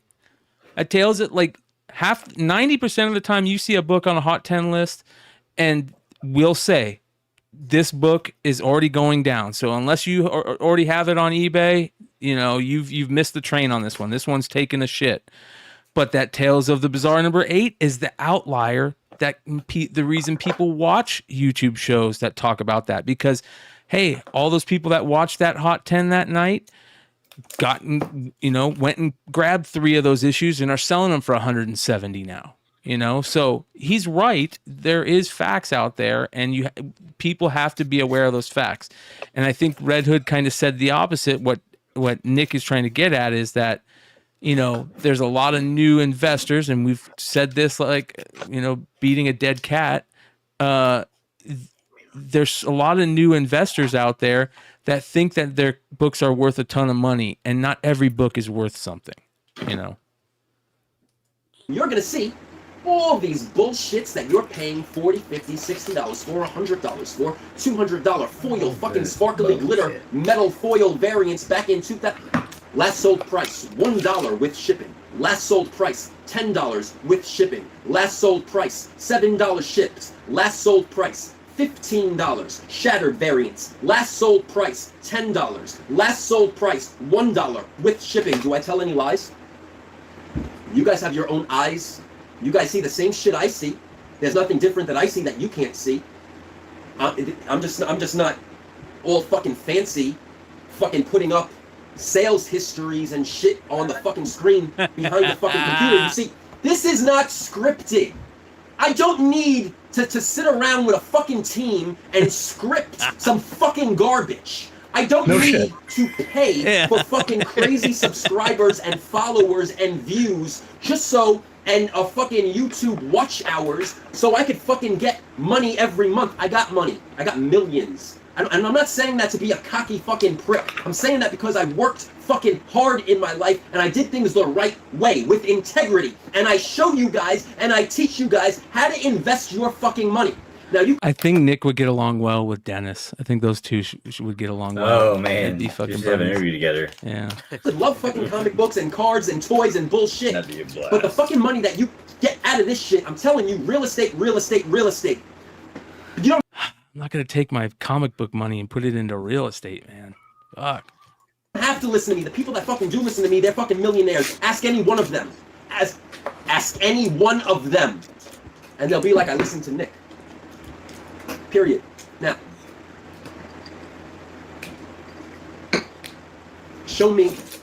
See, right now, all over social media, people are trying to once again knock Liefeld for getting into something with Hickman, talking about the X-Men. See, let me educate you boys and girls out there in the world about something. First and foremost, Rob Liefeld does not need me to defend him, come to his back, or do anything of that. This is the greatest clip machine ever. I went to GameStop every week. I got fucking receipts. Called YouTube Studio. I'm not here for that, and you'll see that shit. Give a fuck about that. This is the greatest comic book, one of the greatest comic book clip farms right here, and I will be farming clips. But I will say this: I want to make sure you guys know I'm not making fun of Nick here. I love Nick's entertainment and his banter and passion, and I talk to Nick a lot. He is fucking on one, man. He goes off on this video in a crazy way. So I would say go show some love and check him out because this video. I'm glad he mentioned GameStop because I need to stop by there. I found out a secret. You can sell them Wander Franco cards and they'll buy them. Are you kidding me? Dude, they have them listed on their website. I'm like, how the fuck do they have Wander Franco cards listed on their website? I was like, my are they still buying? God. So I need, because I know they're doing that in Texas where they're buying PSA cards. So I'm going to take all my graded Wanders to a store to see if they'll buy them. And if they do, I'm going to film it, because it's way too funny, not to. Yeah. Yeah. Oh, fuck, man. I need to figure out a way to go do that. You're right. I'm going to go take my Wanders, my autographs. If you already have them graded and everything, yeah. Yeah. I'll let you know what happens tomorrow. Do you have to have them graded? They have to be graded. Oh, fuck. I don't know. Yeah, they have to be graded and they're 8 or higher. Yeah. Well, ladies and gentlemen, that is a long drama alert tonight. And you guys, know how we do this around here. Whenever a drama alert ends, we hear back from our boy, David Lee Roth. Can you hear me out there? Hey, man, don't be squirting water at me. I'm gonna fuck your girlfriend, pal.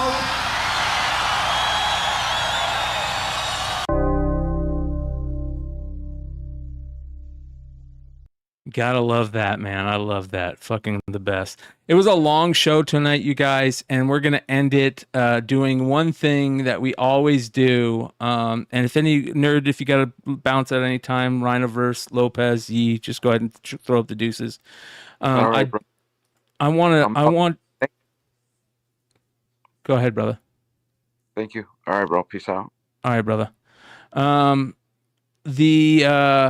I'm going to go over our boy Lefteros' FOC list because we can't go through a show without going over an FOC list. And so this week, for the week of September 2nd, FOC by Lefteros. First, we have Batman The Long Halloween, Last Halloween, cover number 1, cover G, and a Batman foil by you guys didn't catch that? Fuck.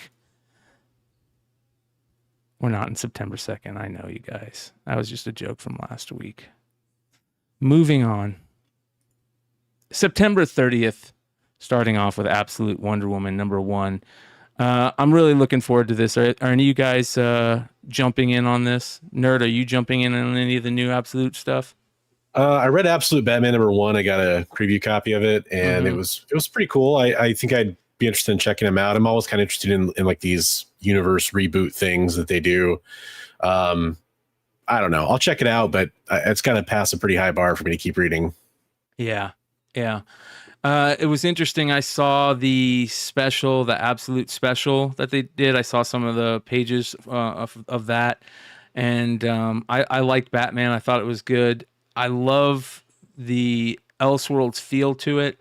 I just hope they have a way to kind of wrap it up in like a big bundle, you know what I mean, in the end, to where it feels like a good ending and it's not just I feel like the endings to these are always terrible lately, and it's kind of going to be hard to figure out a way to end this, and you're changing the whole status quo of these heroes that have had this status quo. You know, Batman being a rich person that lost his parents, and Wonder Woman being a god that grew up on an island full of gods, and Superman, you know, being the hope and fighting in a good world. And now you're flipping that, where Superman's fighting in a bad world. Batman is from the streets, and Wonder Woman is from hell instead of, you know, Amazon. And it's so different, man. Mm-hmm. So we'll see. It's kind of fun to play around with those expectations, though, and flip them on their head. Well, and here's the other thing. Unfortunately, I'm not a biggest fan of Kelly Thompson as of late. I think that Scarlet is terrible.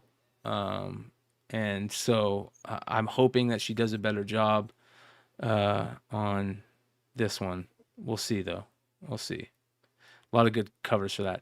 Captain America number 14. Speaking of Dan Panosian, another killer cover by Dan Panosian. Dr. Doom cover. That's sick looking. I like that. He's got to be top 3, right, of cover artists right now. Him, Souza Micah, for this year so far. Him, Souza Micah, and who else? Lobos. Lobos is up there. Yeah. For like all the covers that are on the cover list. Let me see here. But are you also speaking on like newer artists too, or is it like people that have been around for a while that are also? Well, here's what we have on the cover list so far, and I got to add a couple ones. We've got the Adam Hughes, Elvira. We've got the Miko Suyan Incredible Hulk number 10. We've got the Poison Ivy number 20 Souza Micah variant. We got the Power Girl 1 in 25 Panosian, which is amazing. We got the Souza Micah Harley Quinn. We've got the Benjamin Sue Ghost Rider foil, which I love that. The Dave Wilkins Masters of the Universe, but that's ruined because of that.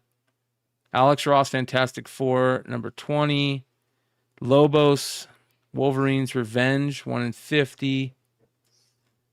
And then there's a couple more Lobos that I forgot to add and a couple more Panosians that I forgot to add. So again, I think it's Lobos and Panosian so far, and Sozamaika that we see the most of. Yeah. That's a great fucking Lobos. There's a lot of good covers from those three this year so far. All right. Next, Deadpool number 6, the second print, which is I love the design of his daughter, Ellie Poole, and I love the wolf thing that she's with. I think that's great. But again, Cody Ziegler has not been the greatest writer. He just writes a lot of stuff. So we'll see how this plays out. Is anybody reading this right now so far, and do they like it up until this point? I know that it's kind of cool with Taskmaster being her. I've been picking up the books, so I haven't been reading. So yeah. I mean, but books I really do enjoy reading. I like to read in the story arc, so I should probably read the up to what's now. Yeah. Yeah, I'm terrible. I read all my new Marvel stuff on Marvel Unlimited, so it takes about 6 months for me to get to it. But I don't really care being behind. At least I just get to read everything. Yeah. Green Lantern Dark number 1. This is Elseworld's Tale. First appearance and cover of Rena Mori, who it says here, Slaughterverse creative team of Tate Bromball and Werther Del Edra are introducing an all-new Elseworlds take on Green Lantern, complete with a first appearance. So that'll be interesting. I'll check it out. Tom just commented. It's funny. Then Phases of the Moon Knight number 3. First appearance of manga version of Moon Knight created by Yuji Kaku. I don't even. Let's see here. Looks like an interesting take on Moon Knight, courtesy of manga creator Yuji. Reimagined versions of characters are what makes series like this so great. I don't know, man. We'll see. I didn't like the Momoko X-Men verse, but I like the art, the design. I just didn't like the story. Power Fantasy number 3. You got probably a bunch of good covers for this one, but this one is the Paulina Ganacho variant. So there you go. And then Rook Exodus number 6, great series, probably the best series out of all the Ghost Machine stuff, in my opinion. So yeah, that's awesome. And then Something is Killing the Children number 0, prequel story, which has something special to it. Let's go check out our boy Billy's Economics and Comics, who it's a nice little webpage if you guys want to go and get some bundles. The Absolute Wonder Woman stuff is awesome. I love the Decal variant. That Decal variant is so fucking good, man. There are like 3 Decal covers, or at least 2 Decal covers this week, right? Oh, for FOC? Yeah. Yeah. Well, every time I hear that artist's name, I think of Method Man song, Decal. Yeah. Because his Something is Killing the Children 0 is an incentive. Yeah, so we'll get to that. Yeah. This one though is fucking beautiful, man. With the skulls. Yeah. And then that's the Wes Craig. That's okay. But I really love the Jim Lee. The Jim Lee, that's the first cover I saw for this because I saw it posted somewhere on Facebook, and I thought instantly that was Lady Sif. Yeah. Yeah. I can see that. I'm not saying that's a bad thing. I mean, I like Lady Sif. It's just, it's kind of the first thing I thought of. Yep. Yeah, she takes a lot of design things from different characters. It's very interesting. All right, next, the foil cover, and there's the Panosian. That right there is cover of the year material if I ever seen one. We got to add that. That's one of the ones I forgot to add to the list. So fucking good, man. That might be the best cover of the year so far, in my opinion. It's really good. And we know who owns the cover art to that, which is pretty amazing.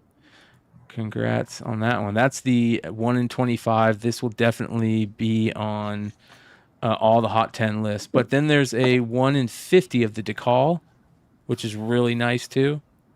Version of it. I wish they would do some type like a foil thing with this, like where they matte foil.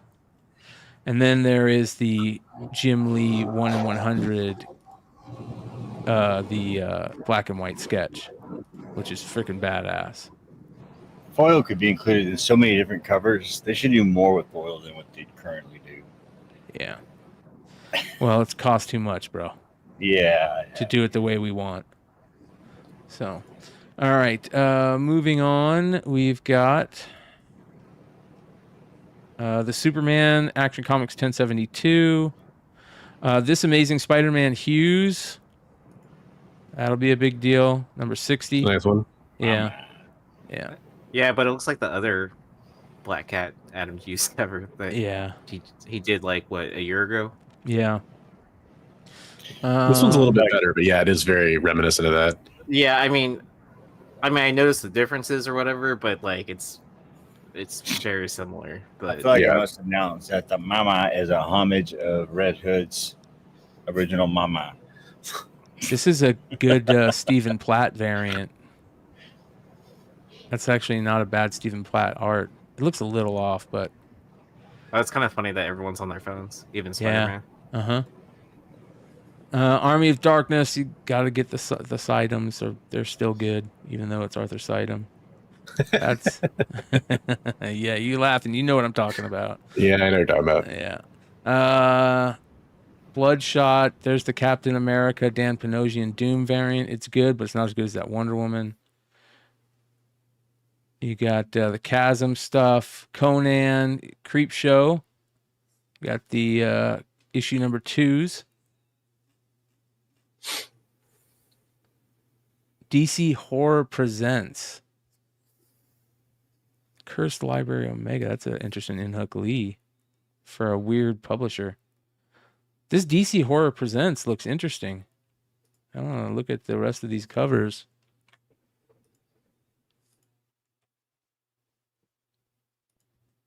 I like the A cover. That's cool. But man, there's some cool variants. Look at that. Francavilla. It's crazy. Oh, that rat in the background. It's creepy. Yeah. And this is nuts. Dave Johnson. I kind of like this cover.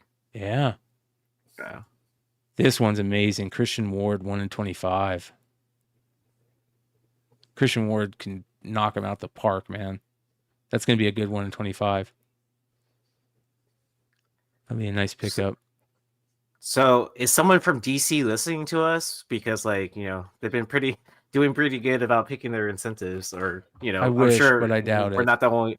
I'm sure we're not the only people complaining of who's picking these incentives. Yeah. Deadpool team up, Liefeld variants. Gotta love that. His last Marvel work. Yeah. Detective Comics 1090. It's an interesting Defenders of the Earth action figure variant. Hold on, Abby. The Feeding. You got the Flash stuff. FML. Green Arrow. There's the Green Lantern stuff. Nakayama. The Nakayama cover's nice. Yeah, that's really nice. Always. That is good. That must be the new character. So that'll be interesting. I like it because it's not just like a solid background. Like put some design into it to make it pop a little bit more. I really want to reach out to Rick Remender, Brian Posehn, and the creators of Grommets. I want to talk to them about that book. That book is so good. I would love to see them get Jim Phillips. I think it's Jim Phillips, the artist who did all the Santa Cruz skateboard art. There is a documentary out there, you guys, called Skate Face. If you get a chance, go watch it. We're going to talk about it on upcoming Wednesday night show, but it's all about the art of skateboards throughout the 80s, 90s, late 70s, and it's amazing. It's called Skate Face.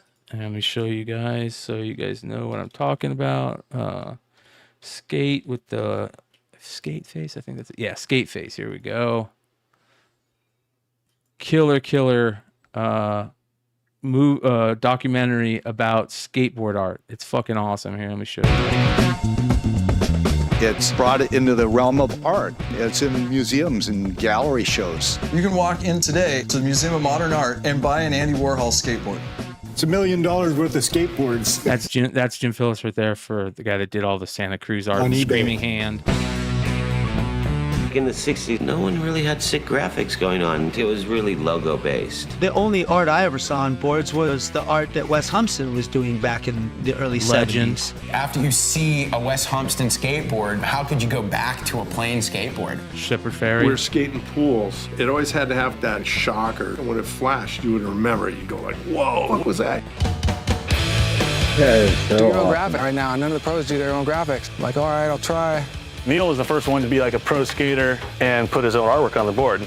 John took over the art. Instantly, Schmistix went from selling 500 boards a month to over 5,000 boards a month. My board started selling really well, and it was pretty apparent that maybe it was the artwork that sold the board and not necessarily my name. Everyone was like, look at that. Like, and he did that? I made like 200 hand-painted boards, and I thought I would be a famous artist. Of course, I was wrong. Blind was just trying to stir things up left and right. Some of the guys, that weren't happy with the way things were being done. Then we went down there, and it was like a playground. It wasn't the business. Do anything you want. This is like fun here. Nobody can stop us.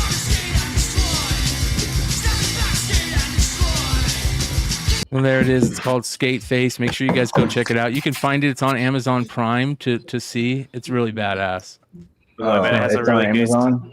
I bet it has a really good soundtrack. Oh yeah, yeah. Grommets. Here's the 1 in 10 for Grommets issue number 5. 1 in 10. Brett Parsons. Skate Face. Yeah. So, and then let's see here. Hack Slash Body Bags. That's interesting. I have to keep an eye on those. Rest in peace, Jason Pearson.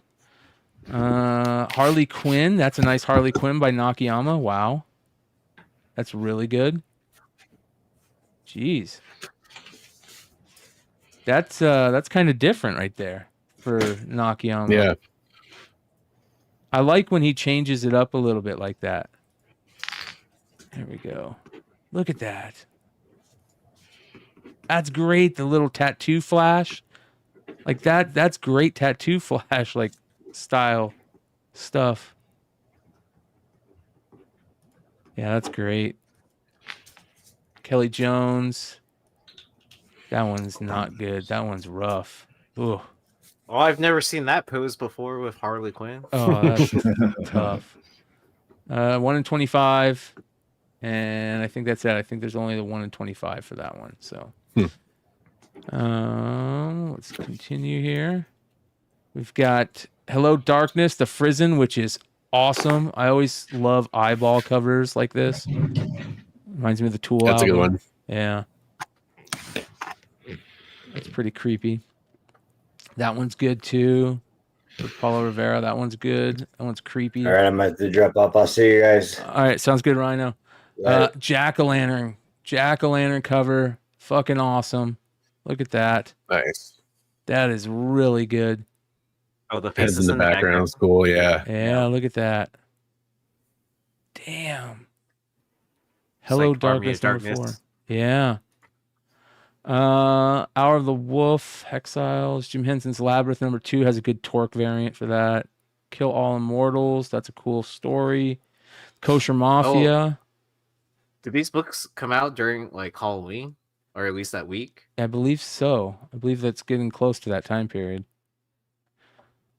Nightwing 119. It's got some good. There's a good Dan Panosian cover. I don't know. Let's take a look at this. That's okay. Dan Panosian's just good at whatever he does. He's unreal. Null Hunter Christian Ward. That's cool. NYX number 4. One for Sorrow. Patra. Phases of the Moon Knight. This is interesting Ivan Tao cover for that issue. Mm-hmm. Right? And that's I kind of like it. Yeah. Yeah, this is that series that we were just talking about that they kind of changed it up on. Oh, come on here. Facing number 3. Interesting. There's the Tau 1 in 50. There's the regular.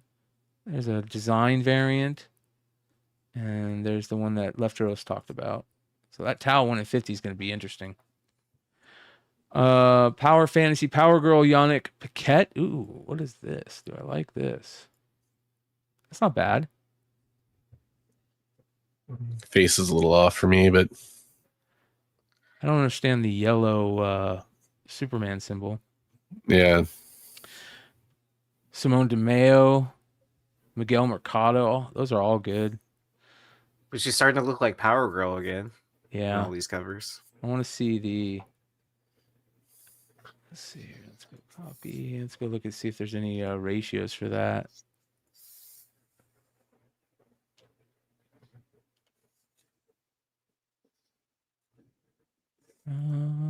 Present.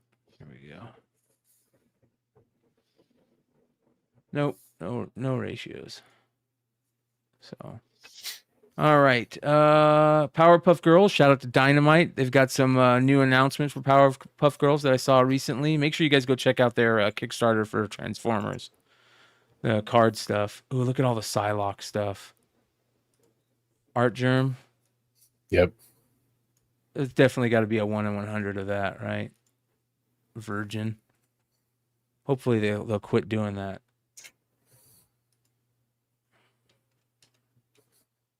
I got too many things going on. Oh, so I actually sat in on this panel during San Diego. So I'm pretty excited because they introduced the writer during this, and I'm excited that they got an Asian writer, Asian female cool. writer. Yeah. Who's writing it? I forget her name. Alyssa Wong. Yep, there you go. There's the Art Germ 1 in 100. There's a 1 in 25 Pewtree, and 1 in 15 Tran Wen Virgin variant. That's not bad. That's not bad either. That's terrible. Pink foil. That'll be interesting. See how that will be cool. Yeah. See if that's there's all the Rook stuff. Sacred Damned one shot. Self-help. That's crazy. Here's the Something is Killing the Children that we gotta go talk about. Because shout out to somebody we know. Where is it? This one right here. It has a 1 in 25 DeCall. What do you think about That's this? pretty cool. You guys like this? I like it. I don't like it as much as issue 8. I agree. But I like it, especially since they're like rebooting the series and all that with this pretty cool story. Yeah, I don't mind it, and then I think they complement each other, right? To have like that blue background one and then having this like orange fire one. Yeah. I like the 1 in 100 Jay Lee. I like the Frizen. That's a 1 in 150. 1 in 200? What? Jesus. 1 in 500. Are you kidding me? Are they doing 1 in 1,000? They are going crazy for this thing. Well, I mean, they did a 1 in 1,000 for House of Slaughter, didn't they? Or was it only a 1 in 500? I think they could have done a 1 in 10,000 for House of Slaughter if they wanted to. They did a 1 in 1,000 because it was the Del Auto, I think. Carla Cohen Superman. I like this Night Watcher series. I think that's going to be interesting. The Moon is Following Us. Thundercats. Chitara. Ultimate X-Men. There's your Momoko stuff. Frankenstein. This is great shit right here. This what Skybound has been doing with pulling off these IP. This IP is amazing. Here's the one in 75. Nice. Yeah, that's good. One in 50. That's cool. Yeah. I like that. One in 25. Tedesco. One in 10. Francavilla. It's awesome. And there's the A cover B, and then there's the A cover. I just love how much horror writing is out there right now. I know. For It's the modern so good, age. dude. It's so I good. mean, you have relaunch of EC, like all these Universal Monster stuff is coming out, like zombified Yeah. Marvel characters. Like, Yeah. Well, we're getting ready to get that in the MCU. You just wait, bro. It's coming. Venom War Zombieites number 3, and there is no ratios for that. So, thank God. oh, Ryan Adams, Mr. Longshort bought the Call original art for Something is Killing the Ooh, Children, look their at most that. hero. That's dope. Look at that. That's a Void Rivals Ooh. with Python. Oh, yeah. Pythona. That's a big deal right there. Especially for being in Void Rivals. Zatanna, and look at this. Dude, I cannot wait for G.I. Joe Classified series to do Pythona. I know. I hope they do it. I can't wait. Oh, they're going to. They are. They're doing Nemesis Enforcer, or whatever they're calling them now. Dude, I'm so stoked for that, bro. I'm Yeah. so stoked for that. Yeah, I'm getting Nate dragged me into the fucking G.I. Joe Classified. He got me, man. It is what it is, though. So Yeah. it's fucking I love that crazy. shit. So, but yeah. What do you got going on, nerd? You got a show coming up anytime soon? So I do my show on Monday nights, Best Coast Comics. We do that at 8 p.m. Pacific. Great show. Myself and my co-host Big B McFly. Yep. A lot of my stuff right now is gearing up for, speaking of sticker people, Heroes for Heroes. Got that coming up in November. Charity auction for Mission 22. It's a fundraiser event to be coming up mid-November. Original art from Dan Parent, original art from David Mack, a lot of other irons in the fire. Brian Ching just said he's going to do a piece. He's going to do a Darth Revan piece for us. A lot of really cool stuff coming up. So stay tuned for that if you want to help support a great cause. But that's pretty much where 99% of my efforts going right now. Oh yeah, brother. Sweet. That's very respectable. Cover price says, does this say started 5 hours ago? It did. We just hit the 5 hour mark, brother. We just hit the 5 hour mark. I want to say thank you for everybody that hung out with us for any part of this, and drop comments in the video section. Let us know what you think of any parts of the show, and make sure you guys go check out Cover Price, and go check out Dynamite's Transformers stuff, and give all my boys a follow on their stuff. And we will see you guys either tomorrow or Monday for a Whatnot sale, and then Tuesday night, you guys, big show Tuesday night. We've got Sarah Frazetta on the Industry Show, so that's gonna be a lot of fun. Come hang out with us then. He's a great interview. Oh man, I'm looking forward to it, dude. Buy the Dip back airs on Sundays now, so make sure to check that out. When do you guys start that? Are you starting it tomorrow? I think we're starting it tomorrow, but I don't know what time. Okay. So follow our socials to find out. We'll share out all that. I am doing a return to Whatnot at some point in time. I did sign up to get those mystery packs during New York Comic-Con. I had already scheduled my show ahead of time because I was planning on returning that at that point in time. And then we have a How May We Help You sale next weekend. Awesome. So I'll be promoting that stuff too as well. So we'll be on Saturday night. Yeah. I know Red Hood is going to jump back, or if he already didn't already jump back into Whatnot. Yeah, he has shows scheduled. So Yeah.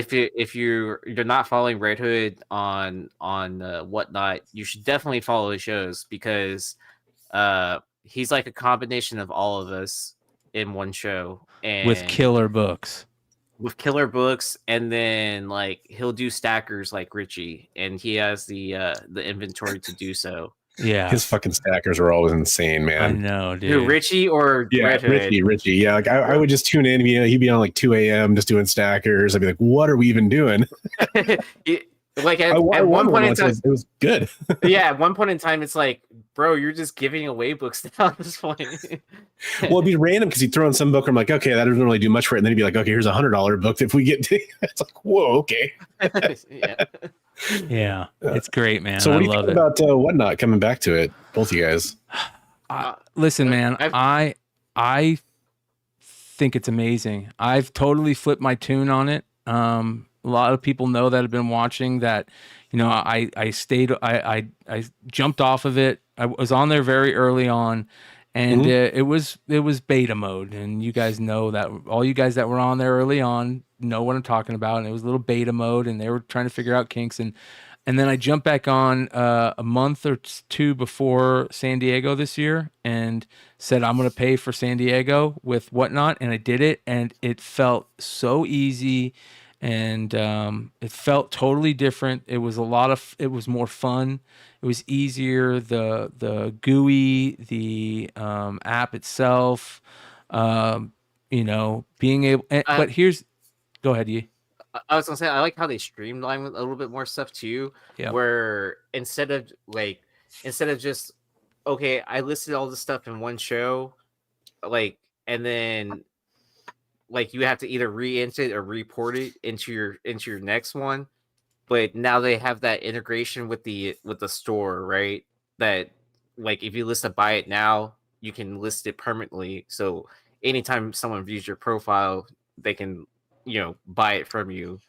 Okay. And so like it's not just connected to one show, it's connected to your storefront as well. Yes. Like, so Okay. they set up a storefront marketplace for you to have. So I like a lot of the integrations that they're putting in, and, you know, using like seller feedback on what's working, what's not working. So to me, it seems like, you know, it's, you know, they've been a company now for a few years, and so now they're operating like as they should be as a big company instead of just expanding, getting their name out there. So I mean, I would say, like, I'm not doing shows as consistently as I used to, but I'm doing them periodically more often now. Okay. Yeah. And here's the other So thing. I always felt like it's a tool to always use. That, like, you know, I've sold stuff off of Shortbox. I've sold stuff off of eBay. I think eBay is like probably my primary place where I sell stuff. Are you picking certain inventory that you decide to take to Whatnot? Like, are you trying to tailor it for that kind of audience? And if so, like, what are you bringing there? My thought is 100% Whatnot is for those, you know, like $3 to $100 max books, right? And I only bring like books that have something cool about them, whether they're a major or minor. They have a cool cover. They've got like a cool story that I can tell about them, right? I'm not just taking anything and throwing it up there. There's people that do that, but I don't think Whatnot's the place to do that. I think you're going to lose out on that. I think Whatnot, to me, is the place where you almost turn it into like a show. It's more content driven. Whereas I think like people that sell on eBay Live and Facebook Marketplace, it's easier for them just to go, you know, next and put it on a wall, next, put it on a wall, next, put it on a wall. Whereas Whatnot feels like it's more, to me at least, it's more of a show. It's content. It's slower. Let me explain what this book is about, and here's the fair market value, and here's how I looked it up. I think, and I don't think you sell graded books on there either. I think you can, but I don't think it's the best place, at least for me, to do it. You know, I usually get about 15 to 30 people in my sales max. Every once in a while I'll get lucky with the pack day. I was part of that first X-Men pack, and I had like 70 people in there, which was nice. But I really think that, to me, Whatnot is the best place to sell those $5 to $100 books, and, you know, raw books. Yeah, eBay is the place to do everything else. I like to bring, like, if there's event books going on, like I had a show like post San Diego, like, so a lot of the books I picked up during that con, like I listed during that time period. I mean, anything that didn't sell on there, then I put it on eBay, and then, like, you know, it was just like kind of easier just to like handle it that way. for stuff that didn't move like instantly. I mean, I still like typically bring like a lot of modern stuff, and then I like to bring out like incentive variants or things that are trending at the time period.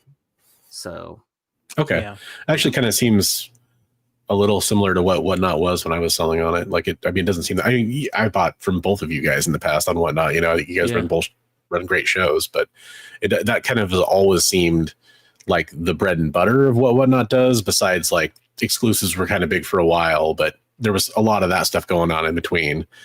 And maybe like some runs occasionally, that kind of stuff too. But here's the interesting thing about exclusives and Whatnot. I think 90% of the retailers out there that play the retailer exclusive variant game, they've realized that platforms like Whatnot and eBay Live, it isn't smart for them to sell their exclusives on there. No. Because you're already, if you sell them on there, then your next show, you're going to be selling those same books to the people that already bought them.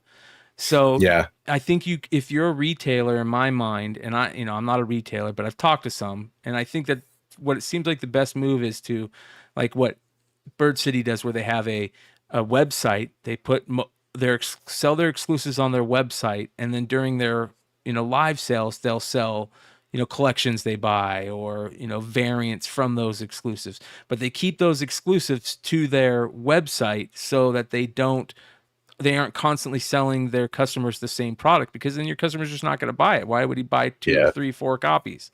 It just doesn't make sense, So totally. Here's the other thing. It's going to be interesting to see getting into cards and toys too, because that's what I'm going to be hitting up next. And then another thing that I didn't like about Whatnot is when every single retailer jumped onto the app, like right after we kind of built up, a bigger following for the comic part. And then when all those retailers got into the space, it became like at the outlet mall for them to dump their back stock inventory. Yep. Which, like you can like literally reflect on that. You can see like the change of the time periods of when the comic started the comic section started for Whatnot. Mm-hmm. I've got a bunch of trades that I'm going to try selling in my next sale. I picked up a bunch of trades, and so I'm going to try selling those. But I really think it's that place where you kind of, at least for me, you kind of treat it more as like a show rather than just a quick sale. Yeah, I got you. And that's what I love about it. I remember when Whatnot first came out and Jack told us about it. I remember telling Jack, like, I think this is going to be great just to have another place where you can have content and sell stuff. And here's the other thing. At some point, Whatnot and eBay Live, I think, is already doing it, but Whatnot's working on it. They're going to be working with Shopify, so you can do sales on your YouTube channel as well. That will be very interesting to see how that plays out. Yeah. Which is awesome. Definitely. So comics is a weird fucking ball game right now, man. It's beyond crazy, and I'm hoping. But are you a collector or a dealer? yeah. Neither. Bring that short box out here. Yeah. Well, hey, ultimately, you guys, 5 hours. Thanks for hanging out with us. What a fucking evisceration by Tom. What a great Hot 10. Thanks for everybody that jumped on throughout the show. Thanks to Bronze Age Nerd and Yee for hanging out to the end, and we'll see you guys next time. Adios.